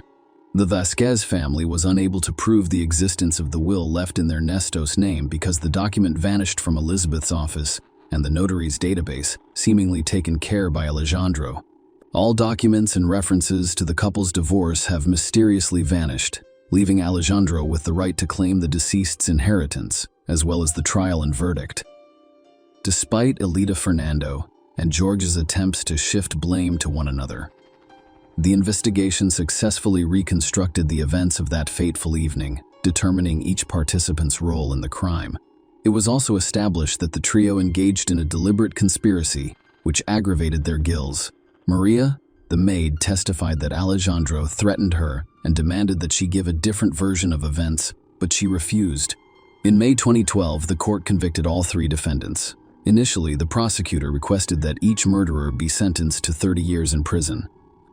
While the men pleaded guilty, Elita repeatedly played the victim. Fernando and George were eventually sentenced to 28 years each, but the elitist trial was postponed. Elita claimed that the perpetrators were hired by relatives on her mother's side, who fabricated the inheritance story to seize Elizabeth's property and money. Her father had the same version of events. Attempts to declare Elita mentally ill and vulnerable to manipulation by criminals were also unsuccessful. Alejandro proposed sending her to a psychiatric hospital rather than prison, declaring her insane and incapable of fully inheriting his wife's estate. Finally, in December 2012, the court issued its final decision, sentencing Elita to a maximum of 30 years in prison. She and her accomplices are still serving their sentences in prison. The disputed inheritance remains unresolved. In the spring of 2021, Ala 100 died without becoming the sole heir. The Vasquez family, through the court, seeks to exclude Elita from the list of claimants to Elizabeth's property, citing her incarceration for murder. Currently, the primary claimant for the Maria Muvila is Elizabeth's mother. Share your opinion with us in the comments, and subscribe to the channel for more.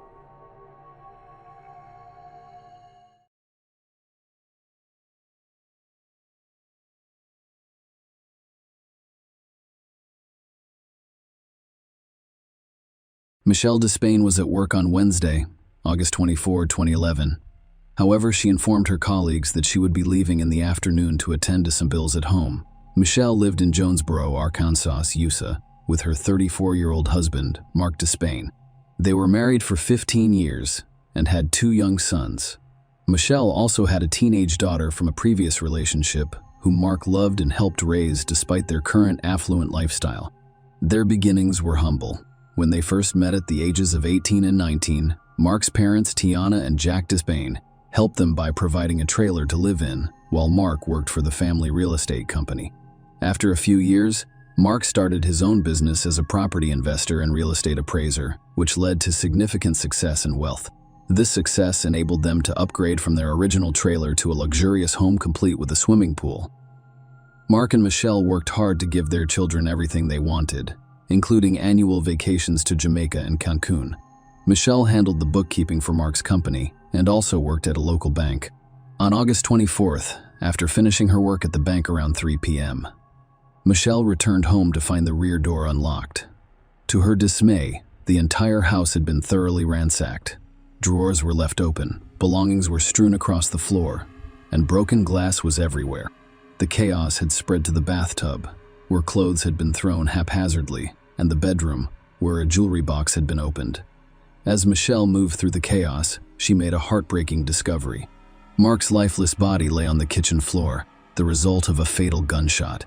Michelle rushed outside, overcome with fear, and immediately called 911, expressing her concern for her own safety. When the police arrived, they assumed they were dealing with a failed burglary. However, a more thorough investigation raised concerns about the circumstances surrounding the incident. After inspecting the items left behind, the police began to doubt the traditional burglary narrative, noting that many valuable possessions remained unharmed in the home. The peculiar circumstances surrounding Mark's death heightened their suspicions. His fatal injuries included a gunshot wound to the left side of his chest and another to his head, both of which were delivered from close range. The police believed the incident was a premeditated attack. According to their theory, Mark returned home that day, entered the kitchen, placed an ice cream container on the counter, and was shot twice by someone approaching from behind. This led investigators to believe that the assailant had already entered the home when Mark arrived. The general belief was that the intruder's intention was not theft, but rather a targeted assassination of Mark. The perplexing question remained: why would anyone want to kill him? During their investigation, the police interviewed all of the neighbors on the street and discovered that an unknown African-American man had been seen in the area on the day of the incident. There were also reports of a blue Mercedes car circling the neighborhood. As part of their investigation, the police sought to learn whether Mark had any known adversaries. Some described him as a driven and ambitious man known for his ruthlessness. When the police retraced Mark's movements, they came across a significant puzzle. Mark was not expected to be home at that time on that day. This raised a critical question. How could someone with malicious intent have predicted that Mark would be at home precisely at that time? The discrepancy between Mark's unexpected presence at home and the apparent premeditation of the attack complicated the investigation. On that fateful day, Michelle informed the police that she had lunch with Mark at a nearby restaurant near her workplace. She returned to the office at 1:30 p.m., left again after 2:30 p.m. to retrieve the bills, and then discovered the disturbing scene at home. When she arrived, she noticed the lack of lights, and while walking through the house, she discovered a mark in a pool of blood. In a fit of terror, she shook his leg, called his name, and dashed out of the house to call 911. Fearing the presence of an intruder and unable to get help from a neighbor, she contacted her mother, Kathy. When Kathy arrived, Michelle was waiting outside her own home. During the police investigation into potential motives, Michelle identified Mark's own father, Jack, as someone who may harbor ill will toward him. Mark had previously worked with his parents, Jack and Tanner, but a disagreement prompted him to launch his own business. The schism began when Mark requested a larger share of the profits, which Jack opposed.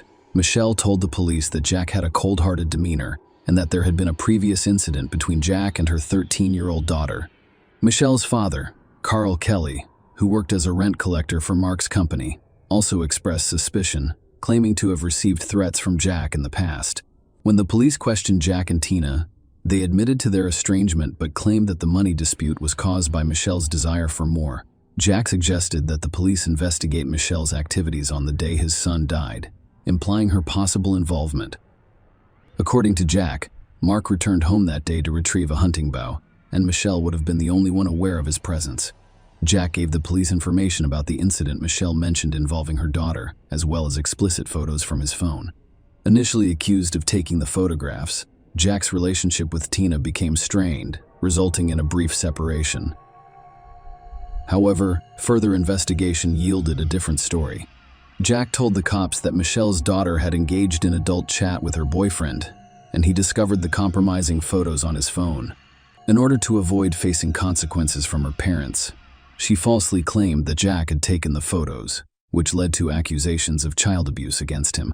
Although no charges were filed, the false accusations caused significant distress for Jack Tanner, who reconciled with Jack after learning the full circumstances of the case.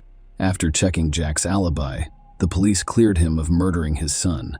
Jack is no longer under suspicion. Despite Michelle and Mark's apparent contentment, the investigation expanded. The question lingered. If Michelle was involved, as Jack suggested, what was her motivation for wanting him dead? The police quickly discovered that Michelle was far from the grieving widow they had assumed. Michelle had an affair with a much younger colleague, a 24-year-old man whom she financially supported, paying for his rent, groceries, and other expenses before Mark died. When questioned by the police, Michelle claimed that Mark was unaware of the affair, and when asked if Mark had ever requested a divorce, she denied any discussions. Michelle did, however, confirm that Mark had expressed concerns about their relationship's future after the children had left. Another revelation emerged as the police investigated the couple's financial situation. Mark and Michelle had a significant amount of debt, and there were allegations that Michelle was siphoning funds from the business account. Furthermore, Michelle was entitled to $1 million from 2 life insurance policies in the event of Mark's death. Despite their suspicions, the police had no concrete evidence against Michelle or any other possible suspects.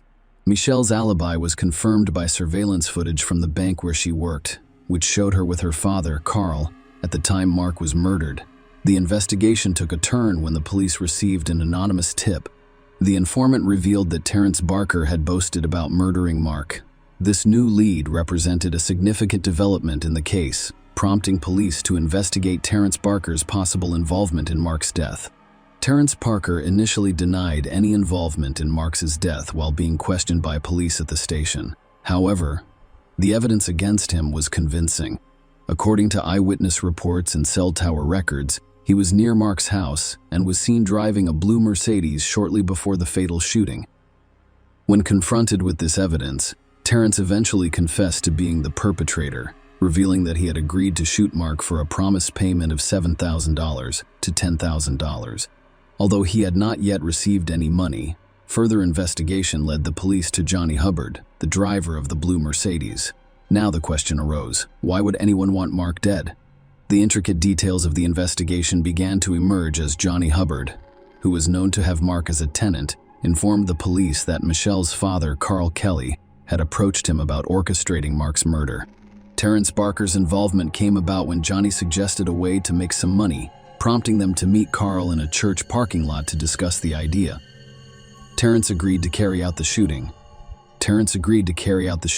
claiming no prior knowledge of Mark and having never seen him before. Terrence claims Carl gave him the firearm used in the murder, showed him his home, and told him where to lie in wait.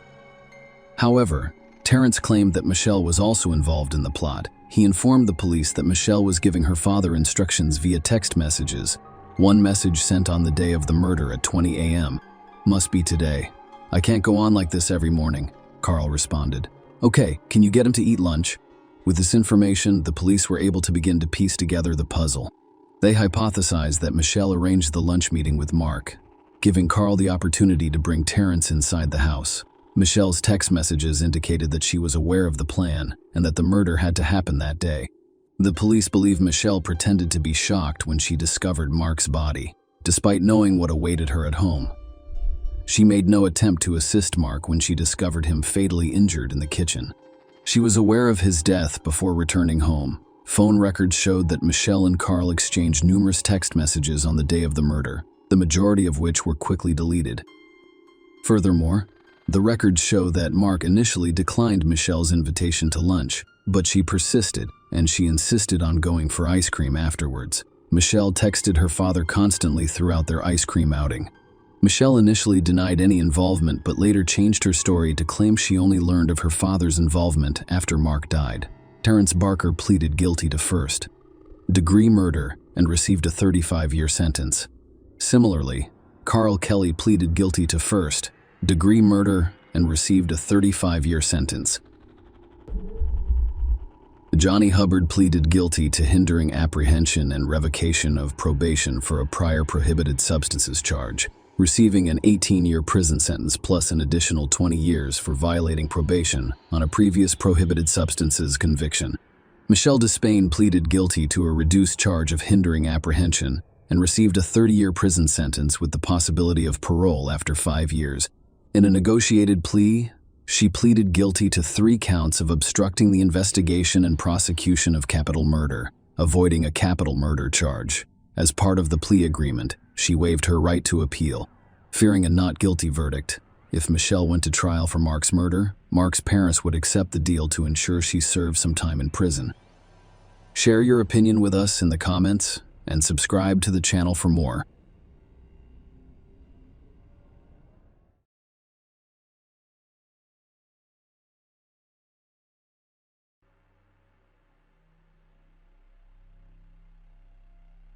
The discovery of Paige Bergfeld's car marked the start of a mysterious and perplexing story that unfolded on July 1, 2007.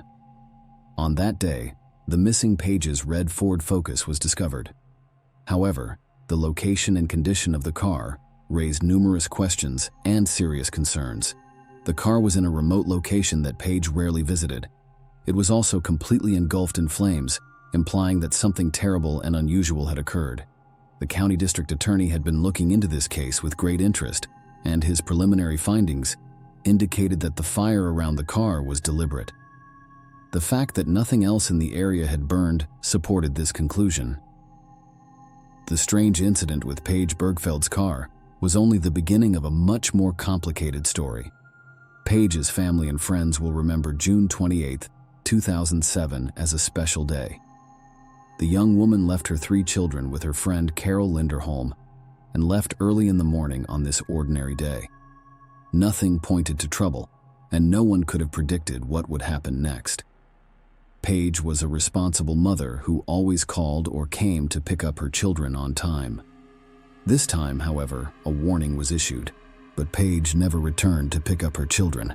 Concerned friends and family members began attempting to contact her, but their efforts were futile.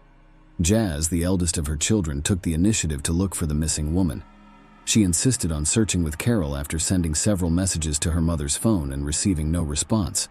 Jazz reported to the police station that her mother had not returned for her. This 911 call was critical in the beginning of the police investigation in the search for Paige Bergfeld. Paige's loved ones' concern grew with each passing hour. The community was shocked by Paige's mysterious disappearance, and many were eager to assist in the search for her. A massive public search was launched to reunite this young woman with her children and loved ones. On the same day, Paige's father, Frank Bergfeld, received a disturbing call from a sheriff's department official. The message was brief but devastating. His daughter had vanished. Frank realized that something serious had occurred. He attempted to contact Paige but received no response. Frank dialed his oldest son, Craig, who was on the other side of the country, terrified and desperate. Craig didn't think twice about purchasing a one-way ticket and arriving in town to assist in the search for his sister. Family members and friends joined forces with police and volunteers to launch a massive search. People from various neighborhoods began looking for Paige, combing the area and checking every corner for any sign of her whereabouts. Paige's relationships with her loved ones were investigated to see if they had anything to do with her disappearance. Authorities naturally focused on Paige's relationship with her first husband, Howard Bigler. That relationship started during her high school years. Paige enrolled in nursing school at the University of Florida after graduating from high school, where she met a young man named Howard Bigler. They began dating because their feelings for each other were mutual. Paige returned to Colorado after completing her nursing degree and continuing to live with her family. She and Howard Bigler married after some time, in 1995. The spouses appeared to be a happy couple at first glance. They shared many interests and perspectives on life. However, there was one major schism in their marriage that eventually led to divorce. Paige wished to have a child and start a family, but Howard was not interested. On numerous occasions, this topic became the source of heated debates and discussions. None of their attempts to reach an agreement were successful, and the couple decided to divorce in 1997. Despite the divorce, their bond remained strong, and the former spouses remained friends. Paige later married Rob Dixon, but their marriage was also annulled. Paige reconnected with Howard after her divorce from Rob. Paige's first husband claimed to be one of the last people to see her alive on the 28th. They met in Eagle County, Colorado for personal reasons. They spent Thursday together before splitting up and returning to their respective cities. Howard confirmed that they kept in touch by phone after the meeting. In addition, when Howard learned of Paige's disappearance, he immediately contacted emergency services. He expressed his deep concern and belief that something terrible had happened to Paige while speaking with the operator. He observed that she would never abandon her children without a reason. Cell tower data confirmed the phone recording, indicating that Howard was in the Denver, Colorado area on the day Paige vanished, which is several hours away from where she vanished. This gave officers a reason to remove Howard from the suspect list. Paige's relationship with her second husband, Rob Dixon, was thoroughly investigated by police, who quickly uncovered numerous events that raised questions and warranted further investigation. Paige had reported Rob to the police twice for harassment during their marriage, it turned out. Paige took a job at a Denver strip club after her divorce from her first husband, where she met Rob Dixon, a wealthy man who had inherited a large fortune through his family's business. Paige and Rob married in 1998 after falling in love with each other.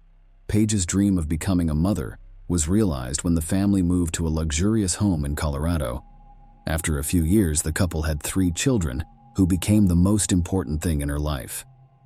Paige and Rob were immersed in the world of luxury and led a well-to-do lifestyle during their first years of marriage. Suddenly, however, things started to fall apart, and the reason for this was Rob's financial difficulties. Some of his family's businesses had serious problems, and as a result, the family's financial situation deteriorated to the point where Rob was forced to declare bankruptcy. The financial collapse triggered a major family crisis. Paige had called 911 twice by 2004 because family tensions had reached critical levels. She reported Rob threatening to kill her and the children the first time, but by the time the police arrived, she and Rob claimed to have resolved their issues on their own.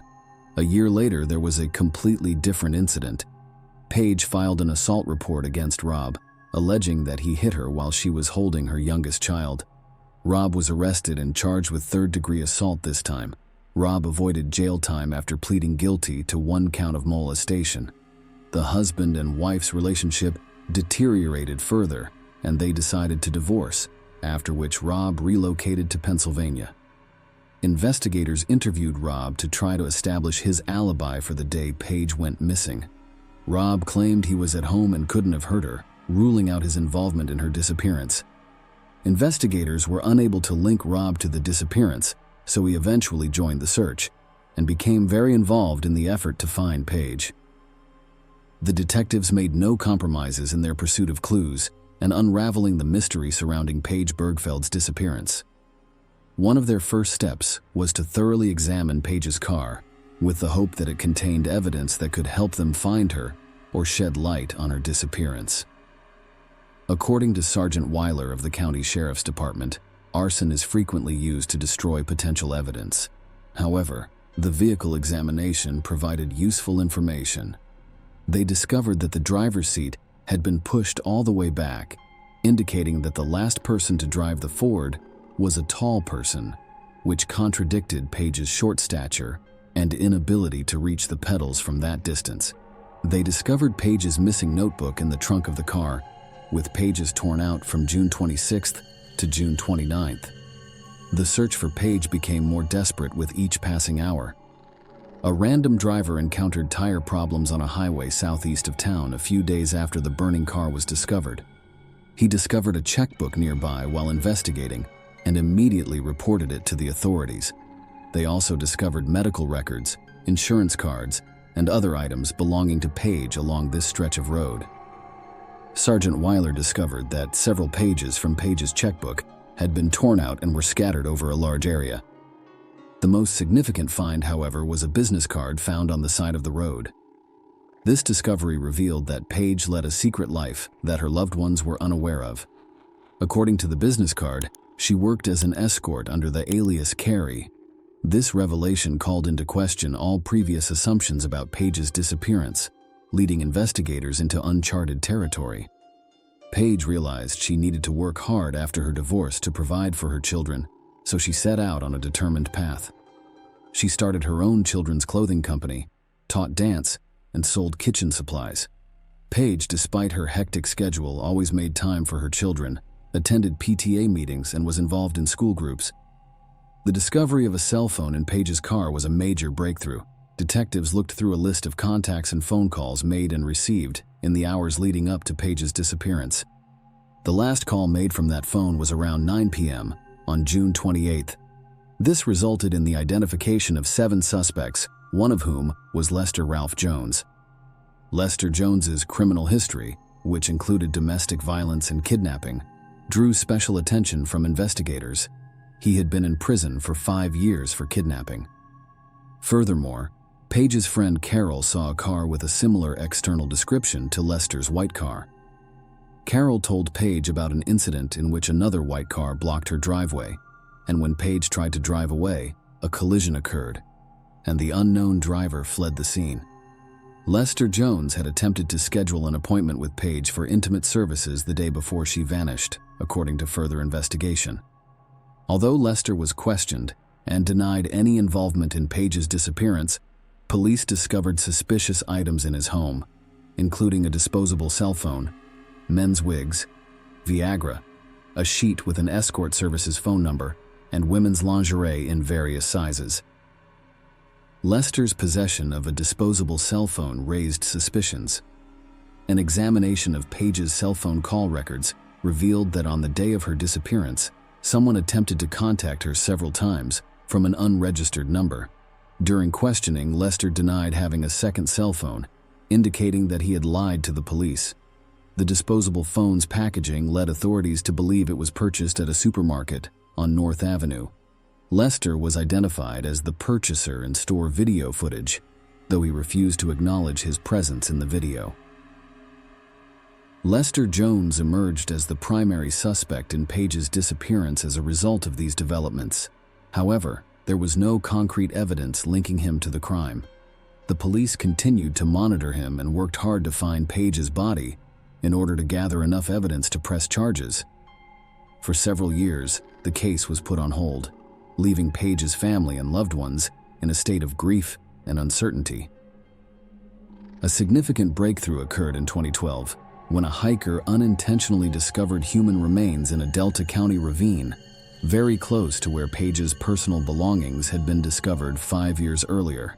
A DNA test was performed, which confirmed that the remains belonged to Paige. While the exact cause of death could not be determined due to the state of the body, it was clear that Paige had suffered multiple injuries, including broken bones in her face, which were most likely the result of a severe beating. This revelation added a chilling new dimension to Paige's tragic story. Soil erosion had brought her remains to the surface over time, which could explain why she hadn't been discovered sooner. After Paige's remains were discovered in November 2014, Lester Ralph Jones was charged with first-degree murder, second-degree murder, and kidnapping. The trial lasted 22 days and started in July 2016. Prosecutors claimed Lester, who had a history of violence against women, became frustrated when he couldn't get an appointment with Paige to use her services. Lisa, Lester's ex-wife, testified for the prosecution, recounting her own terrifying experience with Lester, in which he kidnapped and threatened to kill her at gunpoint in the late 1990s. During one of these incidents, Lisa's partner was shot. Lester's defense attorneys attempted to argue that the police had detained an innocent man and suggested that other potential Paige clients may have been involved in the crime. They did not, however, provide convincing evidence linking other people to the murder. Lester's current wife testified in front of the jury and confirmed that he had used an escort service, but she did not provide an alibi. She also recognized him in surveillance video from a supermarket where Lester bought a disposable phone. The jury was unable to reach a unanimous verdict on September 9, 2016, resulting in a mistrial. The district attorney, on the other hand, remained convinced of Lester's guilt and continued to work tirelessly on the case, re-examining all evidence. After reviewing the evidence, the jury reached a decision on November 21, 2016. Lester was found guilty on all charges related to Paige's death. The judge sentenced him to life in prison without the possibility of parole. Paige's final farewell was held on April 28, 2012, and her obituary described her as a beautiful and radiant woman with a sun-like smile. Her tragic death left an indelible mark on the hearts of her family and friends, and her 3 children had to deal with the loss of their mother, who had been a source of support and encouragement to them. Paige's case drew widespread attention and lasted many years, but the unwavering determination of her family and law enforcement ultimately resulted in justice. Lester Ralph Jones was convicted and sentenced to life in prison without the possibility of parole, ensuring that he could no longer cause harm to others. Paige's story is a powerful reminder of the importance of persevering in the pursuit of justice, even when it takes time and effort. Her spirit will live on in the hearts of those who knew and loved her. Share your opinion with us in the comments, and subscribe to the channel for more.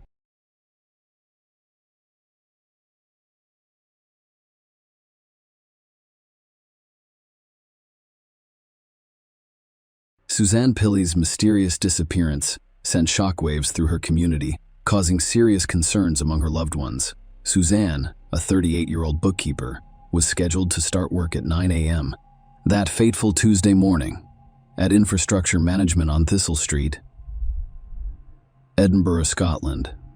However, as the morning progressed and Suzanne failed to appear at her desk, her coworkers became increasingly concerned.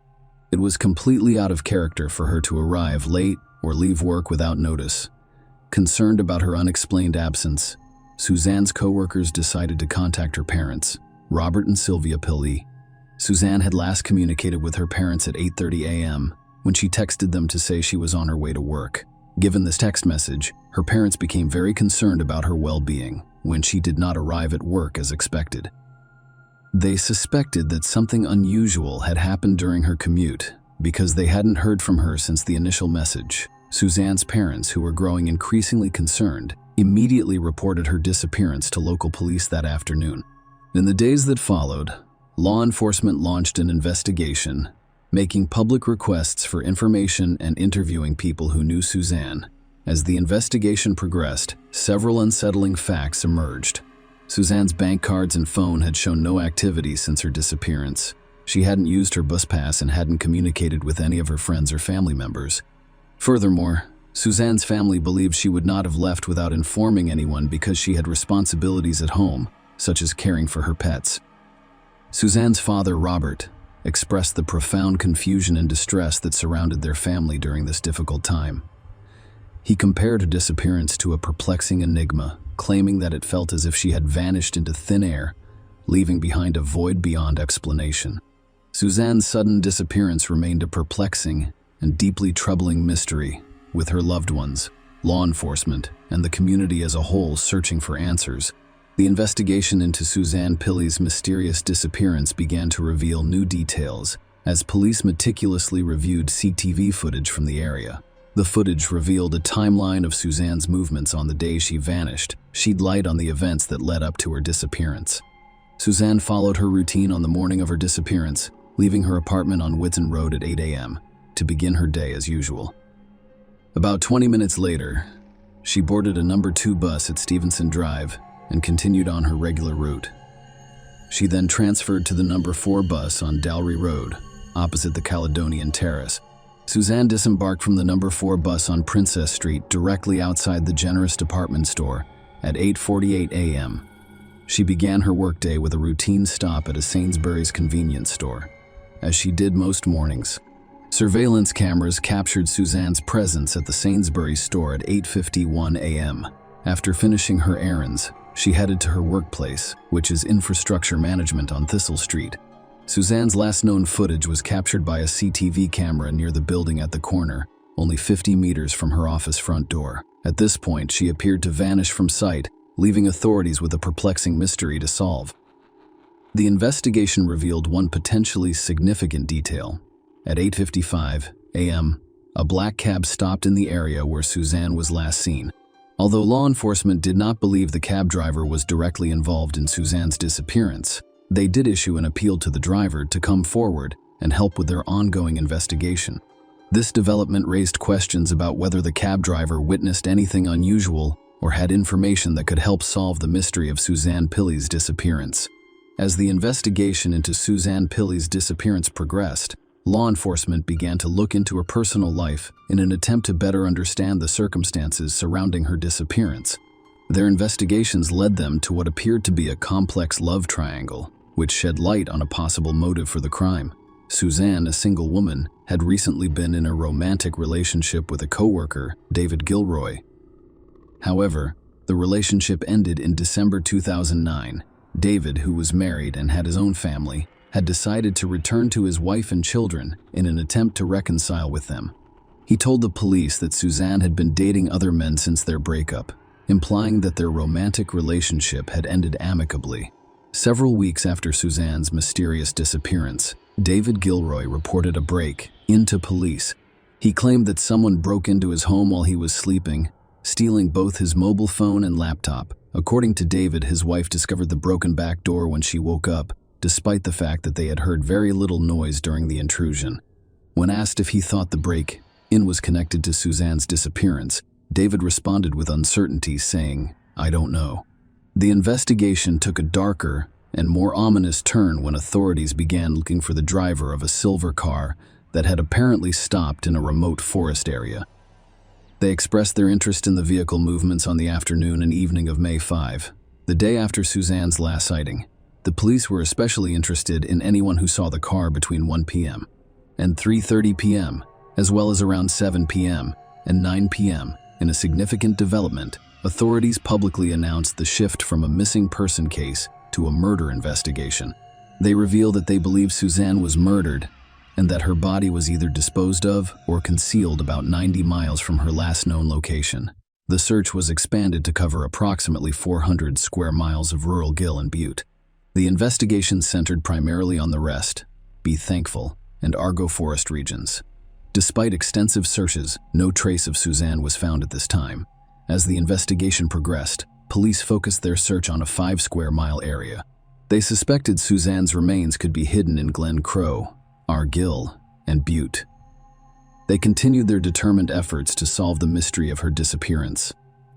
Despite the absence of Suzanne's body, the authorities believed they had gathered sufficient evidence to charge David Gilroy with her murder.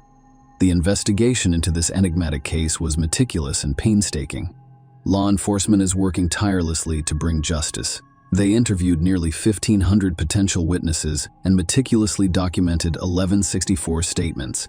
The investigators diligently gathered 25 pieces of evidence, which included documents and various objects. Furthermore, they examined CCTV footage from 250 different locations and conducted thorough searches in 30 different areas throughout our mission. In court, the prosecution stood firm, presenting a compelling case. Their arguments revolved around the notion that, despite the absence of Suzanne's body, a wealth of evidence pointed to her being the victim of a heinous crime, with David as the primary suspect. The prosecution revealed the intricate tapestry of Suzanne and David's relationship, which began at work. However, their turbulent love story had taken a dark turn when Suzanne chose to end the relationship shortly before her mysterious disappearance, a decision attributed to her newfound involvement with another person. During the trial, Suzanne's mother, Sylvia, testified, providing a moving glimpse into her daughter's life. Sylvia recounted Suzanne's marriage in 2004, followed by a divorce. Suzanne had taken a significant step toward independence by purchasing her own Edinburgh apartment, which became David's residence in 2009. Sylvia made it clear that he had left his wife and was seeking a divorce. Suzanne did not cause the breakup. The courtroom remained wrapped as the prosecution continued to unravel the complex narrative. David's obsession with Suzanne became a central theme in their case. The prosecution revealed that David sent an astounding 400 text messages in the month leading up to Suzanne's disappearance, indicating that he was unwilling to accept the end of their relationship. Phone records provide a vivid picture of David's persistent attempts to communicate with Suzanne. In the days leading up to her disappearance, he sent her over 50 texts per day.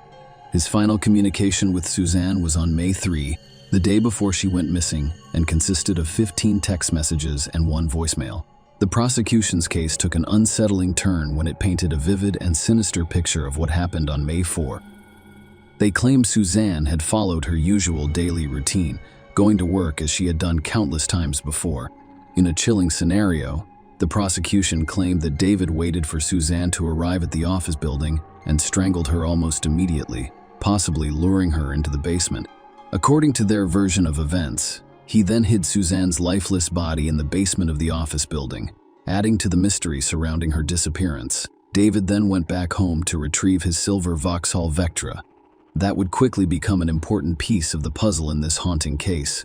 The prosecution claimed that Suzanne's lifeless remains were hidden in the car's trunk, away from prying eyes. As the courtroom listened intently, the prosecution painted a disturbing picture of David's immediate actions following the alleged crime.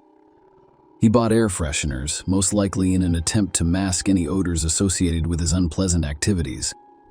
Furthermore, he made numerous visits to the basement and garage areas of the infrastructure management offices, despite having no legitimate reason to be there. Following these ominous activities, David went about his day seemingly unaffected, attending a school presentation with his wife and sharing a meal at Victoria and Leith Walk, while immersed in the gripping courtroom drama surrounding Suzanne's disappearance and presumed murder. New details emerged that sent chills down the spines of everyone who followed the case. The night of May 4 was pivotal in the prosecution's narrative. David Gilroy had ostensibly made an appointment to visit a school the next day, May 5, in Logelfed, Argyll and Butte. The school in question was a client of his employer, but there appeared to be no legitimate reason for his attendance on that particular day. His interaction with a school cleaner who provided him with beanbags and cable ties added to his suspicions. This seemingly insignificant event would quickly become the focus of the investigation. The prosecution's case gained traction as they meticulously recreated David's journey to Argyll. They examined CCTV footage and his mobile phone records, revealing several-hour gaps on both legs of his journey from Lochs Gilfhead to Inverarray. The journey took an incredible 2 hours longer each way than it should have. The prosecution claimed that the discrepancy concealed a sinister secret. Suzanne's body was hidden somewhere in that area. David was intimately familiar with this region. I've previously gone on walking holidays there with Suzanne. When investigators examined David's car, they made chilling discoveries. Vegetative matter was discovered on the vehicle, and 3 fractured coil springs suggested that it had been driven off-road. Things become even more complicated. The court learned that David had turned off his phone at some point during his journey, which added to the evidence against him. The court heard that cadaver dogs trained to detect the scent of human remains showed interest in both David's Vauxhall Vectra boot and specific areas of the office building's basement. As the trial progressed, the prosecution introduced a disturbing physical aspect to their case. When David went to the police station on May 6 to give a statement, authorities discovered alarming evidence. David had scratches on his hands, a cut on his forehead, bruises on his chest, and more scratches on his wrists and forearms. The prosecution claimed that David used makeup to conceal his injuries while speaking with the police, which raised additional suspicions. Gail Hawkins, Suzanne's friend, took the stand and made a shocking revelation. Suzanne had confided in her, concerned that David had hacked into her email account and gained unauthorized access to her emails. The prosecution claimed that David had accessed her emails between August 24, 2009 and April 30, 2010. The court also discovered that he had access to her account on an online dating site. Helen Liddell, a financial administrator at Infrastructure Management, testified that she discovered emails between David and Suzanne that clearly showed they were having an affair or relationship. This revelation surprised her because she was unaware of their relationship. The jury was shown CCTV footage of Suzanne and David just 2 days before she disappeared. On May 2, the two were seen shopping together at a convenience store. This contrasts sharply with David's claim to the police that their relationship ended in December 2009. Police efforts to find Suzanne's remains took a chilling turn when they narrowed the search area to only 5 square miles, based on David's phone records. These records showed that his phone had pinged off phone masts in the remote Glen Crow area on May 5, the day Suzanne went missing. Glen Crow, located in the Kerry Alps on the Cowell Peninsula in Argyll and Butte, boasted rugged mountains and a landscape riddled with formidable obstacles, including boulders, making the search for evidence particularly difficult. The defense responded with a concise case, claiming that there was insufficient evidence against their client and that the prosecution's case was based solely on circumstantial evidence. Suzanne's body had not been found, forcing the prosecution to speculate on her fate and cause of death. There were no witnesses to the alleged crime, no confession, and no DNA or blood evidence to connect David to the crime. The prosecution presented only circumstantial evidence, which left room for doubt. David declined to testify, but the defense summoned some of his co-workers to give testimony. They stated that nothing out of the ordinary occurred at the office on May 4. After 2.5 days of deliberation, the jury reached a split decision. The court accepted a majority verdict, and David was convicted of murder. He received a life sentence and was required to serve at least 18 years. David Gilroy maintains his innocence. On April 27, 2012, he filed notice of intent to appeal his conviction. However, on December 20, 2012, the Court of Criminal Appeal in Edinburgh dismissed the appeal. In June 2017, the Scottish Criminal Cases Review Commission concluded its investigation of the case. Share your opinion with us in the comments and subscribe to the channel for more.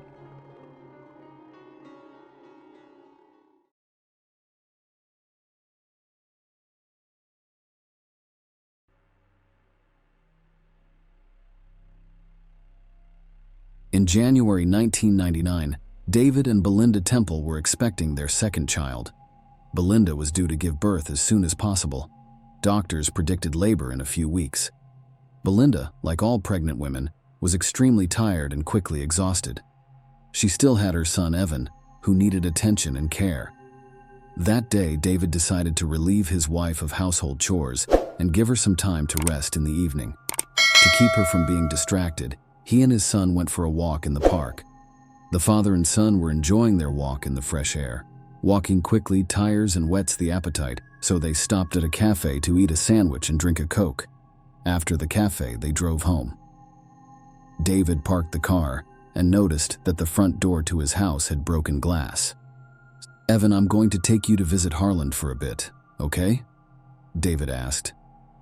Without waiting for his son's response, he quickly led him across the street to a neighboring house where family friends lived. "Why can't we go to Mom's?" asked the son, who struggled to keep up with his father. David replied, "Mom is in the hospital right now." He didn't know what else to say, so he kept going. Quentin Harland had barely opened the door to the unexpected visitors and had not even had a chance to greet them when David took his son into the living room and ran toward his house. Quentin, not understanding anything, yelled at his wife to look after the child and ran after his silent friend. "What's the matter, Quentin?" he yelled. But when he saw the Temple's broken front door, he realized David most likely had no idea what was waiting for him inside. The house was a disaster, with all of the closets open, items scattered on the floor, and, worst of all, blood trails leading to the stairs. Quentin pushed David aside and noticed Belinda lying belly down beneath the stairs in the dressing room, her arms spread apart and a large hole in the back of her head. David, apparently in shock, did not cry out, did not say anything, did not rush to his wife's body, but instead took out his cell phone and dialed the police number. The operator on the other end of the line had not anticipated the brutality of the murder, so he instructed David to check Belinda's pulse and even perform CPR.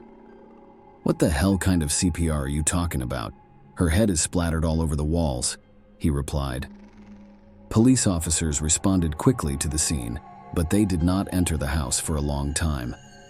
Shaq, the Temple family's bull terrier, growled and barked at the unfamiliar uniformed men, appearing ready to lunge at the police officers. One officer even drew his service pistol. David, who had emerged from the house, yelled for them to put their guns away and hurriedly led the aggressive dog into the garage.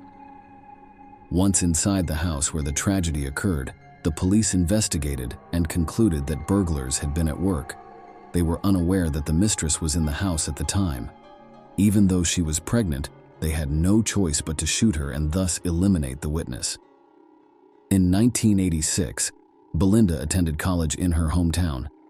Even though her twin sister Brenda left to attend Steve Austin University, Belinda remained with her parents because, in high school, she began dating Marshall Kelmy, who was 3 years her senior and whom she adored. Her father and mother were against the relationship. At the very least, because of her boyfriend, their daughter would be unable to obtain a prestigious education, and as is typical, she would become pregnant early and drop out of even a community college. There were numerous scandals in their household regarding this topic. Carol's mother refused to let her daughter start a joint life with Marshall, saying, "He is nobody to you. When you get married, you can move out anywhere, but until then, you have your own house." Belinda was a stubborn girl who always got her way, so her mother's words must have served as a wake-up call. Later, at a family dinner to which Marshall had been invited despite his reservations, the young couple announced their engagement. There was a palpably silence at the table. "Well, now that they've decided," Mom gritted her teeth, and they remained silent for the rest of the evening. Belinda had made the decision herself, wanting to show her parents that she was an adult capable of making her own decisions.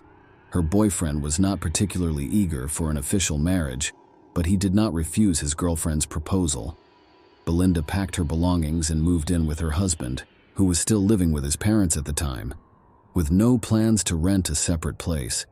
Indeed, their relationship was unaffected by their official marriage. As previously stated, Belinda did everything she could to avoid motherly reproaches and achieve independence. But the taste of this life proved to be very bitter. Not 6 months later, Marshall began to spend little time at home, claiming to be working late but in fact with another woman. Belinda found out when she noticed her husband acting strangely one day. She waited until his workday was over before following her husband. That's when everything came to light. Marshall was walking hand in hand with a strange woman, most likely a colleague. The deceived wife did not organize any fights or jealousy, but instead packed her belongings and returned to her mother. The guilty Marshall hung around her house for a long time, frequently calling to beg her forgiveness, but Belinda was unwavering and too proud to forgive the young man. They soon divorced. By 1998, Belinda was pregnant with her child, but continued to work part-time at the school.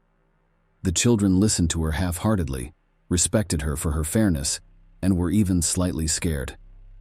Belinda was concerned that due to her pregnancy, she would miss the inter-school basketball competition and would be unable to adequately prepare the team. Her colleague, Richard Bachman, didn't care about her team or children in general.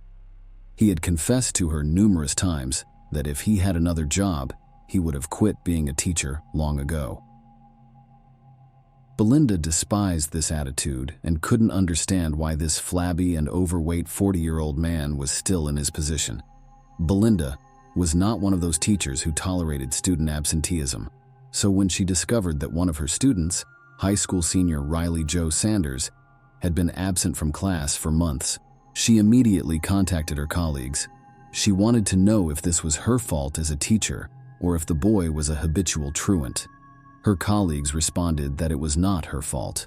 The boy was raised in a bad family, no one cared about him, and he only attended school on rare occasions. Belinda could not leave it at that. That same evening, she went to see his mother, who lived nearby, and had a serious conversation with her, which later proved fruitful. However, it did not meet the young teacher's expectations. Riley Joe Sanders came to class and practiced on an equal footing with the other students. But during a basketball game, when Sanders pushed his opponent and Belinda pointed out Riley's disgusting behavior, he insulted her with the last words, saying something like, "You'll answer to me for this. You better look around, especially in the evenings." After her breakup with Marshall in 1987, Belinda had nothing left in her hometown, so she accompanied her sister to Stephen F. Austin State University. She enjoyed her time at the university. It appeared that she had truly discovered her calling. In addition to studying, she worked part-time as a basketball coach, and the young woman had high hopes.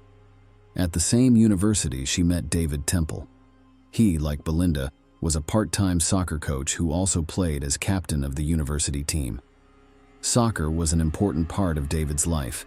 He had been playing since he was a child, and it was clear from the start that he would become a school star. Despite David's difficult personality, he always played well for his team and was respected by all teachers. He could easily insult someone or start a fight, but he got away with it all while on the field during the game. Belinda also attended the Taste, and David's parents idolized her. They liked that she, like their son, was a big sports fan, so they had a lot in common. But her twin sister and Belinda's friends were not pleased with the union. They knew Belinda as a strong-willed and independent woman, and in this relationship, she changed dramatically. She became constrained, silent, and humble. Her whole life seemed to revolve around pleasing David. In addition to everything else, Belinda's toxic relationship caused her to become estranged from her family. Calls to her parents became increasingly infrequent, and trips home, whether for vacation or weekends, ceased entirely. Who in the family might like this? Closer to graduation, the couple purchased a bull terrier and named him Shaq. After receiving their long-awaited diplomas, David and Belinda married. In 1999, police began investigating the crime scene. How could a burglar enter a home guarded by such a vicious dog? In fact, how could the perpetrator distract the bull terrier, that was preventing the police from entering the temple yard. Then they focused their attention on the front door. The glass was broken, as if the perpetrator attempted to open the lock from inside. However, in that case, the shards of glass would have been near the threshold. They were in the distance, to the right of the entrance. So, when the door was unlocked, the glass broke. Why would they do this? In the living room, there was a box on a nightstand and a toppled TV on the floor next to it. The policeman opened it, revealing earrings, rings, a chain, and gold jewelry. Additionally, it was unclear why the robber did not touch the jewelry. With each passing minute inside the Temple family home, the police officers became increasingly convinced that everything had happened in a dramatization. They knew from experience that in a robbery, the criminal takes everything they can find and carries it away. However, it appeared that nothing had been taken. Then there was the dog who would not leave their thoughts. Something was obviously wrong here. The murder was committed by firing a shot in the back of the head, most likely with a 12-gauge shotgun, while the victim was kneeling with their back to the killer. However, shotguns are not a popular weapon among robbers. It's extremely difficult to carry or transport without being noticed. In Belinda's case, the murder occurred at 4 p.m., and no criminal would walk around with a shotgun in broad daylight. "David, do you keep any weapons at home?" one officer inquired. "Yeah, I have a couple of rifles," David explained. David showed the police officers his weapons, but not the shotgun that could have killed Belinda. The cops asked David to accompany them to the station to provide a statement and take inventory of the stolen items. The man was extremely nervous, but he went with the police officers. His son, Evan, who had no idea what had happened, stayed at Harlan's house. In 1996, David Temple and Quentin Harlan were not only neighbors, but also worked at the same school.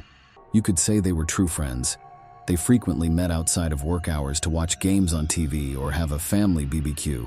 Something other than their shared interest in sports brought David and Quentin together one day. Heather Scott was a new young teacher at the school. Quentin immediately paid attention to her, gave her various signs of interest, and even invited her to dinner one night. But Heather turned him down. Quentin happened to have a rival who, surprisingly, turned out to be David. Quentin was outraged and resentful that his married friend, who even had a son, was developing a secret relationship at work. You have to give it to Quentin. He was a good friend who could keep secrets. Heather had no idea David was married because he didn't wear a wedding ring and didn't tell her anything about his real life. Furthermore, outside of the school, David and Heather appeared to be a happy couple, which was noticed by the entire teaching staff.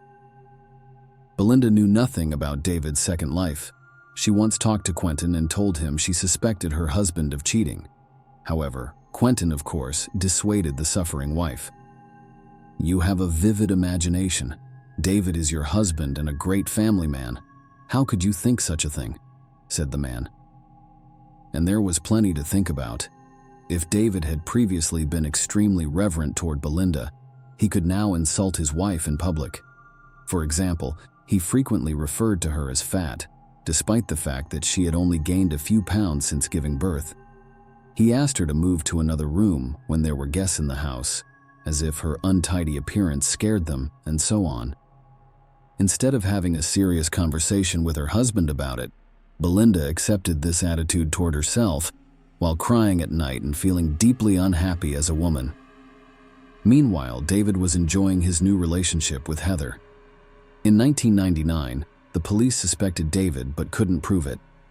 Flipping through the case files of burglaries in the neighborhood, they discovered that 8 days before the murder at the Temple house, a house on the next street was burglarized, and the perpetrator was Riley Joe Sanders, the same persistent truant from the school where Belinda taught and who had threatened her. He was immediately brought in for questioning. Riley had no alibi on the day of the murder, and his father owned a shotgun, albeit a 12-gauge. However, when they searched the Sanders house, no weapon was discovered. When the high school student discovered that, police had every reason to detain him. He admitted that on the day of the teacher's murder, he was with friends and concealed it because he was with a large group of people smoking pot and did not want to frame others with his testimony. Riley's charge has been dropped. David became increasingly estranged from his family after starting a new relationship with a co-worker in 1998. His psychological pressure on his wife increased gradually. He never raised his hand to her, and their entire communication consisted of insults. It was during this year that Belinda discovered she was pregnant again. This news made her forget all of David's previous offenses, and she was ecstatic. David appeared to be attempting to portray himself as a happy father as well, but it was ineffective. David didn't always return home at night, and Belinda was afraid to ask why, because her husband could become enraged and cause a major scandal. A pregnant woman didn't want that. Belinda frequently asked David to assist her in preparing for the baby's birth, such as going to the store for supplies, making repairs in the new children's room, and installing wall shelves. David ignored all of his wife's requests, and Belinda, despite her position, began to do everything herself, including going shopping, painting the walls, and assembling the purchased furniture. David made no effort at all. Christmas was coming. Belinda was already 8 months pregnant. She decided to talk with her husband about what they would give each other. However, David suggested that they not exchange gifts this year because the money saved would be better spent on the baby who was about to be born. Especially since the doctors had warned the expectant mother that she might go into premature labor and the baby could be born before the new year. Christmas arrived. Despite their agreement not to give each other anything, David never gave Belinda anything, not even a small gift. Furthermore, he packed his belongings and announced that he would be spending the entire New Year's holiday with friends on the hunt. Belinda informed her sister, and she canceled all plans to visit her so that Belinda would not feel abandoned. As the doctors warned, labor could start at any time. David, of course, was not on any hunting trips with his friends. He spent the holidays with Heather, who wore a gold necklace that Temple had given her for Christmas. In 2007, it appeared that David Temple had nearly forgotten about his wife's murder, as if Belinda Temple had never existed. He didn't care that 5 years had passed since the murder, and the perpetrator had yet to be identified. He married Heather in 2001, and together they raised Evan. However, in November 2004, he received a knock on the door. On the doorstep, police officers handcuffed David and informed him that he was being held on suspicion of murdering Belinda Temple. David, like before, denied everything. David's trial didn't start until 2007. According to the investigation, the motive for the crime was his new romantic relationship with Heather. David's interviewees stated that they overheard him bragging about how easily he swapped his fat and pregnant wife for a young and beautiful Heather on several occasions during her pregnancy. According to the prosecution, David murdered Belinda as soon as she returned home from work because the young woman was wearing her work uniform and shoes. He then began the robbery by throwing items around the house before quickly driving to the park with his son, providing an alibi. The prosecution also stated that nothing was stolen from the house and that there was a vicious dog in the yard who would not allow any strangers into the house. The murder weapon was most likely dropped by David in the rice paddy, as witnesses saw David's car stop near the paddy with only Evan in it. However, the shotgun was never found in that location. Heather testified that before Belinda's murder, their relationship with David was not serious, and she didn't even love him. Temple clearly disliked these words, which added confusion to the jury's decision. Could David kill his wife for a non-serious relationship? Or is Heather lying to save her husband in this way? In November 2007, David was sentenced to life in prison. In 2009, Riley Sanders' friend goes to the police to clear his conscience. Riley told him a few years ago that he took his father's shotgun with the intent of robbing the Temple family home and teaching his teacher a lesson about his mother's popularity at school. And he almost got into the house, but at that point, a bull terrier ran out of the garage, and Riley shot at the dog but did not hit him, and he quickly fled, fearing that the sound of shotgun fire would attract the neighbors. The court received this testimony, and the case was reviewed. In the meantime, David was released from prison on bail. Heather had no intention of marrying a man who had spent so much time in jail and didn't know how long he would be there. She has filed for divorce. The jury took a long time to decide what type of punishment David deserved. The pandemic began when Temple was free, and the court had yet to decide on a sentence. It was not until 2023 that the case was reviewed. In the end, David was found guilty and sentenced to life in prison with the possibility of parole after 17 years. His son Evan did not believe his father was capable of such a cold-blooded murder until the very end of the trial, and he supported him throughout. Share your opinion with us in the comments and subscribe to the channel for more.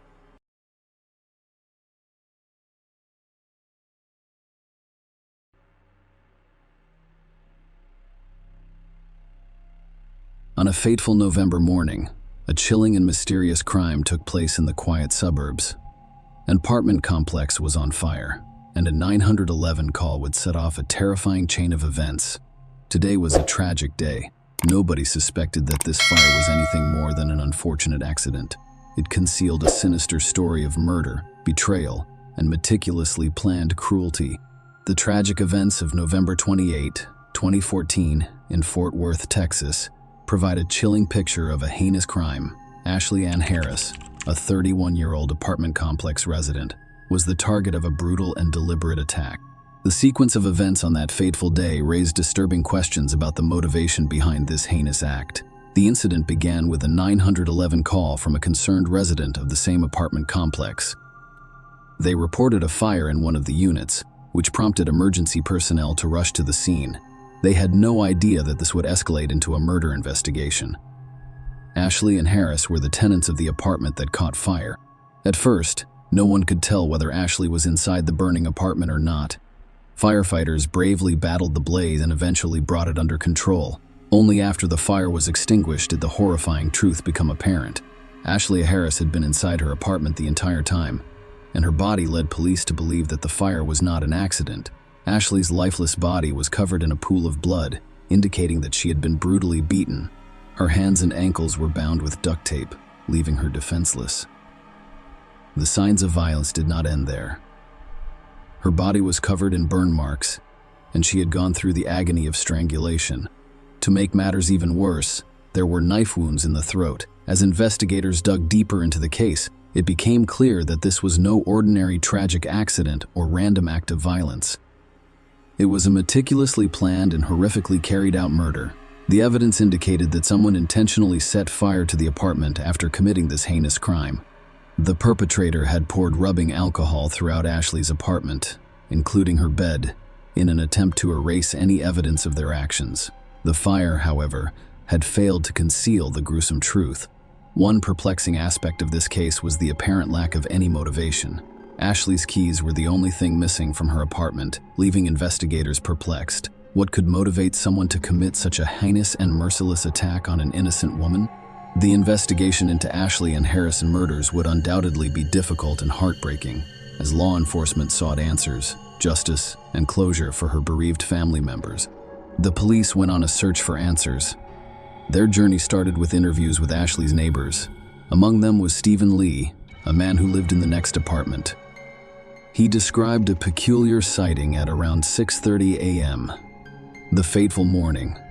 While having a cigarette on his balcony, he noticed an unfamiliar car parked nearby. The vehicle in question was a sleek black Infiniti Gay 35, a rarity in their quiet neighborhood. This observation would prove to be a critical clue in the ongoing mystery. However, Stephen Lee's account was not the only piece of the puzzle.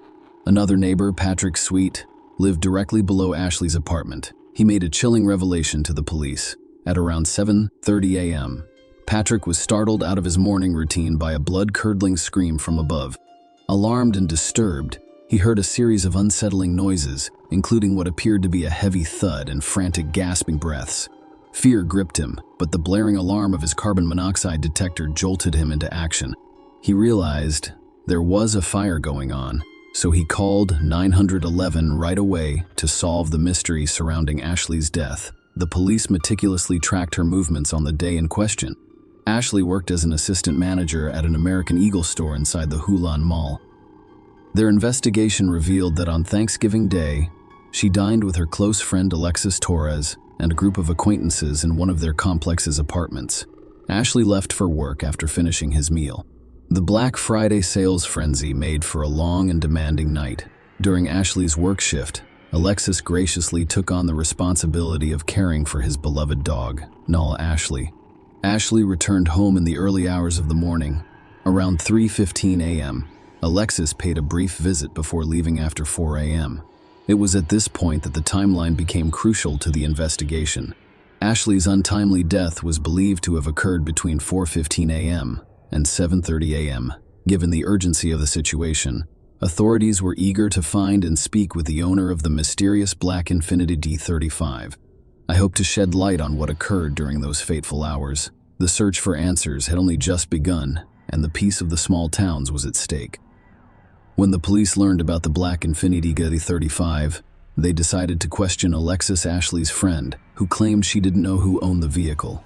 However, a tip from Ashley's boss, Christopher "Chris" Gravy, piqued their curiosity. He told the cops he knew someone who drove such a car, a woman named Carol Cervantes. Carter had previously worked at the same American Eagle store as Ashley, but was let go in August. With this lead in hand, the police began surveillance on Carter's home. Their patience paid off the following Saturday at 8 a.m. when they saw Carter leave her apartment and get into her Infiniti 35, accompanied by a man. The man then drove her to Hulen Mall, where he dropped her off at the entrance before parking. The police approached him for questioning and discovered that he was Clarence David Mallory Carter's boyfriend and a former employee of the same American Eagle store. Clarence was arrested after failing to produce his driver's license upon request. Officers at the police station noticed unusual details about him.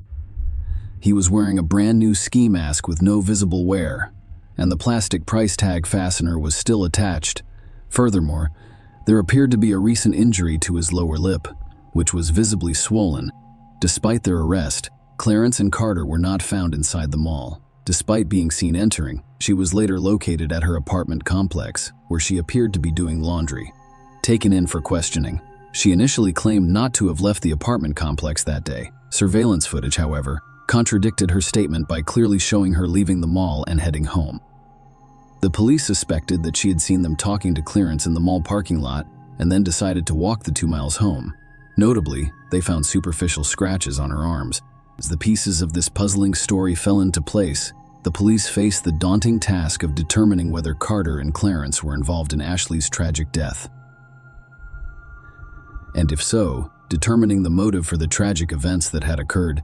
The ongoing investigation into Ashley's tragic death took a chilling turn as new evidence surfaced, painting a disturbing picture of the events leading up to the crime. The discovery of Ashley's missing keys was a watershed moment in the investigation, as it was revealed that these keys also provided access to the American Eagle store where she worked. This revelation led the police to believe that Carter and Clarence had planned to kill Ashley because they knew her keys could open the store's safe. Their sinister plan appeared to involve stealing tens or thousands of dollars, most likely from Black Friday sales. On a fateful Saturday morning, they carried out their plan with Ashley's keys. However, when they arrived at the store, they discovered an unexpected obstacle. The locks had already been changed. The wording of the robbery attempt, as well as the search of Carter and Clarence's apartment, turned up additional incriminating evidence. They discovered a plastic tub filled with bungee cords and a rope. A kitchen drawer contained a lock, a TASR box, and discarded duct tape strands. They also discovered a damaged deadbolt lock on other locks, which appeared to have been used for practice. Each is labeled as a lock-picking practice lock, with the black Infiniti D35. A vehicle central to the investigation also harbored sinister secrets. Inside the car, police discovered a plastic bag hidden within a black trash bag, as well as a sharpening stone, most likely used for a knife, a 9mm cartridge, a cell phone, a walkie-talkie, and a buck knife with a sheath. Notably, they discovered a toboggan with a hole cut in it, an unopened tarp, and a kitchen knife. Perhaps most concerning was the discovery of a loaded Glock 19 with a bullet in the chamber concealed beneath the driver's seat. These compelling pieces of evidence painted a troubling picture of Carter and Clarence's roles in Ashley's murder. Both individuals were charged with capital murder, and the state chose not to pursue the death penalty, instead seeking life imprisonment without the possibility of parole for both defendants. Despite the overwhelming evidence against them, Carter and Clarence maintained their pleas of not guilty, setting the stage for a tense legal battle that would determine their fate. The legal proceedings in the cases of Carter Cervantes and David Mallory were conducted separately, but the prosecution presented a largely consistent narrative for each defendant. However, since Carter's case was heard first, the emphasis was on establishing her as the alleged mastermind behind the crime. In the eyes of the prosecution, Carter and Clarence had multiple reasons for wanting to harm Ashley. For starters, they assumed the pair wanted Ashley's keys, which would grant them access to the store safe and the large sum of money they assumed was inside, especially after the lucrative Black Friday sales. Furthermore, the prosecution claimed that Carter and Clarence sought vengeance on Ashley. They blamed her for their job terminations, adding to the personal animosity in the situation. The court proceedings delved into the backgrounds of the parties involved. In June 2014, Ashley had been appointed to manage the store temporarily while Chris was on medical leave. Her supervisor, Carter, and the store's assistant manager had all played important roles in the operation. Significantly, she had also hired her boyfriend to work with her at the same establishment. On August 24, 2014, a sum of $18,000 mysteriously vanished from the safe at the American Eagle store. Carter became suspicious when Ashley, who was in charge of locking up the store that night, discovered that the back door had been left unlocked. Clarence was identified as the person who accessed the safe and stole the money, according to surveillance footage. This discovery sparked a series of events that would eventually lead to a tragic outcome. Chris, Ashley's supervisor, found out after the theft that Carter had hired Clarence. Surprisingly, Clarence had previous experience with the American Eagle brand, having worked at an Amarillo location. However, his record in the American Eagle system was marked as non-rehirable, indicating that he should not be employed at any of the brand's locations. Chris made a startling discovery. Carter had manipulated the clearance personnel file by changing his social security number and name in the system to avoid detection and red flags. This revelation indicated a disturbing level of collusion between Carter and Clarence. As tensions rose, it became clear that Carter and Clarence had planned to kidnap Ashley and take her keys. Their cell phones held incriminating evidence, including photos of Ashley's apartment door, and vehicle. Furthermore, police found latitude and longitude coordinates on their cell phones. Detective Cedillo's testimony added to the chilling story. He revealed that one of the clearance text messages contained coordinates that, when entered into Google Earth, led to a location near Louders, Texas. Detective Cedillo made a chilling discovery at this location: a 6-foot-long, 2.5-foot-wide, 3-foot-deep hole. The prosecution claimed that the initial plan was to kidnap Ashley, threaten her with a pistol, and then kill her in a different location. However, their intentions changed when Ashley refused to allow them into her apartment, resulting in her tragic death on the premises. More unsettling evidence emerged. When police searched Clarence's in Cadillac, they discovered 2 shovels, a box of plastic sheeting, and a box of Craftsman sockets, indicating a sinister and premeditated intent. These revelations painted a disturbing picture of a well-planned crime, with Carter and Clarence allegedly motivated by both financial gain and vengeance. The prosecution called witnesses to shed more light on the tragic events leading up to Ashley's death. One such witness was Jeff Kaiser, Ashley's close neighbor and friend. Jeff described the terrifying morning when he was jolted awake by the blaring sound of fire alarms. When he realized Ashley's apartment was in danger and saw her car still parked outside, he sprang into action. He rushed upstairs without hesitation and bravely kicked down Ashley's apartment door. When Jeff entered, he was met with a scene of chaos. The apartment was filled with smoke, and water poured from the sprinkler system, creating a dangerous and disorienting environment. Despite the perilous conditions, Jeff attempted to crawl toward the kitchen to reach Ashley. However, the thick smoke quickly overwhelmed him, forcing him to retreat for some fresh air. Undeterred, he made 2 more valiant attempts, but the smoke was too dense to navigate. Fortunately, firefighters had arrived on the scene to take over the rescue efforts, and an arson investigator provided crucial information about the cause of the fire. He testified that he identified several points of origin for the fire, including the bed, Ashley's body, and the closet. A particularly disturbing discovery was that the smoke detector had been purposefully removed and was hidden beneath the mattress. These findings suggested a sinister and deliberate act aimed at concealing the fire and complicating Ashley's chances of survival. The courtroom drama continues with a string of compelling events and testimonies. The prosecution presented surveillance footage from the front of the American Eagle store, which showed a mysterious figure attempting to manipulate the gate lock around 2 a.m. On November 29, the person's face was concealed, but the prosecution claimed it was Carter. It was clear they were attempting to unlock and raise the gate, but their efforts were futile because the locks had been changed. This suggested that Carter's intentions were related to the store or the crime.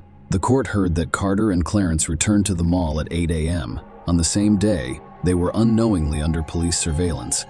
This raised questions about their actions and intentions, especially given their previous unsuccessful attempt to enter the store. Clarence was arrested in the mall's parking lot and during his interaction with police. He claimed Carter had entered the mall to get some documents. However, when the police searched the mall, Carter was nowhere to be found. She was eventually found at her apartment complex, raising questions about her whereabouts and movements. Dr. Richard Fries, a deputy medical examiner with the Tarrant County Medical Examiner's Office, provided crucial information about Ashley's injuries. The autopsy revealed a harrowing picture of her physical injuries. Ashley suffered numerous injuries, including lacerations to her scalp, cheeks, and the left side of her face. Her right side was marked by a patterned bruise, and there were other bruises between her eyes and around her left eye. She had scrapes and laceration marks on her lip, as well as a chin scrape. Perhaps most disturbingly, there was a star-shaped laceration with a bruise behind her left ear, which the medical examiner determined was caused by a pistol blow. The testimony painted a bleak picture of Ashley's ordeal, implying that she had been brutally beaten. Ashley sustained several injuries, including a knife wound to her neck, as well as bruises and abrasions on her neck, chest, and right arm. Dr. Fries, a witness in the case, testified that Ashley's facial injuries were caused by multiple blows. He also mentioned the presence of paddock A in Ashley's eyes, implying asphyxia or strangulation. He concluded that Ashley died from asphyxiation and blunt force trauma to the head and neck, ruling her death a homicide. The courtroom drama surrounding Carter's trial was both captivating and heartbreaking. Her defense strategy was based on the claim that she had no role in Ashley's tragic death. In a courageous move, she took the stand to testify in her own defense, revealing the layers of fear and manipulation that had shrouded her life. Carter's testimony painted a disturbing picture of her relationship with Clarence, describing him as controlling and menacing. She revealed that he had chilling control over her daily life, even dictating when she could eat and drink. The courtroom hung on her every word, as she admitted to attempting to rob the American Eagle store, but she insisted that the crime was coerced by clearances and menacing threats. She described a terrifying moment in which he brandished a gun and ordered her to commit the theft. To add to her anguish, he claimed that there was a lurking danger outside her parents' house, threatening their lives if she refused to steal the money. Carter's story became darker when she described a horrific incident in which she claimed to have been raped by two unknown men. Clarence, she claimed, allowed these assailants into her apartment, and she was subjected to unspeakable brutality. Carter maintained her innocence on the night Ashley was murdered. She testified that she was in her bed, sound asleep, and had no knowledge of Clarence's whereabouts at the time. She vehemently denied any involvement in Ashley's death and insisted that she had no role in the tragic event. Despite Carter's compelling testimony, the jury remained skeptical in a remarkably swift decision. They arrived at a guilty verdict after only 2 hours. Carter was sentenced to life without parole. The case did not end there. Clarence will appear in court, maintaining his innocence in Ashley's murder. His claims, however, were met with similar silence. The jury, clearly unconvinced by his claims, found him guilty as charged. Like Carter, he was sentenced to life in prison with no possibility of parole. Share your opinion with us in the comments and subscribe to the channel for more.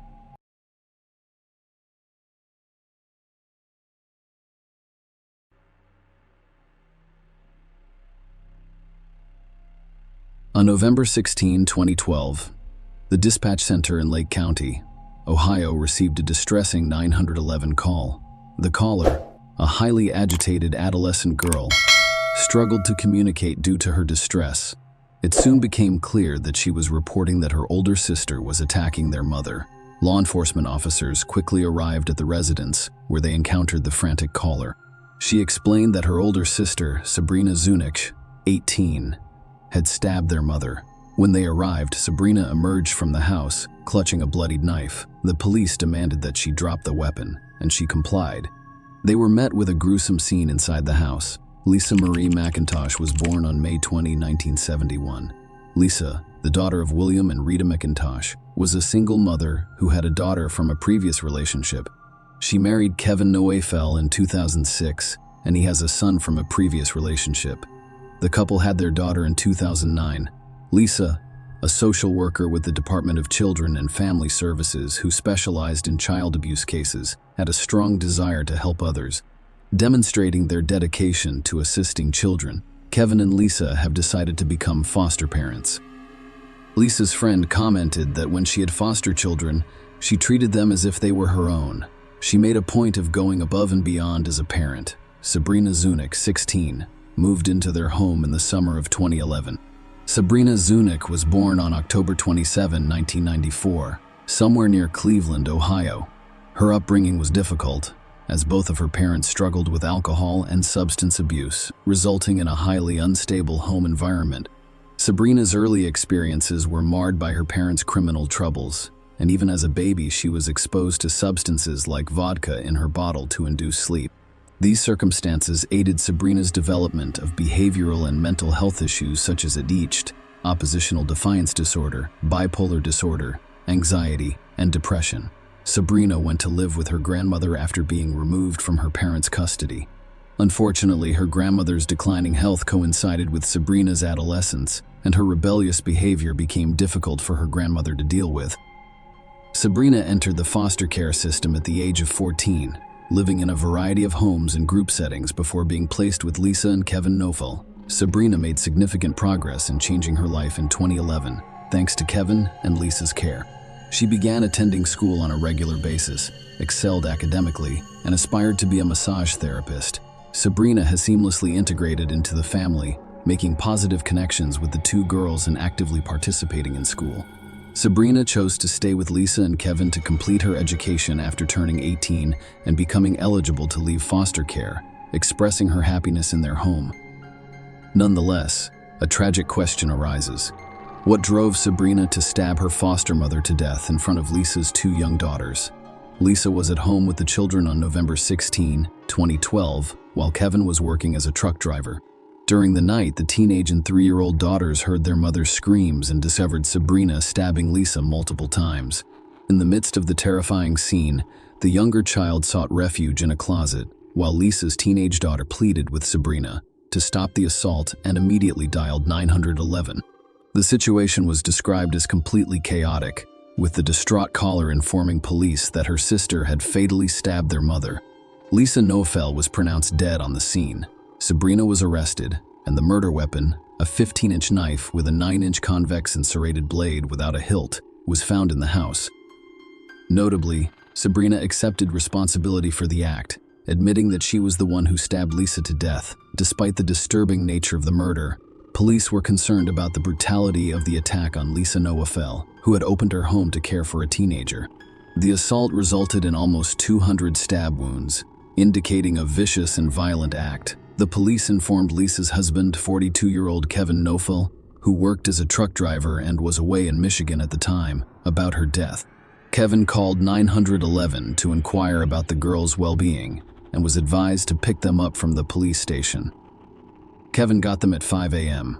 that morning. Over the next 10 months, law enforcement worked hard to piece together the puzzle surrounding the crime. The investigation's findings indicated a shift in the Noefel household dynamics around December of 2011. Sabrina Zunick, who was initially content in the home, began to have conflicts with Lisa. Jealousy emerged as a significant factor, with Sabrina expressing resentment toward Lisa and accusing her of favoring Haley and Megan, the family's two younger girls. The inquiry loomed. Could these tensions have pushed Sabrina to commit the heinous act of murdering Lisa? Several months after her arrest, Sabrina offered to cooperate with police in exchange for a 30-year parole possibility rather than a life sentence without parole. Sabrina made a shocking disclosure in her statements. She claimed to have had sex with her foster father, Kevin. Sabrina stated that this relationship began in the spring of 2012. Following Sabrina's arrest, she claimed that it was Kevin's idea to plan and carry out Lisa's murder. Kevin Nofel was facing charges for the murder of his wife, Lisa. He was charged with conspiracy to commit aggravated murder, complicity in aggravated murder, and 6 counts of sexual battery. During the trial, Kevin entered a not guilty plea, and the focus was solely on his charges. Sabrina, who had previously pleaded guilty, agreed to testify for the prosecution against Kevin. The prosecution argued that, while Sabrina was the one who physically stabbed Lisa to death, Kevin was aware of and involved in the murder. The prosecution claimed that Kevin wanted to end his relationship with Lisa, as evidenced by statements to friends about a possible divorce. They also claimed that Kevin stood to benefit financially from Lisa's death because of the existence of multiple insurance policies. During the trial, the prosecution presented evidence indicating a change in Lisa Nofel's behavior preceding her tragic death. Lisa's coworker testified that in the months leading up to her murder, Lisa appeared distracted and made an effort to focus. She also mentioned delivering food to Kevin the day after Lisa died, noting that his demeanor seemed normal, and seeing a picture of Sabrina on the refrigerator. Kevin's apparent lack of emotional response was accentuated when she saw him at Lisa's funeral and described him as emotionless. Another coworker stated that Lisa underwent a significant change in 2012. Lisa began taking private phone calls away from her desk, which appeared to upset her. When she spoke with Kevin the day after Lisa's murder, he mentioned that recouping Lisa's $50,000 salary would be difficult. The prosecution called witnesses to testify about Kevin's behavior after learning of Lisa's death. Kevin was described as calm by the police officers involved in the case. Patrolman who met Kevin in the police station lobby a few hours after Lisa's death reported that he appeared relatively calm during the encounter. Detective Brian Jackson of the Willoughby Hills Police Department testified during the trial, recounting an interaction with Kevin the day after Lisa's murder. Kevin expressed a desire to enter the house, but Detective Jackson advised against it, explaining that the scene had not been cleaned. Despite the gruesome circumstances, Kevin showed no emotion and insisted on seeing the scene for himself, claiming that he had been in similar situations before. The prosecution presented evidence about the insurance money, revealing that Kevin had collected insurance funds following Lisa's death. Testimonies focused on Kevin Swift's actions on the morning of Lisa's murder. Kevin called Lisa's workplace to inquire about the paperwork required to file a claim on Lisa's life insurance policy with the union. Jill Reynolds, a benefits specialist at Gordon Food Services where Kevin worked as a transit driver, testified that on the day Lisa was killed, Kevin contacted her to report Lisa's death and stated that he planned to file an insurance claim. This information was critical in establishing a timeline of Kevin's actions and decisions in the immediate aftermath of the tragedy, which helped to shape the prosecution's narrative about the financial implications of Lisa's death. The prosecution informed the court that Kevin filed several insurance claims on November 16, including a $250,000 life policy for Lisa No. This policy, which was issued on May 16, 2012, provided coverage for her life. According to Christopher Eddy, a team leader at Guardian Life Insurance Company, which provides insurance for Cuyahoga children and family services, Kevin received a $250,000 check as payment for the claim. Farmers Insurance paid Kevin $150,000 for his term life insurance policy purchased in 2009. This is for Lisa. After Lisa died, Kevin changed the property's insurance policy from renters to homeowners and added a swimming pool. Kevin also purchased auto insurance for a 2013 Cruze, a 2011 Malibu, and 2 campers, using the funds not only to pay off his mortgage, but also to buy new cars and a home in Florida, as well as funding flying lessons. Lisa owned nearly $800,000. The prosecution called Sabrina as a witness in life insurance policies, which Kevin collected throughout the trial, and she testified that her relationship with her foster father Kevin began in the spring of 2012. Sabrina testified in court that Kevin typically drove her to Willoughby South High School, and that they engaged in sexual activities during these rides. She claimed that Kevin explained that he couldn't divorce Lisa because of concerns about sharing custody of Haley. According to Sabrina, the idea of killing Lisa started as a small thought. Kevin would occasionally text her, expressing his dislike for Lisa and suggesting that once Lisa was gone, they could buy their own home and live together, and Sabrina could attend college while acting as the children's mother. Sabrina told the court that she approached her friend Autumn Pavlik in early October to find someone to kill her foster mother. Autumn testified, asking me if I could get her a hitman. She declared that they were getting a divorce and that she was worth more dead than alive. However, Sabrina eventually decided to handle the situation herself. She testified that on November 15, 2012, Kevin drove her to school but started crying after parking. Sabrina claimed that Kevin revealed that they had a heated argument with Lisa the night before, and that he would consider suicide if Lisa wasn't dead. Sabrina told the court that I was scared for him because I had fallen in love with him. Sabrina responded by assuring Kevin that she would take responsibility for killing Lisa, and Lisa died less than 24 hours later.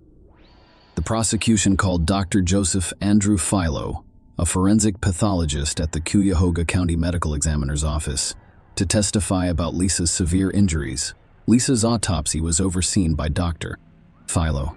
According to Dr. Philo's testimony, Lisa died as a result of a mandible jaw injury that penetrated deeply enough to sever the carotid artery connecting the brain. Another lethal wound was discovered in her breast, which penetrated and collapsed the underlying lung. Dr. Philo described several cuts on Lisa's body as intricate and complex, implying that either the knife was twisted upon entry or the body was in a twisting motion.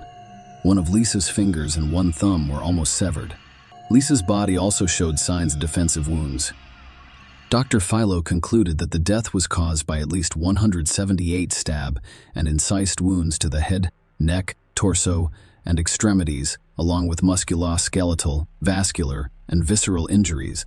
The brutality of the assault was highlighted by the fact that the knife used had bent as a result of the extreme violence inflicted during the attack. The defense argued that Kevin was not guilty and that Sabrina bore sole responsibility for Lisa's death. They emphasized the lack of physical evidence supporting Kevin and Sabrina's sexual relationship, as well as the prosecution's reliance on Sabrina's testimony, which they argued was untrustworthy given her agreement to a plea deal in exchange for a reduced sentence. The defense claimed Sabrina's motive for killing Lisa stemmed from a conversation 2 weeks before the tragedy. According to their case, Lisa informed Sabrina that she had to vacate by January 1, 2013. Kevin decided not to testify at the trial. The court was informed that, despite the inability to recover text messages or phone call records between Sabrina and Kevin, official records revealed a significant amount of communication. 1491 texts or calls exchanged between their cell phones from November 1 to November 16, 2012. Notably, there were 78 recorded calls or texts beginning at 7:12 p.m. from November 15 to 12:48 a.m. on November 16, half an hour before Lisa's tragic death. After nearly 10 hours of deliberation, the jury found Kevin guilty of all 11 counts.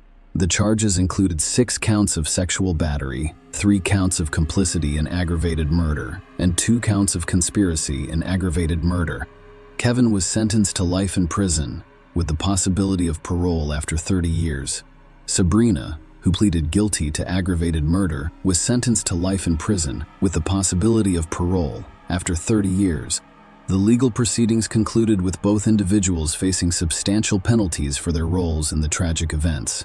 As a result, Kevin's currently incarcerated at the Lake Erie Correctional Institution in Conneaut, Ohio, with a parole date of 2043.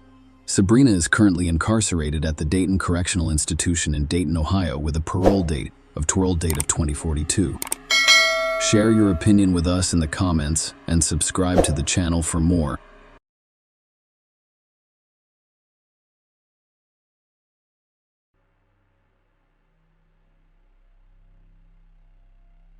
The tragic story of Lacey Peterson, a young school teacher, not only shocked the public with its unimaginable cruelty and inhumanity, but it also set the stage for the passage of the Lacey and Connor Act.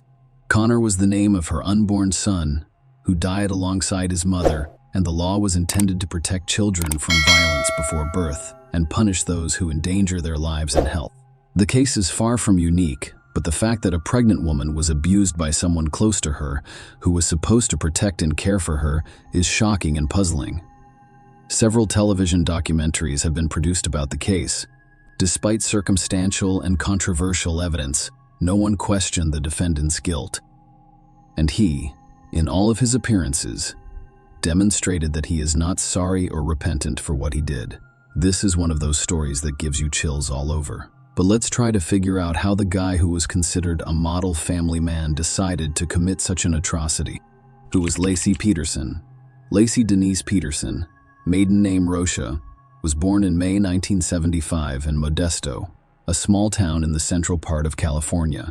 Dennis Rocha and Sharon Anderson had known each other since high school, and their teenage romance resulted in marriage and the birth of 2 children, Brandon, the eldest, and Laci, the daughter.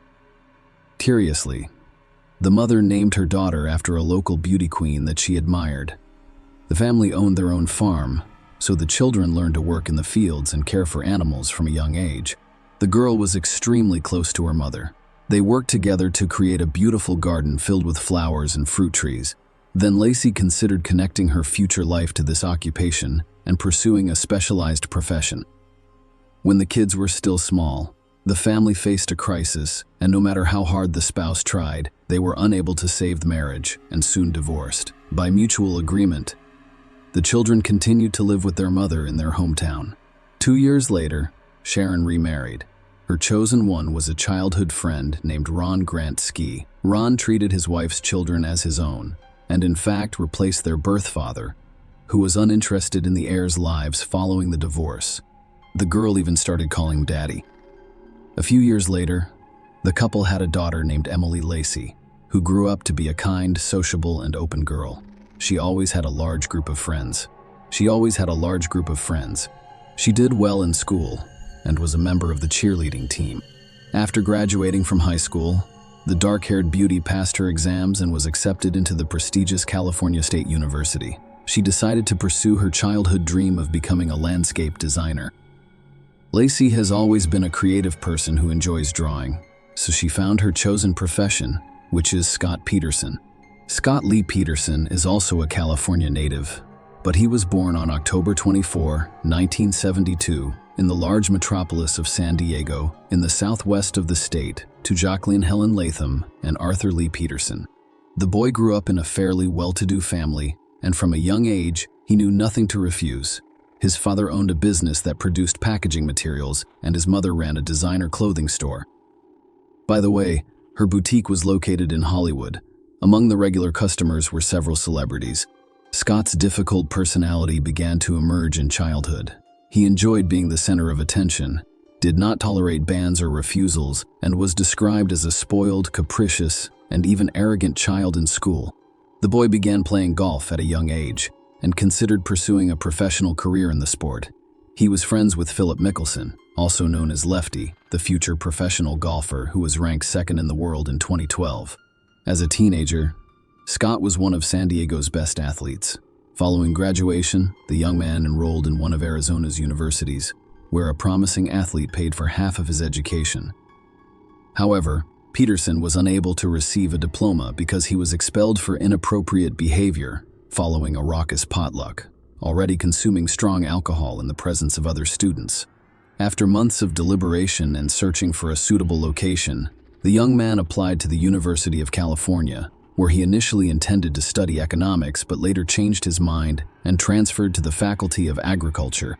By the way, Scott took the educational process very seriously and responsibly this time, becoming an exemplary student because his parents threatened to leave him without a job if he was expelled again. Scott and Laci, a love story. Young people met while studying at university. Scott began working part-time in one of the local coffee shops, where he also worked as a waitress alongside a former classmate and close friend of Laci. Laci frequently stopped by to eat and see her friend, and when she noticed the handsome young man, Scott noticed the smiling petite brunette and began to give her his full attention. One day, Laci went to the coffee shop but didn't see her friend. She decided to ask Scott what was wrong. They quickly started talking. However, because Scott had to work, Laci wrote her phone number on a napkin so they could contact each other later. Scott called her back that evening, and Laci was thrilled. After speaking with him, he informed her mother that she had contacted her future husband. A few days later, he asked his new acquaintance out on a first date, and Laci readily agreed. It's worth noting that Peterson had another passion besides golf, fishing, so he invited Laci to go deep-sea fishing in an open body of water. She accepted the offer, but she became seasick on the boat, forcing the couple to quickly return to shore and family life. Nonetheless, after that not-so-great first date, the couple began to meet, and a few years later, they decided to move in together. Scott had finally abandoned his dreams of a professional sports career and decided to start his own small business. In the summer of 1997, he used the startup capital to help his parents. After Lacey received her diploma, the couple held a traditional wedding with a white dress veil and vows at the altar. They only invited family and close friends to the celebration. And as a venue, they chose the popular Sycamore Mineral Springs Resort, which is located on the ocean in Western California. Following their wedding, the couple moved to San Luis Obispo, a small resort town between Los Angeles and San Francisco. They decided to open their own sports bar, but the idea was doomed from the beginning. There were rumors that Scott's parents once again assisted with the execution of the business plan. However, they later denied it, claiming that their son was a poor businessman who they discovered while he was still attending university. Anyway, the couple's business was not very successful. They initially had constant problems, first with the institution itself, then with the management, but they eventually managed to spin the number of visitors up over time, and by 2000, when the Petersons decided to sell the institution, it was already a well-known and popular destination. The couple decided to settle in Lacey, their hometown, and start a family. They bought a small, cozy house in a good neighborhood, a car, and a dog. And about a year later, the young woman told her husband the happy news that they would soon be parents. Lacey had already decided to change her career path and accepted a position as an art teacher at a local school. Her husband was having difficulty finding work and was forced to accept a position with a fertilizer and organic fertilizer company. Lacey tried to be the perfect wife in order to bring comfort and peace into her and her husband's new home. She kept everything in perfect order, loved cooking, entertaining guests, and had a lovely flower garden on the lawn. Scott appeared to be supportive of his wife in all aspects, and from the outside they appeared to be the perfect couple. He accepted the news of the upcoming addition to the family with joy. When the couple discovered they would have a boy, they actively began to choose a name for him. The future parents chose the name Connor for their son, and everyone was sure that they were looking forward to the child's birth as a pregnant teacher. Lacey, who was 8 months pregnant at the time, mysteriously disappeared on December 24, 2002. Lacey's mother and stepfather, who had been unable to contact her throughout the day, raised the first alarms. She did not answer the phone or return calls, which was unusual for her. As it turned out, the husband had been unaware of his wife's whereabouts the day before. She had visited her parents as well as the beauty salon where her sister Amelia worked. She was cheerful as she prepared for the Christmas and New Year's Eve celebrations. Lacey allegedly went for a morning walk with her dog, but a few hours later, neighbors discovered the Petersons' dog wandering down the street, dragging a dirty leash behind him. At the time, no one suspected anything wrong. The neighbor, he said, simply thought the dog had escaped, so we took him to the owner's backyard. For the evening, the concerned parents called the police and reported him missing, requesting that they begin searching immediately because Lacey was pregnant, and if she was in trouble, she required assistance as soon as possible. However, she was never found that day or the next. A day later, word of the missing teacher spread throughout town, prompting hundreds of volunteers to join the search. People combed the area, pasting flyers with portraits of the girl and organizing search pages in social networks where they posted detailed information about the missing mother and stepfather. The older brother and younger sister appealed to all concerned on television, requesting assistance in the search and sharing any useful information for which a reward was even announced, except that Scott behaved strangely and even suspiciously, refusing to participate in press conferences, showing little interest in the search results, and appearing unconcerned. Mr. Peterson's behavior, according to the investigator in charge of the case, raised suspicions from the start. He was frighteningly calm, and the police officer's questions annoyed him. He asked no questions, acted arrogantly, and, most interestingly, confused his statements by changing them multiple times. Scott was the last person to see his spouse on the day she went missing. He went to the golf course in the morning to get some exercise and play while his wife stayed at home, intending to walk the dog and do some cleaning later. When he got home, he found the dog in the backyard, but Lacey was nowhere to be found. Scott did not go to the police because he believed his wife was visiting her parents. However, when she still did not show up, he became concerned and called his mother-in-law's house, where he was informed that Lacey had not arrived, and that's when the first inconsistencies in Scott's testimony became apparent. First, no one could confirm his alibi because he hadn't been seen on the golf course. Second, the father-in-law claimed, as confirmed by the taped conversations, that he had called Scott himself while looking for his stepdaughter. But he replied that he had no idea where she could be. Peterson then abruptly changed tactics, stating that he had changed his mind about playing golf and instead planned to go fishing at a secluded location in Berkeley Harbor. He explained the confusion over the phone calls by stating that all of the relatives were on edge and couldn't remember who had called whom or when during the inspection of the couple's home. A strange and frightening detail was discovered. Lacey's purse, which contained her house keys, phone, and some cash, had gone missing.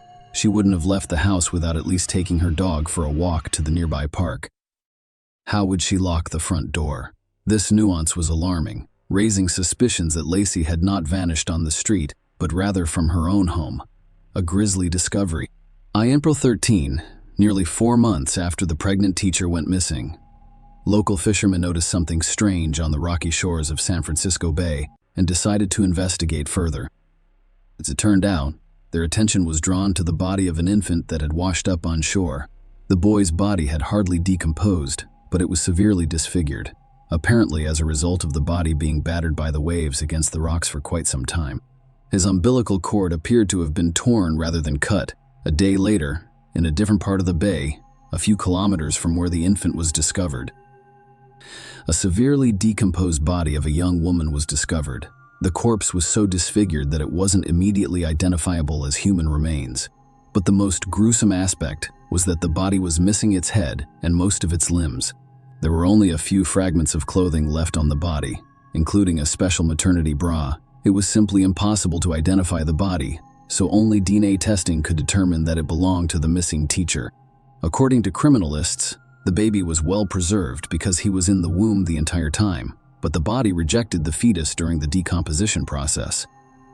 According to eyewitnesses who discovered the boy, something strange resembling a ribbon or rope was wrapped around his neck, and he had a large cut on his body. Although the autopsy results were never officially released, the experts claimed that the cut was caused by a wave hitting the body against a sharp rock, and that the noose around his neck was simply trash. Scott evaded capture during the investigation and search. Furthermore, Lacey's parents actively defended their son-in-law for the first few days, describing him as an ideal husband and their marriage as happy and built on love and trust. But the more the police learned about this man, the more suspicious he appeared to them. Peterson began cheating on his wife almost immediately after the wedding, even before the couple moved to Modesto. Later, he had numerous mistresses with whom he lied about not being married or recently widowed. Thus, in the fall of 2002, Scott went on a blind date with a lovely blonde named Amber Frey. The girl worked as a seuse and raised her young daughter alone. She was looking for a life partner who would love and accept her and her child, and Scott was handsome and polite. She knew the feelings were mutual. Scott almost immediately admitted that he had recently been widowed, and that the upcoming Christmas would be the first without his beloved deceased wife. Amber consoled him as best she could, and from that point forward, they communicated almost daily. Scott soon told his mistress that they could move in together after the holidays, and the couple began to plan their future together. True, Scott stated that he has never wanted to have his own children and plans to undergo a sterilization procedure known as a vasectomy, but he was also prepared to raise daughter Amber as his own. Everything was fine until Amber happened to see a TV report about the disappearance of a pregnant local teacher. Despite the fact that the missing woman's husband did not give an interview or appear in front of the cameras, the broadcast featured photos of her and Lacey together, and Amber recognized her lover. Another intriguing feature was Scott's drastic change in appearance following his wife's disappearance, which included growing a beard and bleaching his naturally dark hair on his head and face. Amber couldn't believe what she was seeing and hoped it was all a dream. However, she soon realized that she was dating the same guy. She went straight to the police and told them everything, even agreeing to record their phone conversations. Amber wondered why Scott had told her he was a widower a couple of weeks before his wife vanished, but he must have sensed something was wrong. despite his evasiveness, as soon as the bodies of the deceased mother and child were found. The question of immediately arresting Scott as the main suspect arose. Despite the fact that the investigation lacked hard evidence, there was a good chance Scott would try to leave the country. In fact, that was exactly what he planned to do. But, fortunately, he did not have time. On April 18, 2003, the widower was taken into custody, but he refused to admit his guilt.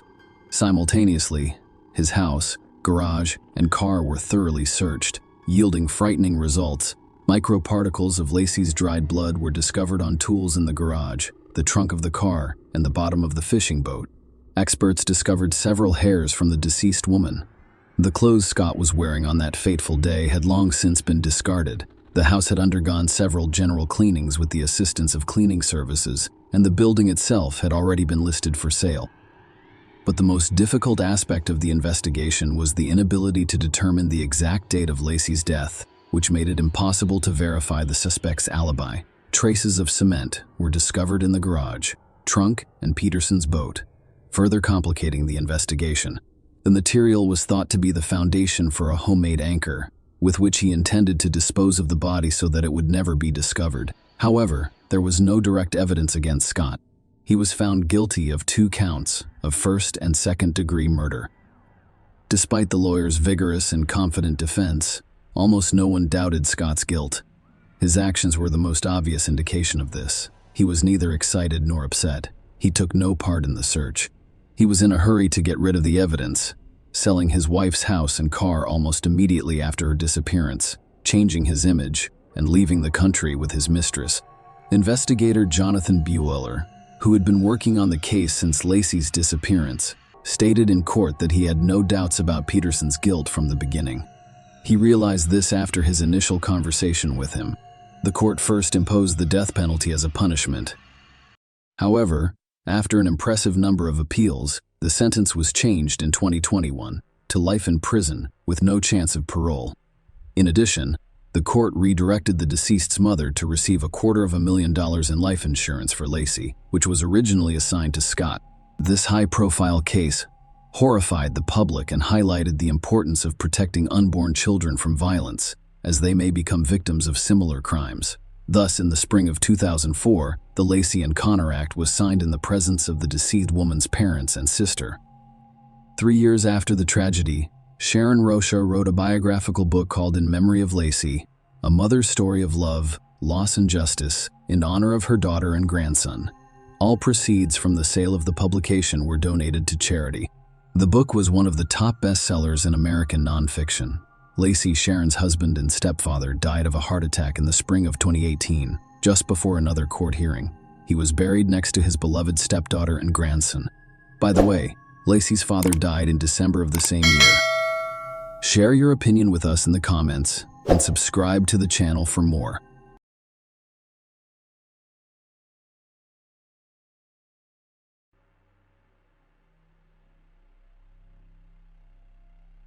The Vaughn family case. What happened on a deserted road on June 14, 2007? Kimberly Vaughn, 34, and her 3 children, 12-year-old Abigail, 11-year-old Sandra, and 8-year-old Blake, were found dead on a highway near Bluff Road. Were found dead on a highway near Bluff Road. They all died as a result of close-range gunshot wounds. Christopher Vaughn, the family's head, was the only survivor and suffered only minor injuries. He claimed he was shot by his wife, who he believes killed their children to settle the score. Christopher, on the other hand, was unable to provide specific information because he allegedly had a memory lapse. The case was investigated for 5 years before a final verdict was reached. However, some people continue to question the justice of the verdict. The story has remained a hot topic on popular television talk shows, prompting numerous questions. We'll try to get to the bottom of things from the start. Kimberly Phillips and Christopher Vaughn have been together for over a decade, have 3 children, and appear to be a happy and friendly family on the outside. Kimberly Vaughn, real name Phillips, was born in the small town of St. Charles, Missouri in December 1972. She grew up in a relatively affluent family with 2 daughters, Jennifer and Elizabeth. By the way, Jennifer was our heroine's twin sister. The Phillips did not take shortcuts when it came to their daughter's education and development. Kimberly, like her sisters, attended a prestigious school and participated in sports. She had many friends who described the girl as outgoing and friendly. Christopher Vaughn was born in September 1974 in St. Louis, Missouri, a nearby city. He was one of 3 sons in a modest yet welcoming family. During his school years, the young man was very interested in soccer and also enjoyed hiking, camping, and family vacations out of town. The couple met in the early 1990s. They quickly developed a romantic relationship. Kimberly's parents opposed the union from the beginning because the chosen daughter was a few years younger than her and did not yet have a stable job. Furthermore, as previously stated, I grew up in a modest, if not impoverished, household. However, the young people were so in love with one another that they refused to listen to anyone else. Kimberly soon became pregnant, and the couple got married in the summer of 1994. The groom was not yet 20 years old when the wedding took place, and the bride was only a few years older. They both seemed to be well prepared for family life, however. Their daughter Abigail was born 4 months after the wedding, in October of that year. Just a year later, the couple welcomed their second daughter, Cassandra. 3 years later, their youngest son, Blake, was born. The spouses' early years of family life were peaceful and happy. Young people fell in love, made big plans for the future, raised their families, and organized their homes. All of their children were gifted, grew well, participated in a variety of sports, loved music, and performed in the school drama theater. Kimberly, a homemaker, was constantly raising her voice. She oversaw her school's PT. The young woman also led the scouting group, which included all of her children. In the meantime, the family patriarch founded and expanded his own small cybersecurity company. A few years after their wedding, the family moved to Washington State, and in early 2000, they settled in a small town in Illinois, where they could afford to buy their own large home. Kimberly then decided to pursue a law degree and enrolled in one of the local universities. She received her diploma just a month before the tragedy. At first glance, this family appears to be happy and strong. However, few people were aware that the couple's relationship deteriorated soon after the relocation. Christopher frequently traveled to another state for work, and he developed an affair with a woman named Jill. This relationship lasted approximately a year, and Kimberly eventually became aware of it. A serious scandal erupted within the family. The husband and wife had separated and were getting divorced. However, after weighing all of the pros and cons, the couple decided to stay married for the sake of their children. Husband and wife did their best to pretend that everything was fine, but the tension between them gradually grew. Kim lost trust in her chosen one because she was jealous of him and suspected him of cheating, which proved to be reasonable. On the nervous ground, the young woman began to have health problems. She suffered from anxiety, migraines, insomnia, and blood pressure problems. Kimberly was forced to seek medical attention and was given several medications to treat her condition. She took them for a year and also saw a psychologist with whom she discussed her family's issues. Despite this, Kimberly remained social, friendly, and energetic. Others described her husband as a withdrawn introvert who rarely showed emotion during a fateful trip in June 2007. On the eve of their 13th wedding anniversary, the couple planned a family trip to an amusement park in Springfield, Illinois. Christopher selected the location, and the rest of the family supported his decision. So, in the early hours of June 14, after settling into their SUV, the entire family set out. A few hours later, a passing vehicle picked up the Vaughn family's bloodied head as it drove down the highway.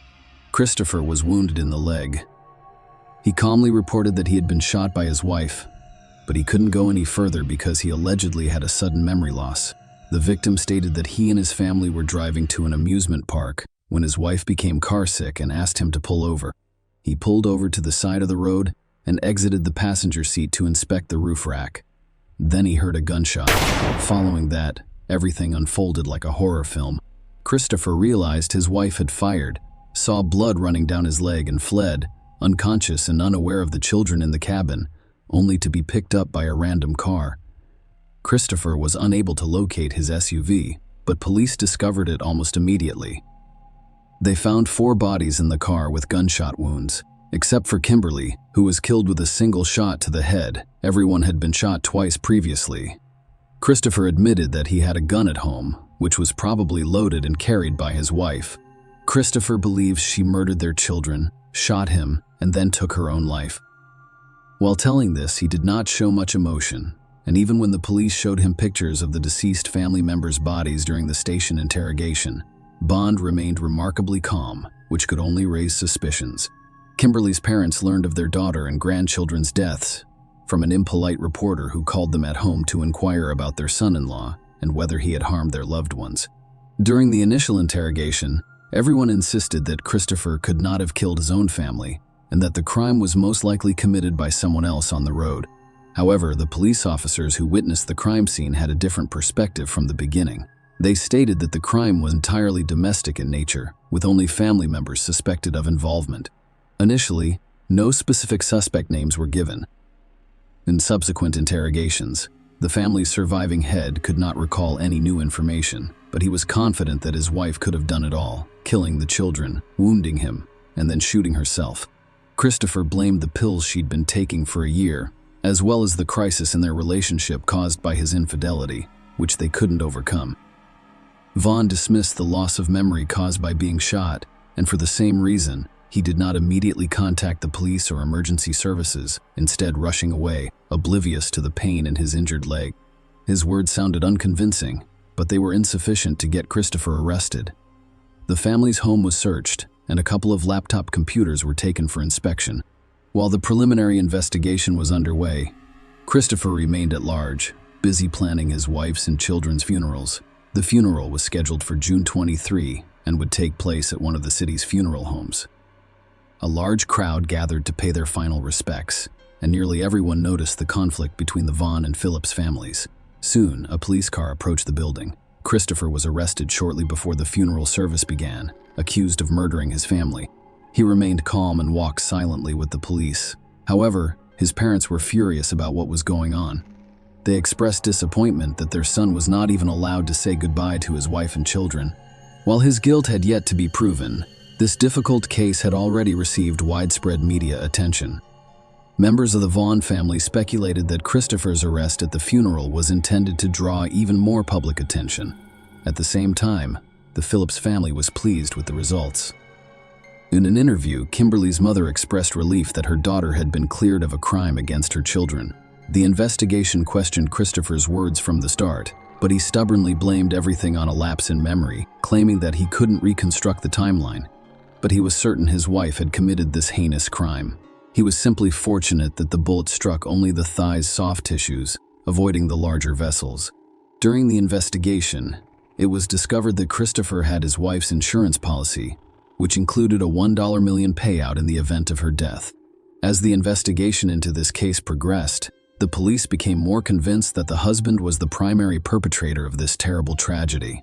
The investigation lasted more than 5 years, and Christopher was held in custody throughout. Despite his continued efforts to prove his innocence, Vaughn was charged with several serious offenses, and if convicted, he faced death. As a result, under state law, he was entitled to attorneys paid for by a special fund established to protect people facing the death penalty. Christopher's defense attorneys were thorough in their efforts to shift blame for what happened to his late wife.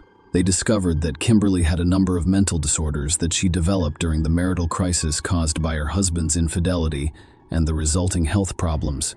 And the drugs she was taking allegedly worsened her condition rather than improving it. Lawyers nearly succeeded in proving that the wife took a loaded gun from home on a family vacation, massacred the children, injured her husband, and then shot herself in the head. The evidence and materials presented appeared to support this version, so the case was left to be decided. However, the state is currently implementing reforms to abolish the death penalty, and as a result, Chris has lost his lawyers whose work had been funded by the foundation. They requested $250,000 to complete the case, but Vaughn didn't have much money. Christopher was assigned a public defender who had to handle the case from the start and devise a new line of defense. This time, the attempts to exonerate the defendant seemed far less credible. The defendant's personal laptop, which was seized during a home search, contained an unusual and lengthy correspondence with a Canadian resident named Steve Weiland. The two had met on a social networking site about 10 months prior to the tragedy and began corresponding almost daily. Christopher told his new friend that he was deeply unhappy and that his marriage and family life were dragging him down. The men talked about the advantages of living in the wilderness, away from civilization, like hiking, camping, and survival skills in the forest, deserts, and mountains. Vaughn eventually persuaded his new friend to help him fake his own death in order to flee his family. Steve, on the other hand, was opposed to the idea and declined to participate. Chris then stated that he would still abandon his family and city life to flee to a Canadian province where no one could find him. About a month before the tragedy, the accused started writing about a girl named Maya, who he planned to take with him and allegedly loved. The police were able to easily find and bring Maya in as a witness. She turned out to be a dancer at Christopher's favorite strip club, and the two dated for several months. Throughout this time, Christopher complained about his unhappy family life. He once offered to run away with her. But Maya saw this plan as a foolish adventure, so she refused. Vaughn also had an affair with another young dancer to whom he falsely claimed to be single and child-free. I want to impress the girl. He spent a lot of money on her in a short amount of time, and even offered to take her to another country with him. The two girls and their pen pal were called as witnesses at the trial. Their testimony revealed that the defendant intended to flee with one of his mistresses rather than preserving his marriage. Christopher Vaughn's trial began in the fall of 2012, and it received extensive media coverage. Evidence revealed that he had purchased a gun shortly before the tragedy and had gone to shooting ranges several times to practice using it. Notably, the last time he fired at targets was the evening before his family's trip. Experts also discovered that the shot in Christopher's thigh was fired almost at point-blank range, contradicting his claim that his wife shot him when he got out of the car while Kimberly remained inside. Furthermore, the bullet holes in Christopher's jacket prompted numerous questions. According to the prosecutors, such a trace could have been caused by a single bullet fired while he was wearing his jacket. However, this assumption could not be validated. One of the most significant pieces of evidence was Kimberly's bloodstains on her husband's clothing. If Christopher, as he claimed, left the car while his family was still alive, how did his wife's blood, which he claimed she shot herself after he ran for help, get on his clothes and shoes? Furthermore, Kimberly's blood was not found on the murder weapon or on her hands, which would be impossible if she had shot herself in the head with a gun to her chin. However, a drop of her husband's blood was found on her thumb. In addition, Christopher's work computer was used to perform several searches for detailed staging of the crime scene. Kimberly's doctor also testified at the trial, claiming that the young woman suffered from insomnia, headaches, and high blood pressure, for which she was given a variety of medications, but that she had no negative thoughts or intentions to harm herself or others. The defendant was found guilty of all counts associated with such a heinous crime. Christopher received 4 life sentences, one for each family member, with no chance of ever being released. Shortly after receiving such a harsh sentence, Vaughn unexpectedly stated that he remembered everything from that day in great detail and had not forgotten anything. According to him, shots rang out after he exited the vehicle, but he had no idea what was going on. He then noticed the children's bodies, and then his wife shot him in the leg. She shouted that it was all his fault before shooting him in the head. The convict's new testimony had no bearing on the verdict because it sounded so ridiculous. However, Christopher's parents have actively sought to defend their son in front of the public. For several years, they have appeared on various talk shows, given interviews, and written blogs and social media posts about their dissatisfaction with life and how marriage has altered it. They also consistently blame all of the problems on the Phillips family, claiming that their members refused to accept their son-in-law from the start and did everything they could to make his life miserable.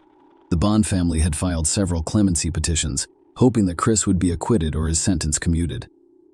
Several such petitions were delivered to the governor of the state. However, after reviewing the case file, he stated that he had no reason to question the court's decision. He advocated for the murder of a whole family. Furthermore, he committed the most heinous crime imaginable, leaving no room for leniency or justification in this case. Share your opinion with us in the comments and subscribe to the channel for more.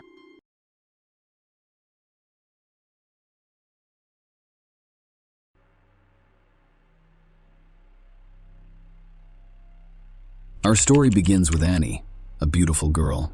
Annie's family and friends described her as a bright, beautiful, and sociable girl. Vinod Hindosha, Annie's father and the son of a successful merchant, left the Indian state of Gujarat as a young man for Europe. The family settled in Mariestad, a small town in Sweden. Vinod started his own business, and the family became wealthy. After graduating from college, Annie moved to Stockholm and worked in the marketing department of Ericsson's, a mobile phone manufacturer. Annie's father gave her a new car and an apartment in a prestigious neighborhood of the city. After 25 years, Annie started looking for a husband. She frequently flew to London and stayed at the homes of wealthy relatives. Her maternal uncles owned the British pharmacy chain, and she spent her weekends communicating with her extended family. She decided that her husband would be Hindu. One of Annie's relatives met Shireen Dewaney at a party in London and admired his background, social standing, upbringing, and manners. She then set up an informal meeting between Sherwin and Annie at a cafe. The young people liked each other, so they went on their first date in September 2009 with Syed Dewaney. His family, like Annie's, were Gujarati and had moved to Europe and England. Syed's father established a pharmacy in Bristol as well as a nursing home. Syed graduated from an elite school in Bristol, studied accounting at Manchester University, and then relocated to London to work for the accounting firm De La Suite. After a year, he left his job to help run the family business. At the age of 33, he was already a millionaire. Following their dating, they decided to move in together and share a home in Bristol, United Kingdom. Sheen elaborated on the instant allure he felt for Annie, emphasizing her ambitions while mirroring his own, fostering eager anticipation for the collaborative construction of their future life together. Their relationship was not without challenges, necessitating collaborative efforts to overcome obstacles that occasionally led to disagreements. Sheeran revealed that he had abnormally low hormone levels, which reduced his chances of having children and prompted his decision to undergo testosterone replacement therapy. Despite the difficult challenges they faced during this time, Sheen believes their bond grew stronger, culminating in his decision to propose to Annie a little more than a year after their first meeting. Shane arranged for Annie to travel to the romantic city of Paris via private aircraft, where he proposed marriage. Following her affirmative response, he planned an elaborate stag party in the vibrant city of Las Vegas, located in the United States. The matrimonial union was celebrated in the opulent city of Mumbai, India, with an extravagant wedding costing an estimated $250,000. As a result, the newlyweds planned and postponed their honeymoon, instead choosing to spend several weeks in the picturesque setting of Cape Town, South Africa, indulging in the luxury and opulence of a five-star resort. Sheeran and Annie went out to dinner on November 13th at a hotel in Cape Town. Others noticed them posing for pictures at their hotel. They seemed like any other couple on their honeymoon. They held hands, kissed, and laughed. But their joy would not last. They waited for their cab at their hotel and then used Google Maps to navigate through a township near Cape Town. At midnight that night, a distressed shepherd requested assistance. He was apprehended in Harare, and he told police that the taxi they were riding in had been hijacked. The driver was removed from the vehicle, and two men entered Sri Lanka. An army was detained at gunpoint. The men were released on treason charges, but they still had Annie, and he had no idea where they were during the police interrogation. Soren recounted his encounter with Zola Tongo, a taxi driver. Zola allegedly claimed to be an executive tour guide, prompting Sharon to seek his assistance with currency exchange and the arrangement of a private helicopter flight. Sherwin also requested Zola's services as a local tour guide. According to the Sheeran statement, the trio decided to take an impromptu tour of the area after dinner with Annie, with no firm plans for the rest of the evening, expressing a desire to discover what Africa is truly like. According to Sharon's account, the pivotal moment occurred when they deviated from a motorway. The next thing I remember is banging noises coming from the front and right sides of the car. There was a cacophony of shouting in a language I was unfamiliar with. As a result, I recall the presence of someone next to me instructing me to lie down. This person wielded a firearm. However, the specific hand that held the weapon escapes my memory. The gun was raised in the air, accompanied by fervent shouts, "Look down, lie down." I was overcome with terror. Annie and I promptly followed these instructions. Annie, I found myself partially reclined at the top, while another person took control behind the wheel. Sheeran told authorities that one of the individuals confiscated his mobile device and brandished a firearm near his head. The assailant sternly warned him against falsehoods and threatened to use the weapon. Simultaneously, pedestrians continued their journey in the car, coming to a halt at a narrow thoroughfare. The perpetrators instructed me to exit the vehicle. Shane requested that Annie also be allowed to leave. However, the response indicated that they intended to accompany her to a law enforcement facility. Shane was clearly warned that non-compliance would result in gunshots, forcing him to disembark. He described the incident to the police as follows: "I attempted to open the door, but it would not open. Keep track of when the window opens." I remember hitting the ground and the car speeding away. The last thing I told Annie was to be quiet and not say anything. I told her this in Gujarati after he left. Sheeran stated that he was unaware of the car's subsequent trajectory other than the presence of two people retaining Annie inside. His testimony informed the authorities that he requested assistance by knocking on doors. As a result, law enforcement officers were summoned, and he was taken to a police station.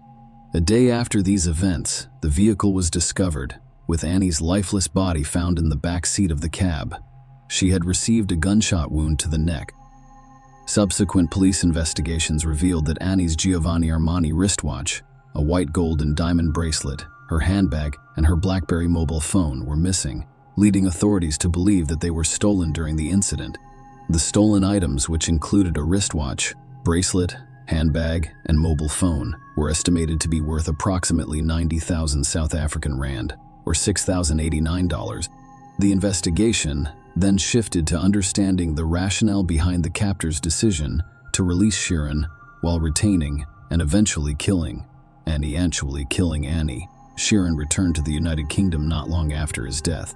The investigation moved quickly at first, with Annie's lifeless body discovered only 3 days later. Zalil Mangini, 26, was apprehended and formally charged with murder, aggravated robbery, and kidnapping. The discovery of his palm print on the vehicle served as a critical lead that led law enforcement to his arrest.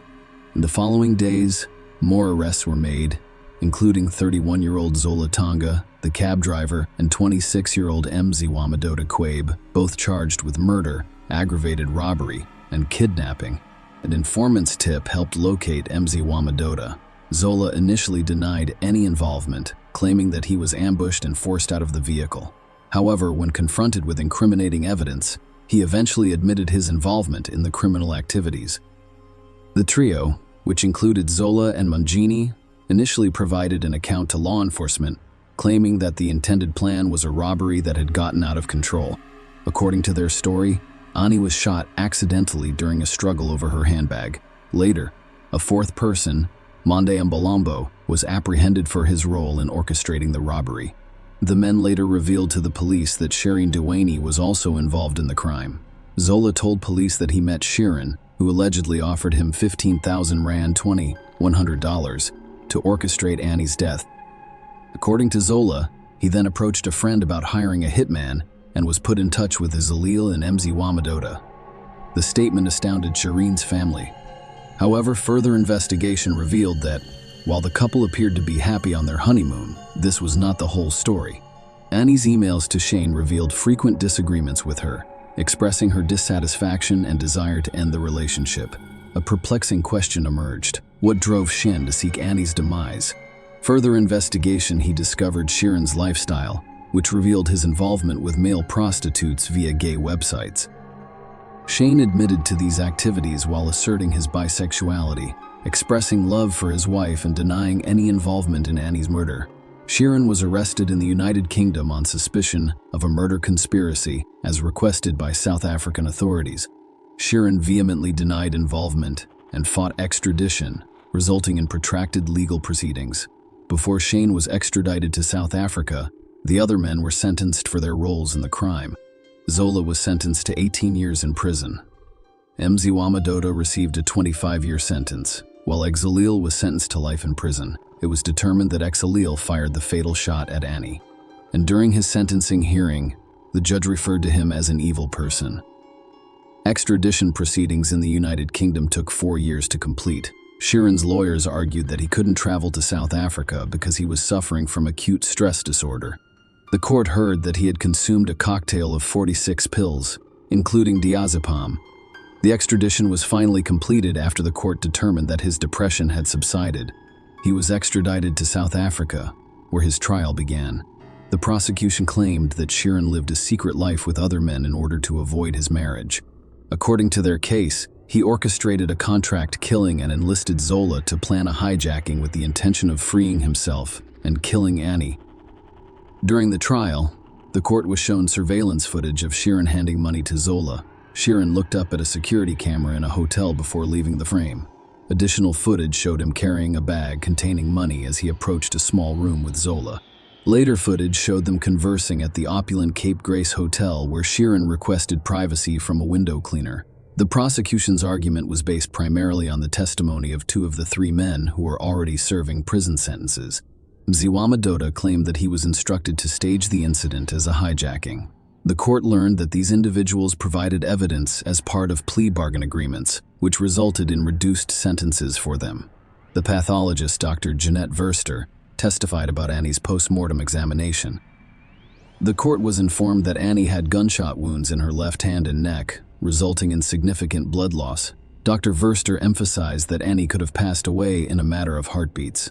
She also stated that the fatal shot was fired at close range, acknowledging that Annie may have been holding on to someone or something when shot. In response, the defense argued for the case's dismissal and formally requested it.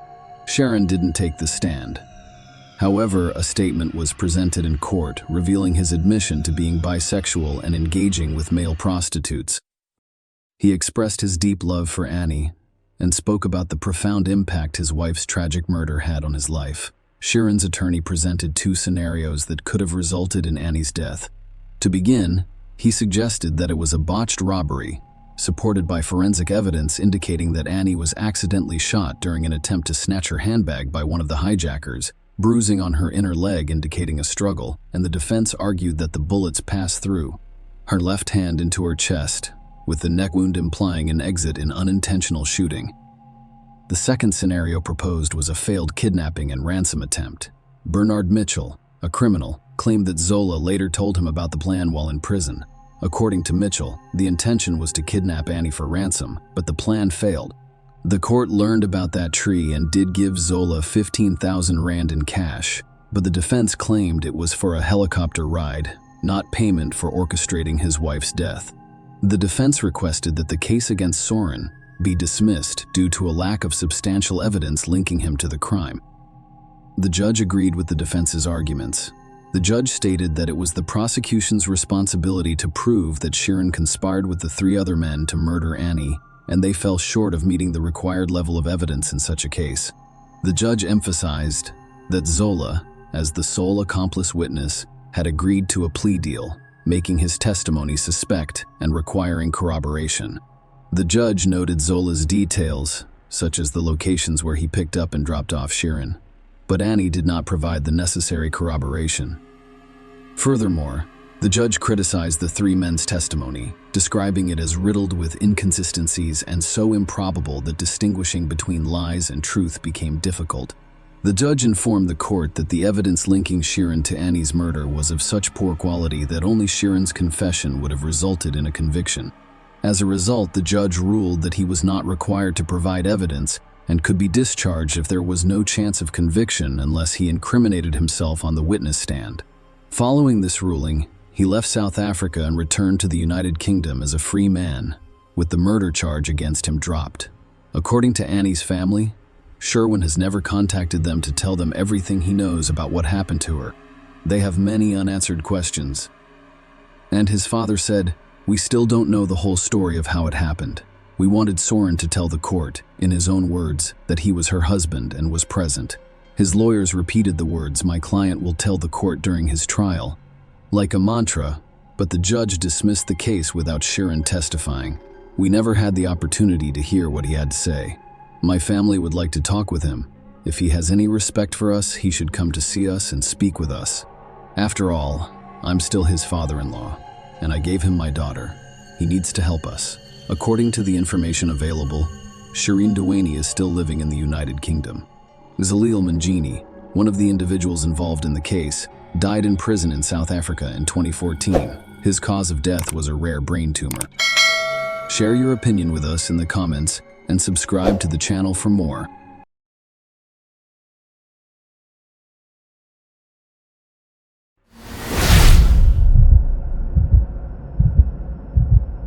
This is exactly what Canny Ong's story is about. You might ask, is this really possible? How could a simple family dinner lead to a brutal murder that will shock everyone in Malaysia? The law will even be looked at by the local government. Let us look at this case. Princess Canny Ong Lake Yang is her full name. She was born in 1974 in Ipoh, Malaysia, into a big family. People from all over the world visit the city, but Canny had her sights set on something else. A better job and traveling. What else could a girl want? That being said, she knew that she had to work for her dream and that nothing good could just happen. First, Canny got a gold medal in high school. Then she went to the University of Hawaii and got a degree in economics here. After the start, more work had to be done to make things better. She went to Los Angeles and got a job at an advertising agency. She was already living on her own. The City of Dreams helped the girl see herself as an expert in her field. In 2001, Canny met Brandon Ong there. He was born in Singapore, like her father, but moved to the United States with his family when he was a child, and was now legally an American. Young Canny and Brandon quickly got married and moved to San Diego, which is right next door. But after only 2 years together, something bad happened. Canny's dad got liver cancer. The surgery her father was going to have in Malaysia was very serious, and it wasn't clear if he would live or die after it. She quickly packed her things and flew to her father on June 1st, leaving her husband in the United States. The surgery went well, the disease got better, and the doctor said that Canny's dad, who they called Bijan, would live a long time and definitely have grandchildren. Canny let out a sigh of relief.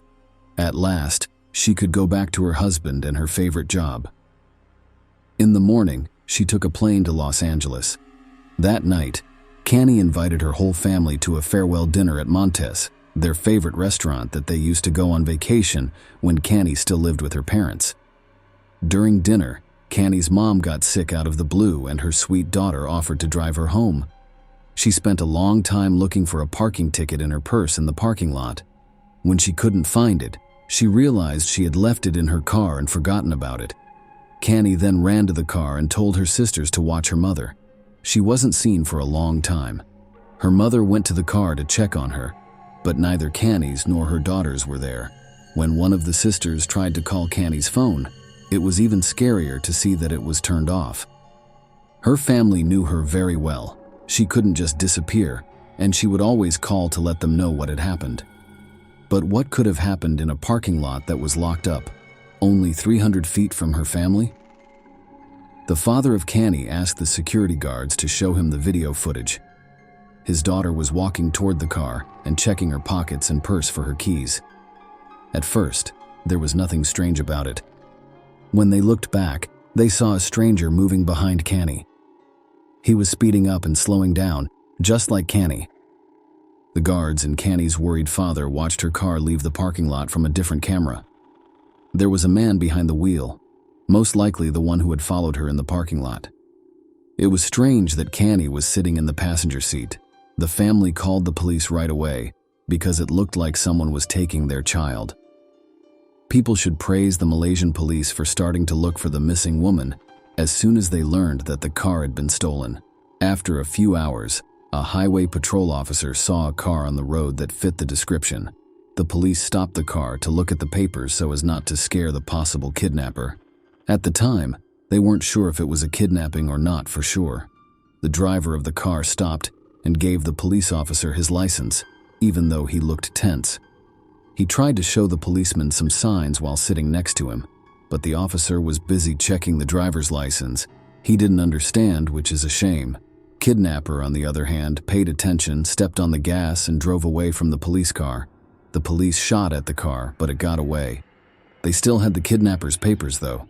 His name was Ahmad Najib bin Aris, and he was 27 years old. Let me give you a short history of this person. They were born in 1976 and raised in Muar, Malaysia. He was the second child in a family of 4. Ahmad Najib went to secondary school until the 3rd year, but then he quit. He didn't go to the last 2 years of secondary school. In Malaysia, secondary school lasts for 5 years. He had to work to feed his family, and he worked hard. He went from Muar to Kuala Lumpur in 1998. In the end, Ahmad Najib got married and had 2 kids. Ahmad Najib was a good man who did his job well, according to people who knew him. Now let's get back to our case. After some time, it became clear that the shooting at the car had an effect. A young man went up to the police and told them a strange story. He told the story of a stranger who approached him at a roadside cafe while he was eating dinner. The stranger said that he was on vacation with his wife but had a flat tire on the way and could not go any further. The young man was happy to help the stranger. He got a jack from the trunk and gave it to the traveler when they got outside. But he saw bullet holes in the car, and in the front seat, he saw a scared woman who didn't look like a wife taking a carefree vacation with her husband. But the so-called husband didn't change the tire himself. He just played around with the jack for a while, complained, and then gave it back. The police knew right away that it was Kani, and that Ahmad was the one who took her. But that was the last time anyone saw Kani alive. Not long after, on the 3rd day, Kaniong, or rather her body, was found in a sewer manhole near a construction site. It was almost completely burned to the ground. The autopsy will show that the woman was stabbed several times in the stomach and then choked to death. Another thing that was found nearby the construction site was Kani's car, which had a shot tire and blood on the back seat. Even though the police had the killer's paperwork, they didn't go to Ahmad's house until after the body was found. For some reason, really interesting thing about this story is that the killer was at home, acting like nothing had happened, like he had. It was like he hadn't stolen someone else's car, kidnapped a woman who had come to see her sick father, and then driven away from police officers who were shooting at him. After Ahmad was caught, forensic tests showed that the car also had Ahmad's DNA in it, along with Kani's blood. To be clear, we want to say that murders in Malaysia are very uncommon, especially ones that are so violent.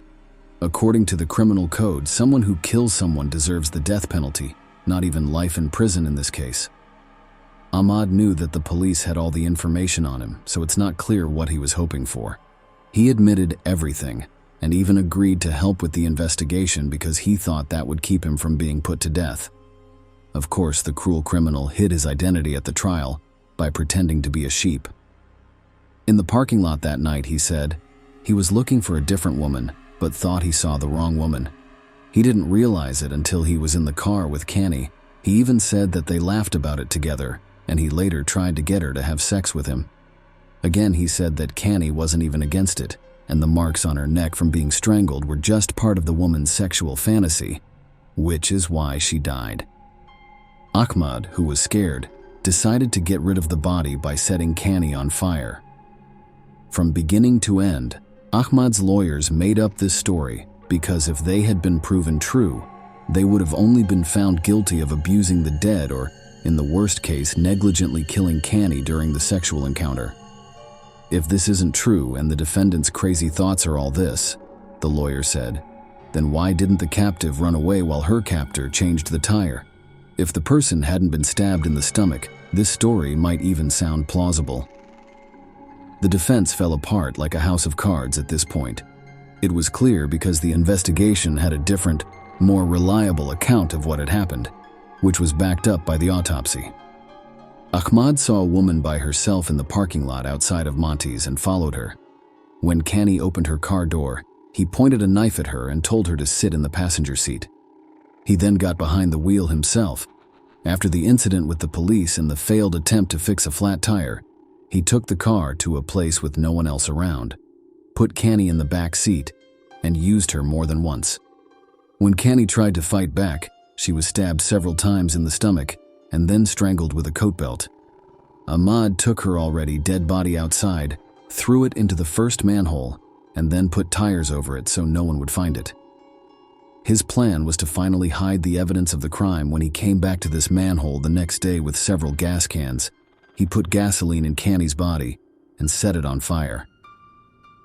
It turned out that Ahmad had also raped 4 women, luckily none of whom died. They did not report it to the police because they were afraid of being caught, though. After what seemed like years, the court finally found the murderer guilty on February 23, 2005. Among other things, they gave Ahmad 10 lashes. Was this any better for the parents who had lost their daughter for good? Ahmad tried to appeal his sentence while he was in jail. He even wrote a letter to Selangor, the head of state, asking him to release him, but he was turned down. Ahmad got what was coming to him just 13 years after killing Kani. He was hanged in his cell on September 23, 2016. As I already said, this case got a lot of attention in Malaysia. People in the area were scared, not so much by the brutality of the murder and Ahmad's seemingly false belief that he would not be caught, but by the fact that it is not hard to kidnap someone in a busy shopping center, even if it's in a parking lot. To make sure this didn't happen again, the Malaysian government started to put up as many CCTV cameras as they could all over the country. They also hired more security guards for shopping malls and even made parking spots just for women. For these reasons, it is very sad that the life of an innocent woman who flew from tens of thousands of miles away to be with her father for 2 weeks had to be sacrificed. Share your opinion with us in the comments and subscribe to the channel for more.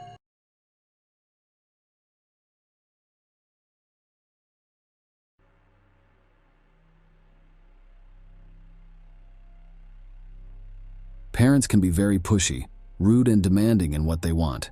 It's helpful sometimes and not so helpful other times. There are times when being so demanding can even be dangerous. Brett Ryan found himself in a just such case.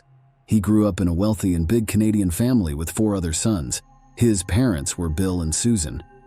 It might seem like having a lot of kids, especially boys, is a lot of hard work as a parent, but it wasn't for everyone. Their parents tried to show the younger Ryan the right way to do things.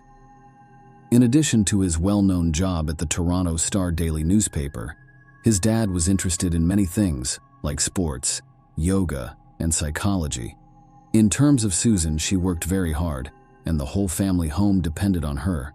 She spent all of her time with her husband and children and kept their huge house in a nice part of Toronto in perfect shape without any help from gardeners or craftsmen. As people walked by the family home, they would stop and look through the fence at the huge flowering garden. It's not fair to say that Brett was the family favorite, because Susan loved everyone the same. However, it might have looked like Brett got in the most trouble for disobeying. He was always able to get out of trouble, even when there was a lot of proof that he was involved. He found a way to show that he wasn't fully involved, and it's amazing how that skill helped him make a lot of friends. Brett was well liked at school, and everyone wanted to be friends with him or at least be able to handshake with him like his brothers. Brett went to college after high school. With the goal of being better than his brothers, he put an ad in the newspaper offering to paint people's homes and fences in Toronto. Things were going great at first, and the young man made his first dollar. Susan was so proud of her son that she used him as an example for other people. It's one thing to make this much money from a part-time job, though, and quite another to quit college and paint houses full-time instead of going to school. Brett stopped going to college after a while. In the beginning, Brett felt sure of himself around his older brothers. But once Christopher and Leland graduated and got jobs in their fields, Brett's authority started to slip. Christopher worked as a transit officer for the city of Toronto, and Leland became an artist and designer for the family. After school, they moved out of their parents' house. Brett stayed with his father, mother, and younger brother, who went to a school for gifted kids so he wouldn't have to spend some of his money on rent. Brett was getting more and more desperate as the years went by because he couldn't pay off his debts. He fell into depression. Brett owed more than $60,000 by 2007 when he was 26 years old. People thought Brett was smart, but he didn't know how to use his brain. He didn't show how bad he was either. He always had a smile on his face, helped everyone, and took part in volunteer work. His soul was such a huge black hole that no one could believe it. At last, the terrible moment arrived when there was no way out. At least, not legally. Brett did not have any work around the house or paint the house on October 28, 2007. In the fall, there were almost no orders because everyone who wanted to paint their house had already done so in the spring or summer. Winter was coming, so you shouldn't expect to make a lot of money. We couldn't wait for anything. Brett put on all the old clothes in his closet, like a hat, a long sweater that his older brother had given him, and a scarf that his mom had knitted. The scarf was way too long and Brett had never worn it before, but it came in handy in the end. It fit around his face just right, leaving a small opening for his eyes. He then walked to the bank on the edge of his neighborhood. He walked funny on his right foot while holding a thick folder. Brett waited his turn at the bank. When an employee finally called for him, he went up to her and told her in a low voice that he had a gun on him. Besides that, he told her to get all the cash from the bank register and give it to him. If she didn't, he said, he would shoot her and kill her first. He took all the cash from the register from the girl, whose hands were shaking. Brett then quietly left the building so as not to alert the security guards. As he ran down the street, he looked at the money he had stolen. A little over $1,000 wasn't much. He would have to rob about 60 banks to pay off his debts. It sounds great, but there was no other way out. The new thief didn't show up at home for a few days because he thought the police would still be able to catch him. He drove all night in his car because he had an order in a nearby town, which he told his mother. Brett would sneak up on his house every once in a while to see if there was a police car in the bushes. He wasn't being looked for because it was quiet. He was going in the right direction, which was good. After the first theft, there were 2 more, then 3 more, and finally 4. Every time, Brett changed clothes because he no longer wore his old ones. He either bought them used or found them in the trash. He burned the used clothes after each crime. A store that sold costumes for parties is where Brett also bought a beard. The bank workers he threatened always noticed his beard, and later said that the attacker was a man with a beard. Many articles were written about the bearded robber in Toronto newspapers, but the robber never made a lot of money from heists. $3,000 was the most that could be stolen. Brett finally made a mistake. He was followed all the way home by the police after seeing his car on surveillance footage. At that point, they still didn't have any direct proof that he was guilty. It was chosen to just keep going after the suspect. As if Brett knew he was being watched from outside, he didn't commit any more thefts for 15 days. Before that, he usually went 3 or 4 days without committing a crime. The police felt like they were going in the wrong direction and wasting time by suspecting someone who wasn't guilty. But finally, good luck came their way. After leaving the house, Brett got into a car and drove off. He got out of the car near the bank wearing a new, strange outfit. He went into the branch and stayed there for a while. When he came out, he was met by police who handcuffed him and said that the much-talked-about bearded robber had been caught. Brett was being looked into for 7 months. It was charged against him to rob with a gun. The bearded robber always came to the bank empty-handed, even though he had a gun permit. He didn't even have a knife with him in. He was told he was guilty on 19 counts and sent to prison. After that, Brett and his family filed several appeals. Only 8 of the 19 counts were upheld after this was done. Brett didn't stop there, though. As soon as he had the chance to ask for parole, he did so. Brett asked that the fact that he committed these crimes while he was deeply depressed from 2 failed relationships and having a lot of debt be taken into account in his petition. But he also said again that he didn't bring any weapons to the crimes and wasn't planning to hurt anyone. His comments were taken seriously, but he had to meet with a psychologist in order to get out of jail early. It was good for Brett that the sessions helped him. While he was in jail, he didn't talk to his family. Now that he was out, he had taken a step toward getting closer to them and fixing things with them. The commissioners saw the changes for the better. Brett was finally freed on November 24th, 2010. The young man had fought so hard for freedom, but it turned out to be even more bitter and hard than before. Brett. What was his name before? A painter who has a lot on his mind. What was he doing now? Brett, the thief. Brett is the former prisoner with such a bad past. He was never hired by a business, and people who hired him to paint houses turned him down as soon as they saw the suspicious beard. Even Susan's neighbors who used to visit and compliment her garden started to spread some bad rumors about her. The Ryan family sold their house quickly and moved to Scarborough. Susan got back to working in her new garden, and Brett did get a job with a trading company, but the pay wasn't great. His parents also gave him money to help pay for his college education again. Brett kept seeing a psychologist, and every time, the expert told him the same thing: don't cut ties with your family. Brett's advice from the psychologist really helped, but his money situation still needed a lot of work. It was September 2011 when he had his first lucky accident. His name is Kristen Bechter. Kristen was a really great girl. She had her own apartment with windows that looked out over the sea, so the young couple could enjoy the view. And most importantly, she didn't care about Brett's past. She played sports, which kept her body in shape. They also took trips together from time to time and had even been to Australia. While Brett was seeing the girl, his parents were very happy about his relationship with her. For another thing, they were sure that their son would finally grow up and find his place in society. Kristen would push him to do so. Brett thought things were getting better, but something bad happened that he couldn't change, which slowed down the start of a new phase.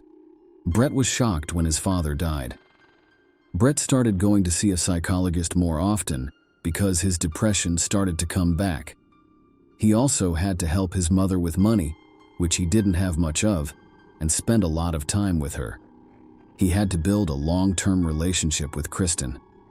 The young people weren't teenagers, for whom it's enough to hang out and have fun. Brett decided to take a big step because he was deeply in love with this beautiful blonde. He had some money saved up and had told his mother that he wanted to start a family with Kristen. To do this, he knew he had to make her an offer she couldn't refuse. She would remember this day for the rest of her life. She understood what her son meant and gave him money to buy a ring. The couple had already talked about their plans for the future. And no, Kristen didn't need an expensive gift or anything like that. She only needed Brett to make a proposal for her to know that he was serious. He spent a lot of money, though, and got his love a gold ring with a big diamond. It was clear that Kristen would say yes. Then, as young people do, they started making plans for their wedding. Brett agreed with all of Kristen's choices and nodded his head. However, he was shocked by how much it cost and how much he had to think about his job. He looked on the internet for an engineering job opening at a big tech company, put together a resume, and sent it in. He did so well in the interview that they accepted him. At that time, Brett was glad. When he told his fiancée and mother about it, they were thrilled. He then asked his mother for money to buy an expensive suit for work. Once more, his mother did not say no to her son.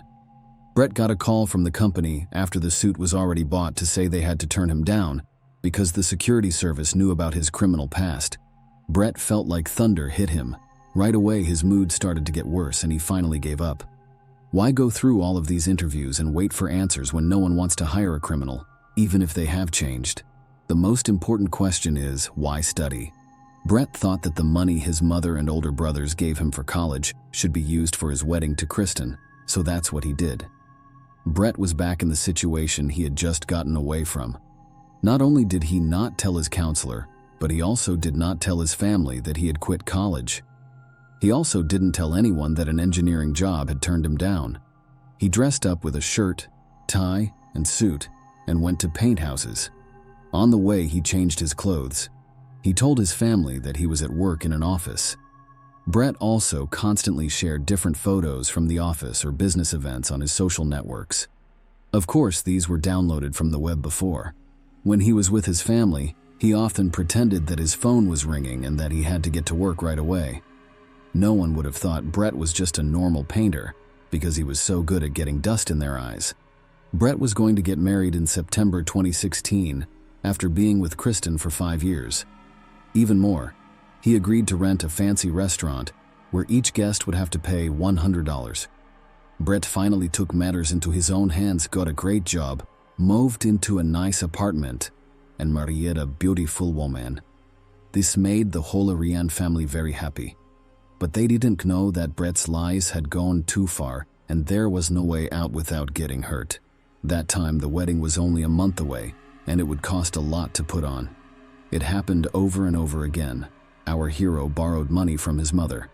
When he realized she could no longer help him, he told her she had to get a better paying job. Another thing he did was plan a bachelor party for August and invite all of his brothers and friends. Brett still chose to tell his counselor everything, even though the bombshell was about to go off. Brett had been telling his family lies for a year about being an engineer at a tech company. The psychologist felt bad that the client he had been working with for a long time had gone off track again. He told Brett that he had to tell his mom the truth.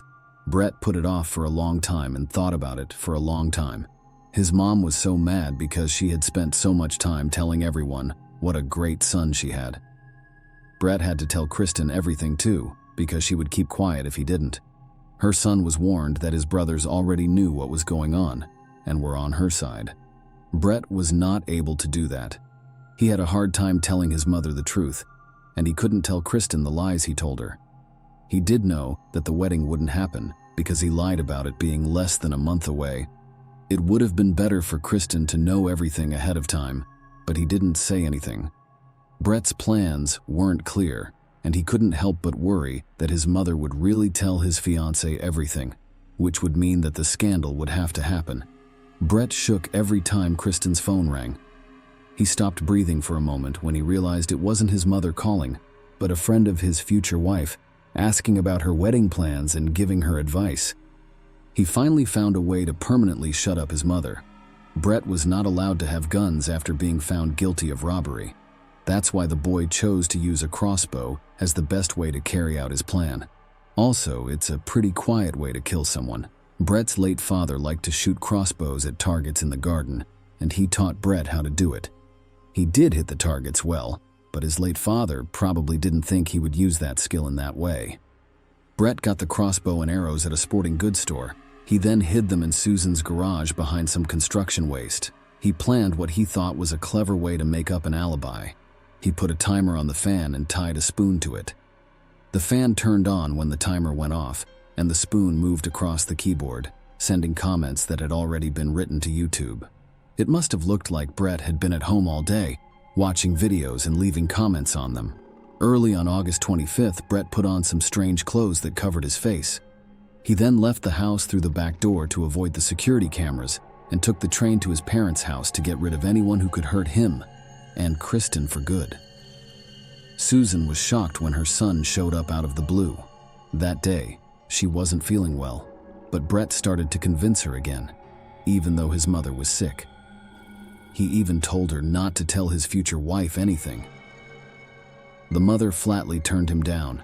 He got angry, and Susan knew something was wrong when she saw her son's angry eyes. She told him that she had already called Christopher, and he was on his way to help them. Brett was crazy. He ran to the garage and got a crossbow, but he was so angry and pumped up with adrenaline that he couldn't even shoot. He just hit his mother over the head with the gun.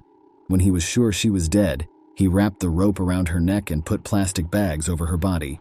Brett put some arrows in the crossbow and hid in the bushes until his brother came. Christopher finally showed up after some time and began calling for his mother or brother. As he did this, he was shot in the back of the neck, killing him within minutes. Alexander, the youngest brother, was the next person killed. It turns out that Susan also called him. He was also shot in the neck, but the arrow either didn't go very deep or didn't hit any important arteries. Alexander didn't die right away. He started to scream and call for help. Leland was inside the house, sleeping in his room on the second floor. He had no idea that his brother was killing people in the garage and garden. Leland woke up to the sound of screams and found Brett trying to choke Alexander downstairs. When Leland and Brett got into a fight, Leland quickly got the upper hand and pushed Brett aside. He then ran to the neighbors and called the police. Brett stayed home. He could not run away. At this very moment, he realized he had messed up his whole life. There was not anything to do. I asked Kristen to forgive him in a letter that he wrote on his phone. When the police got to the scene of the crime, they saw Brett, who was badly hurt, sitting next to his brother Alexander, who was also badly hurt but still alive. Alexander would later die in the hospital. When the police officer put his hands on him, Brett told them to take him to the station and he would tell them everything. He also said that his mother's body was buried under boxes in the garage, but no one could help her at the police station or during the trial. Brett told Susan that he didn't mean to kill her. His plan was just to scare her. On the other hand, he did plan to kill Christopher and Alexander that day, but only as witnesses. If they hadn't shown up, they would still be alive. That's how he tried to explain everything almost 10 years ago. He was depressed, but that didn't change the outcome of his sentence. It was important to the judge that Brett admitted to everything and didn't cause any problems for the police, but the young man still got 3 life sentences, 1 for each murder, with the chance to get out in 2041. Leland isn't talking to reporters, but everyone in Toronto knows him as the only person who made it out of that horrible scene alive. Share your opinion with us in the comments and subscribe to the channel for more.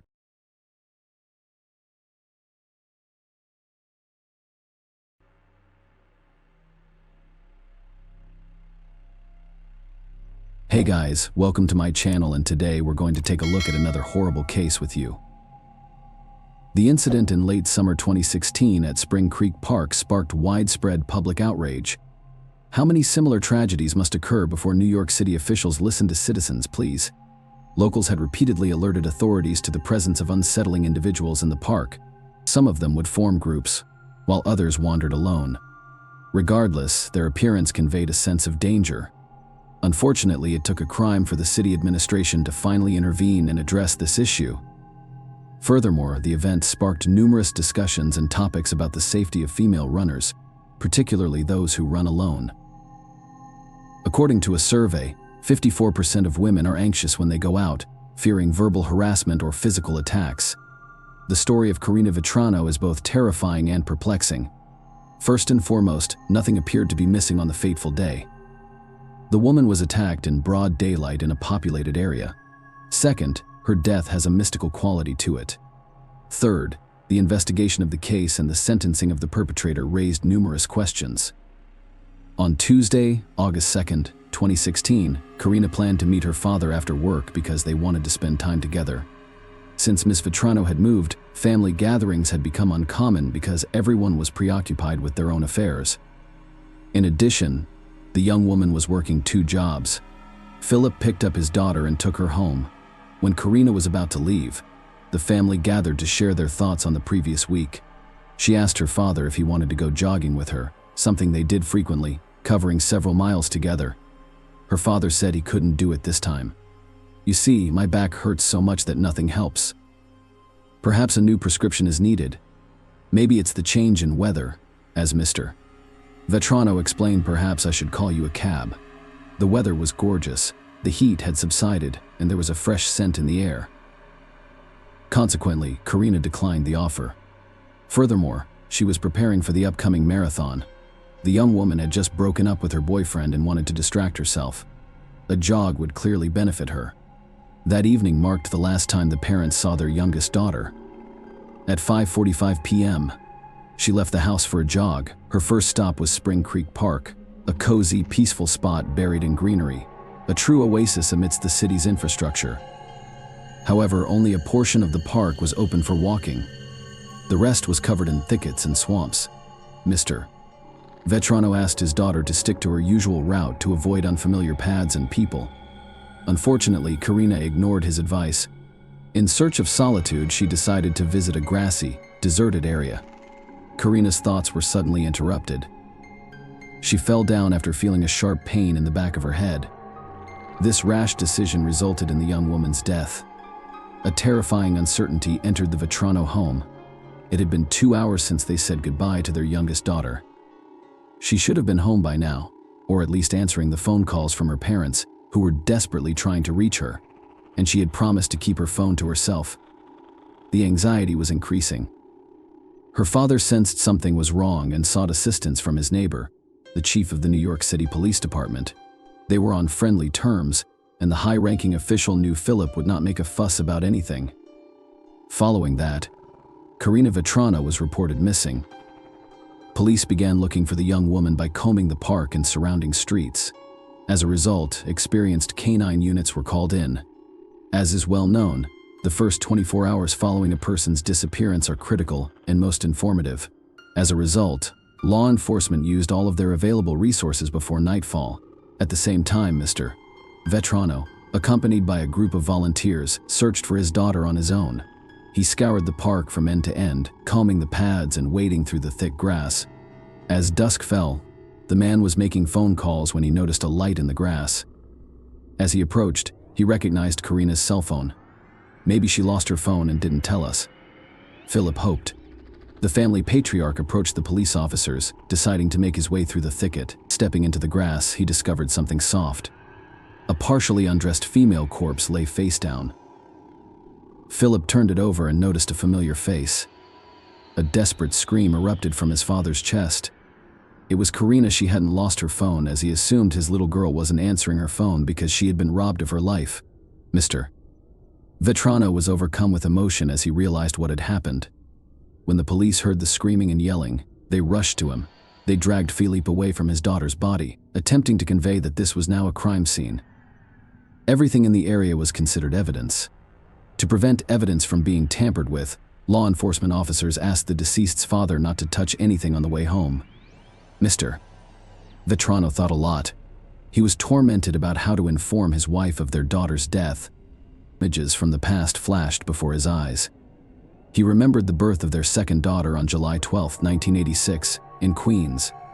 Philip had been proud of her from a young age because she was obedient and polite. He vividly remembered taking her to her first day of school and how well she did in class. Such education enabled her to obtain a higher degree. Karina received her Master of Speech Pathology degree from St. John's University. She had always wanted to help children and has worked with autistic children. His daughter was multifaceted. She loved to travel and write. She loved sports, particularly running, and their shared passion brought them together. She was his inspiration. The father remembered how jealous he was of her suitors. He desperately wanted her to be truly loved, hoping that she would eventually build a strong family like he and Kathy did and give him wonderful grandchildren. The return journey became an eternity. At the entrance to the house, Mr. Vetrano paused to take a deep breath. I need to be strong to support my family. I need to pull myself together. The man commanded himself. His wife greeted him on the threshold. Fortunately, he did not have to explain anything to her. She recognized everything on her husband's face. Kathy cried, approached her husband, and hugged him. Karina's family and friends quickly learned of the incident. They struggled to recover from their shock. Believing in the young woman's unexpected death was difficult, let alone accepting its violent nature. Ms. Vetrano had been brutally attacked. This was the investigators' conclusion. At first glance, it was clear that the woman had resisted, even to the death. Her fists stayed clenched. Her once young and healthy body was covered in bruises and abrasions, and her athletic clothing had been torn.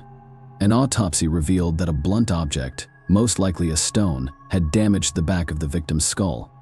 However, the death was due to asphyxiation. A distinct mark was visible on the woman's neck. The forensic examination revealed the crime's intimate nature.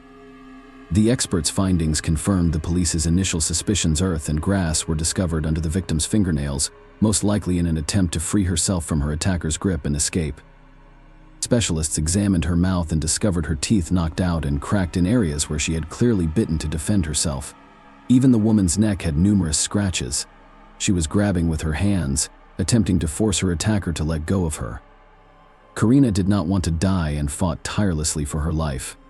Karina Vetrano, his youngest daughter, had many interests, but she particularly enjoyed writing. In 2013, she appeared in a short film directed by her friend and screenwriter Petros Georgiadis, which was based on a poem she wrote about paradox. In her blogs, the girl frequently addressed complex issues, including love and death. Following the tragedy, new information was leaked to the media. Another jogger's body was discovered in tall grass in Princeton, Massachusetts. The woman, who appeared to be out for a walk in a secluded area, met a similar fate. At first glance, the cases appeared identical. Could there be another serial offender in America? Geneticists took up the case and were tasked with comparing DNA samples collected from crime scenes. As luck would have it, identified samples were discovered on both victims. Contrary to police expectations, the analysis found no link between the crimes. It turned out that the DNA samples belonged to different individuals.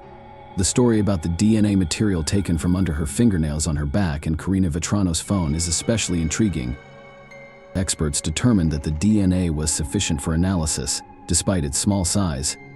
For a long time, this DNA was the only lead in the investigation, providing an opportunity to identify the perpetrator. It is known that the majority of life-ending crimes are committed by someone close to the victim, so the police could not rule out any possibility. The victim's father provided his DNA because he was the first to discover his daughter's body. However, the timing of this procedure was poor. It occurred on the day of Korea's funeral.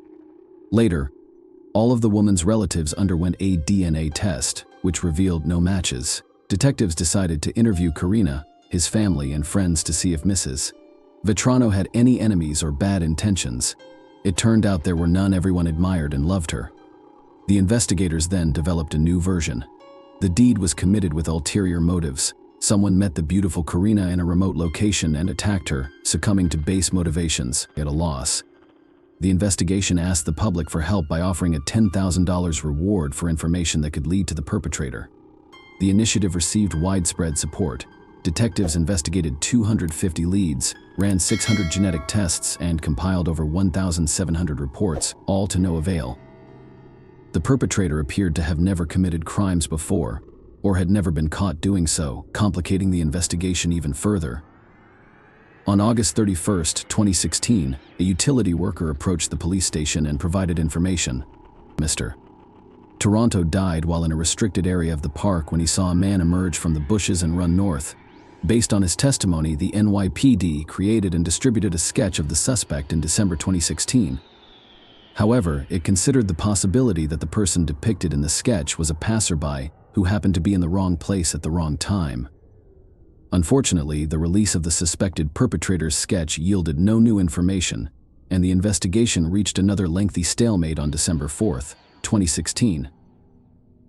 The Federal Bureau of Investigation has joined the investigation into the death of Karina Vetrano. Initially, they created a psychological profile for the perpetrator. According to FBI experts, the individual was very familiar with the area, particularly the park where the incident occurred, raising the possibility that the assailant lived or still lives nearby. However, fearing capture, he now avoids the area.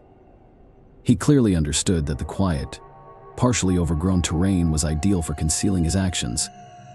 Based on this theory, the police conducted screenings of local African American men, but the results were not as desired. Chanel Lewis' life was not particularly unique in comparison to that of other young African Americans. He lived in one of Brooklyn's low-income housing developments, about 4 or 5 miles from Spring Creek Park. Chanel was unemployed and lived with his mother, 3 sisters, and their children. Perhaps the only thing that distinguished him was his diagnosis of paranoid schizophrenia. Despite this, he graduated from a private school for students with emotional and behavioral issues. Chanel's former classmates remembered her as a quiet loner. The kids constantly picked on him. One of them admitted that the girls intimidated and punched him. He had no friends. Another peer stated that Louis occasionally fought back, but not effectively. He was frequently mocked for his clothing and appearance. Chanel always wore a hoodie, smirked, and walked away from difficult situations, earning him the nickname African Lizard. Chanel, however, is described as a smart kid with good grades by a fellow student, 17-year-old Danielle Nunes. He liked to show me funny videos on the bus, she remembered. I never saw him being cruel. According to some sources, the young man once stated that he wanted to cut all of the girls who approached him in middle school. What would happen if I brought a knife to school? Dr. Edward Dana, the executive director of the school where Chanel was transferred, commented on this. We had no reports of threats at middle school. He received no disciplinary sanctions while attending our school. I never heard him make threats to other students. Nonetheless, Chanel was a traumatized adolescent who frequently faced bullying. He aspired to work in social services, assisting those in distress. When conflicts arose at home, he would wander the streets and frequent the park. Lewis had several minor encounters with the police in Spring Creek, one of which involved urinating in public. In May 2016, another incident occurred when a local merchant reported Louis for loitering in his shop with a crowbar. Responding officers checked Chanel's identification and released him because he had no prior incidents. However, the police kept this information, which would later play an important role in the investigation into Karina Vetrano's death in February 2017. Detective John Russo, who was involved in the investigation, recalled something significant. He had seen a young man in a hoodie wandering around the park several times before. John even attempted to follow him after becoming intrigued by the individual's behavior. The young man walked slowly, pausing for extended periods in front of houses near the park, as if scouting for potential burglaries. However, Rousseau lost sight of him when he called his colleagues the next day in response to a store owner's report. The police discovered a teenager who matched the description. We're 2 months into the investigation. John Rousseau recalled this wanderer, believing he had seen or heard something relevant. After Detective Rousseau reviewed the young man's file, investigators focused on Chanel Lewis. Chanel's peculiarities piqued interest. The police began to inquire about him among acquaintances and teachers, and it was discovered that he had allegedly expressed a desire to harm girls. This news raised concerns and suspicions. With no other leads, officers decided to focus on Lewis. It was later discovered that Chanel was not at home when Karina died. After an argument with his family, he went to the park. When he returned, he looked disheveled, with torn clothes and visible bruises and abrasions. When his mother inquired about what had happened, Lewis claimed that he had been attacked. His account matched the timeline and a witness description of a man fleeing the park. Additionally, on August 3, 2016, Lewis's father, a former school principal, took him to the hospital for treatment of severe wounds, the majority of which were cuts, as well as an injured hand. The investigators examined the medical records from that day and found the story credible. However, they saw things differently, noticing parallels between the events involving Chanel Lewis and Karina Vetrano. Chanel was brought to the police station on February 4, 2017, where he voluntarily provided his DNA for analysis. Would the perpetrator willingly do this? Detectives wondered. The interrogation began in the morning of February 5th. Louis admitted that he was at the park around 5 p.m. On August 2, 2016, he clarified that he was walking on dirt pads, not through the thickets, while listening to music. He admitted to seeing a young woman jogging with her phone in hand. When detectives asked if anything happened when he met her, Chanel nodded quietly and said, "Yes." Everyone was stunned. His response was ambiguous, implying confusion. "I was angry." One thing led to another. What happened was finally stated clearly. Investigators were wary of this semi-admission, fearing it would cast doubt on jurors during a trial. They waited for Chanel to explain. "I was walking through the park, trying to distract myself from a family argument. When I met a woman who was alone, I decided to follow her. When she passed by me, I grabbed her shoulders, threw her to the ground, and hit her face about 5 times to keep her from screaming. My punches knocked out several of her teeth, injuring my hand," Chanel said. He also stated that the struggle lasted approximately 5 minutes. Ms. Vetrano vigorously resisted scratching and biting. To avoid attracting attention, Louis dragged her from the path into the tall grass, where he tried to undress and assault her. She was taken aback but refused to give in. Chanel then strangled her until he realized she was dead. When asked if he knew the victim before, he replied, "I did not know her before this. Everything happened by chance." With ants, the motivation for the act became even more unexpected and bizarre. Chanel's hatred and uncontrollable aggression were apparently triggered by hours of loud music played by a neighborhood gang member. These negative emotions were unleashed on the unfortunate woman, a strange motivation for an act. The investigators' confusion was dispelled when DNA comparison results matched perfectly microscopic traces found on the victim's body and Chanel's phone. As a result, the police and prosecutor concluded that the case was solved and ready for trial. However, the motive seemed implausible. Chanel may have noticed Karina before, as he frequented the park and might have seen her with her father. He liked her and chose to approach her. However, after being rejected, he became enraged and attacked her, and the situation spiraled out of control. This scenario could have been more understandable. On November 5, 2018, the trial against Chanel Lewis began. Despite his earlier statements to the authorities, Lewis pleaded not guilty, a stance shared by his family, denying any involvement in the crime. The prosecution charged Louis with homicide and sexual assault, and he faces a sentence of 25 years to life in prison. The debate over Louis' guilt played out not only in court, but also in the media. Lewis and his defense teams sparked controversy by citing alleged legal violations during his arrest, as well as allegations of racial bias and discrimination by various news outlets. However, the judge dismissed the allegations as baseless, emphasizing that the investigation followed legal procedures. The prosecution presented tangible evidence and DNA analysis results. The defense claimed the evidence was insufficient and contaminated. Given the large number of people present at the crime scene, including the victim's father who discovered her body, forensic biologist Linda Rossano estimated that the likelihood of the DNA belonging to someone other than Louis was 1 in 6 trillion. The prosecutor also presented Louis' phone records, revealing his internet searches on second chances and forgiveness in Catholicism, which prompted the question: what sin did Chanel want to atone for? The release of Louis' confession video sparked more controversy, with his lawyers claiming he was under immense pressure, resulting in a coerced confession. They suspected the police of fabricating evidence, claiming that the recording began only after Louis was coerced and that the search of his home violated protocol. The defense argued that the investigation into Karina Vetrano's death was initially botched. As public pressure grew for an arrest, Louise became a scapegoat. The jury was struck by the defense's compelling arguments. After hearing both sides, they were unable to reach a final decision.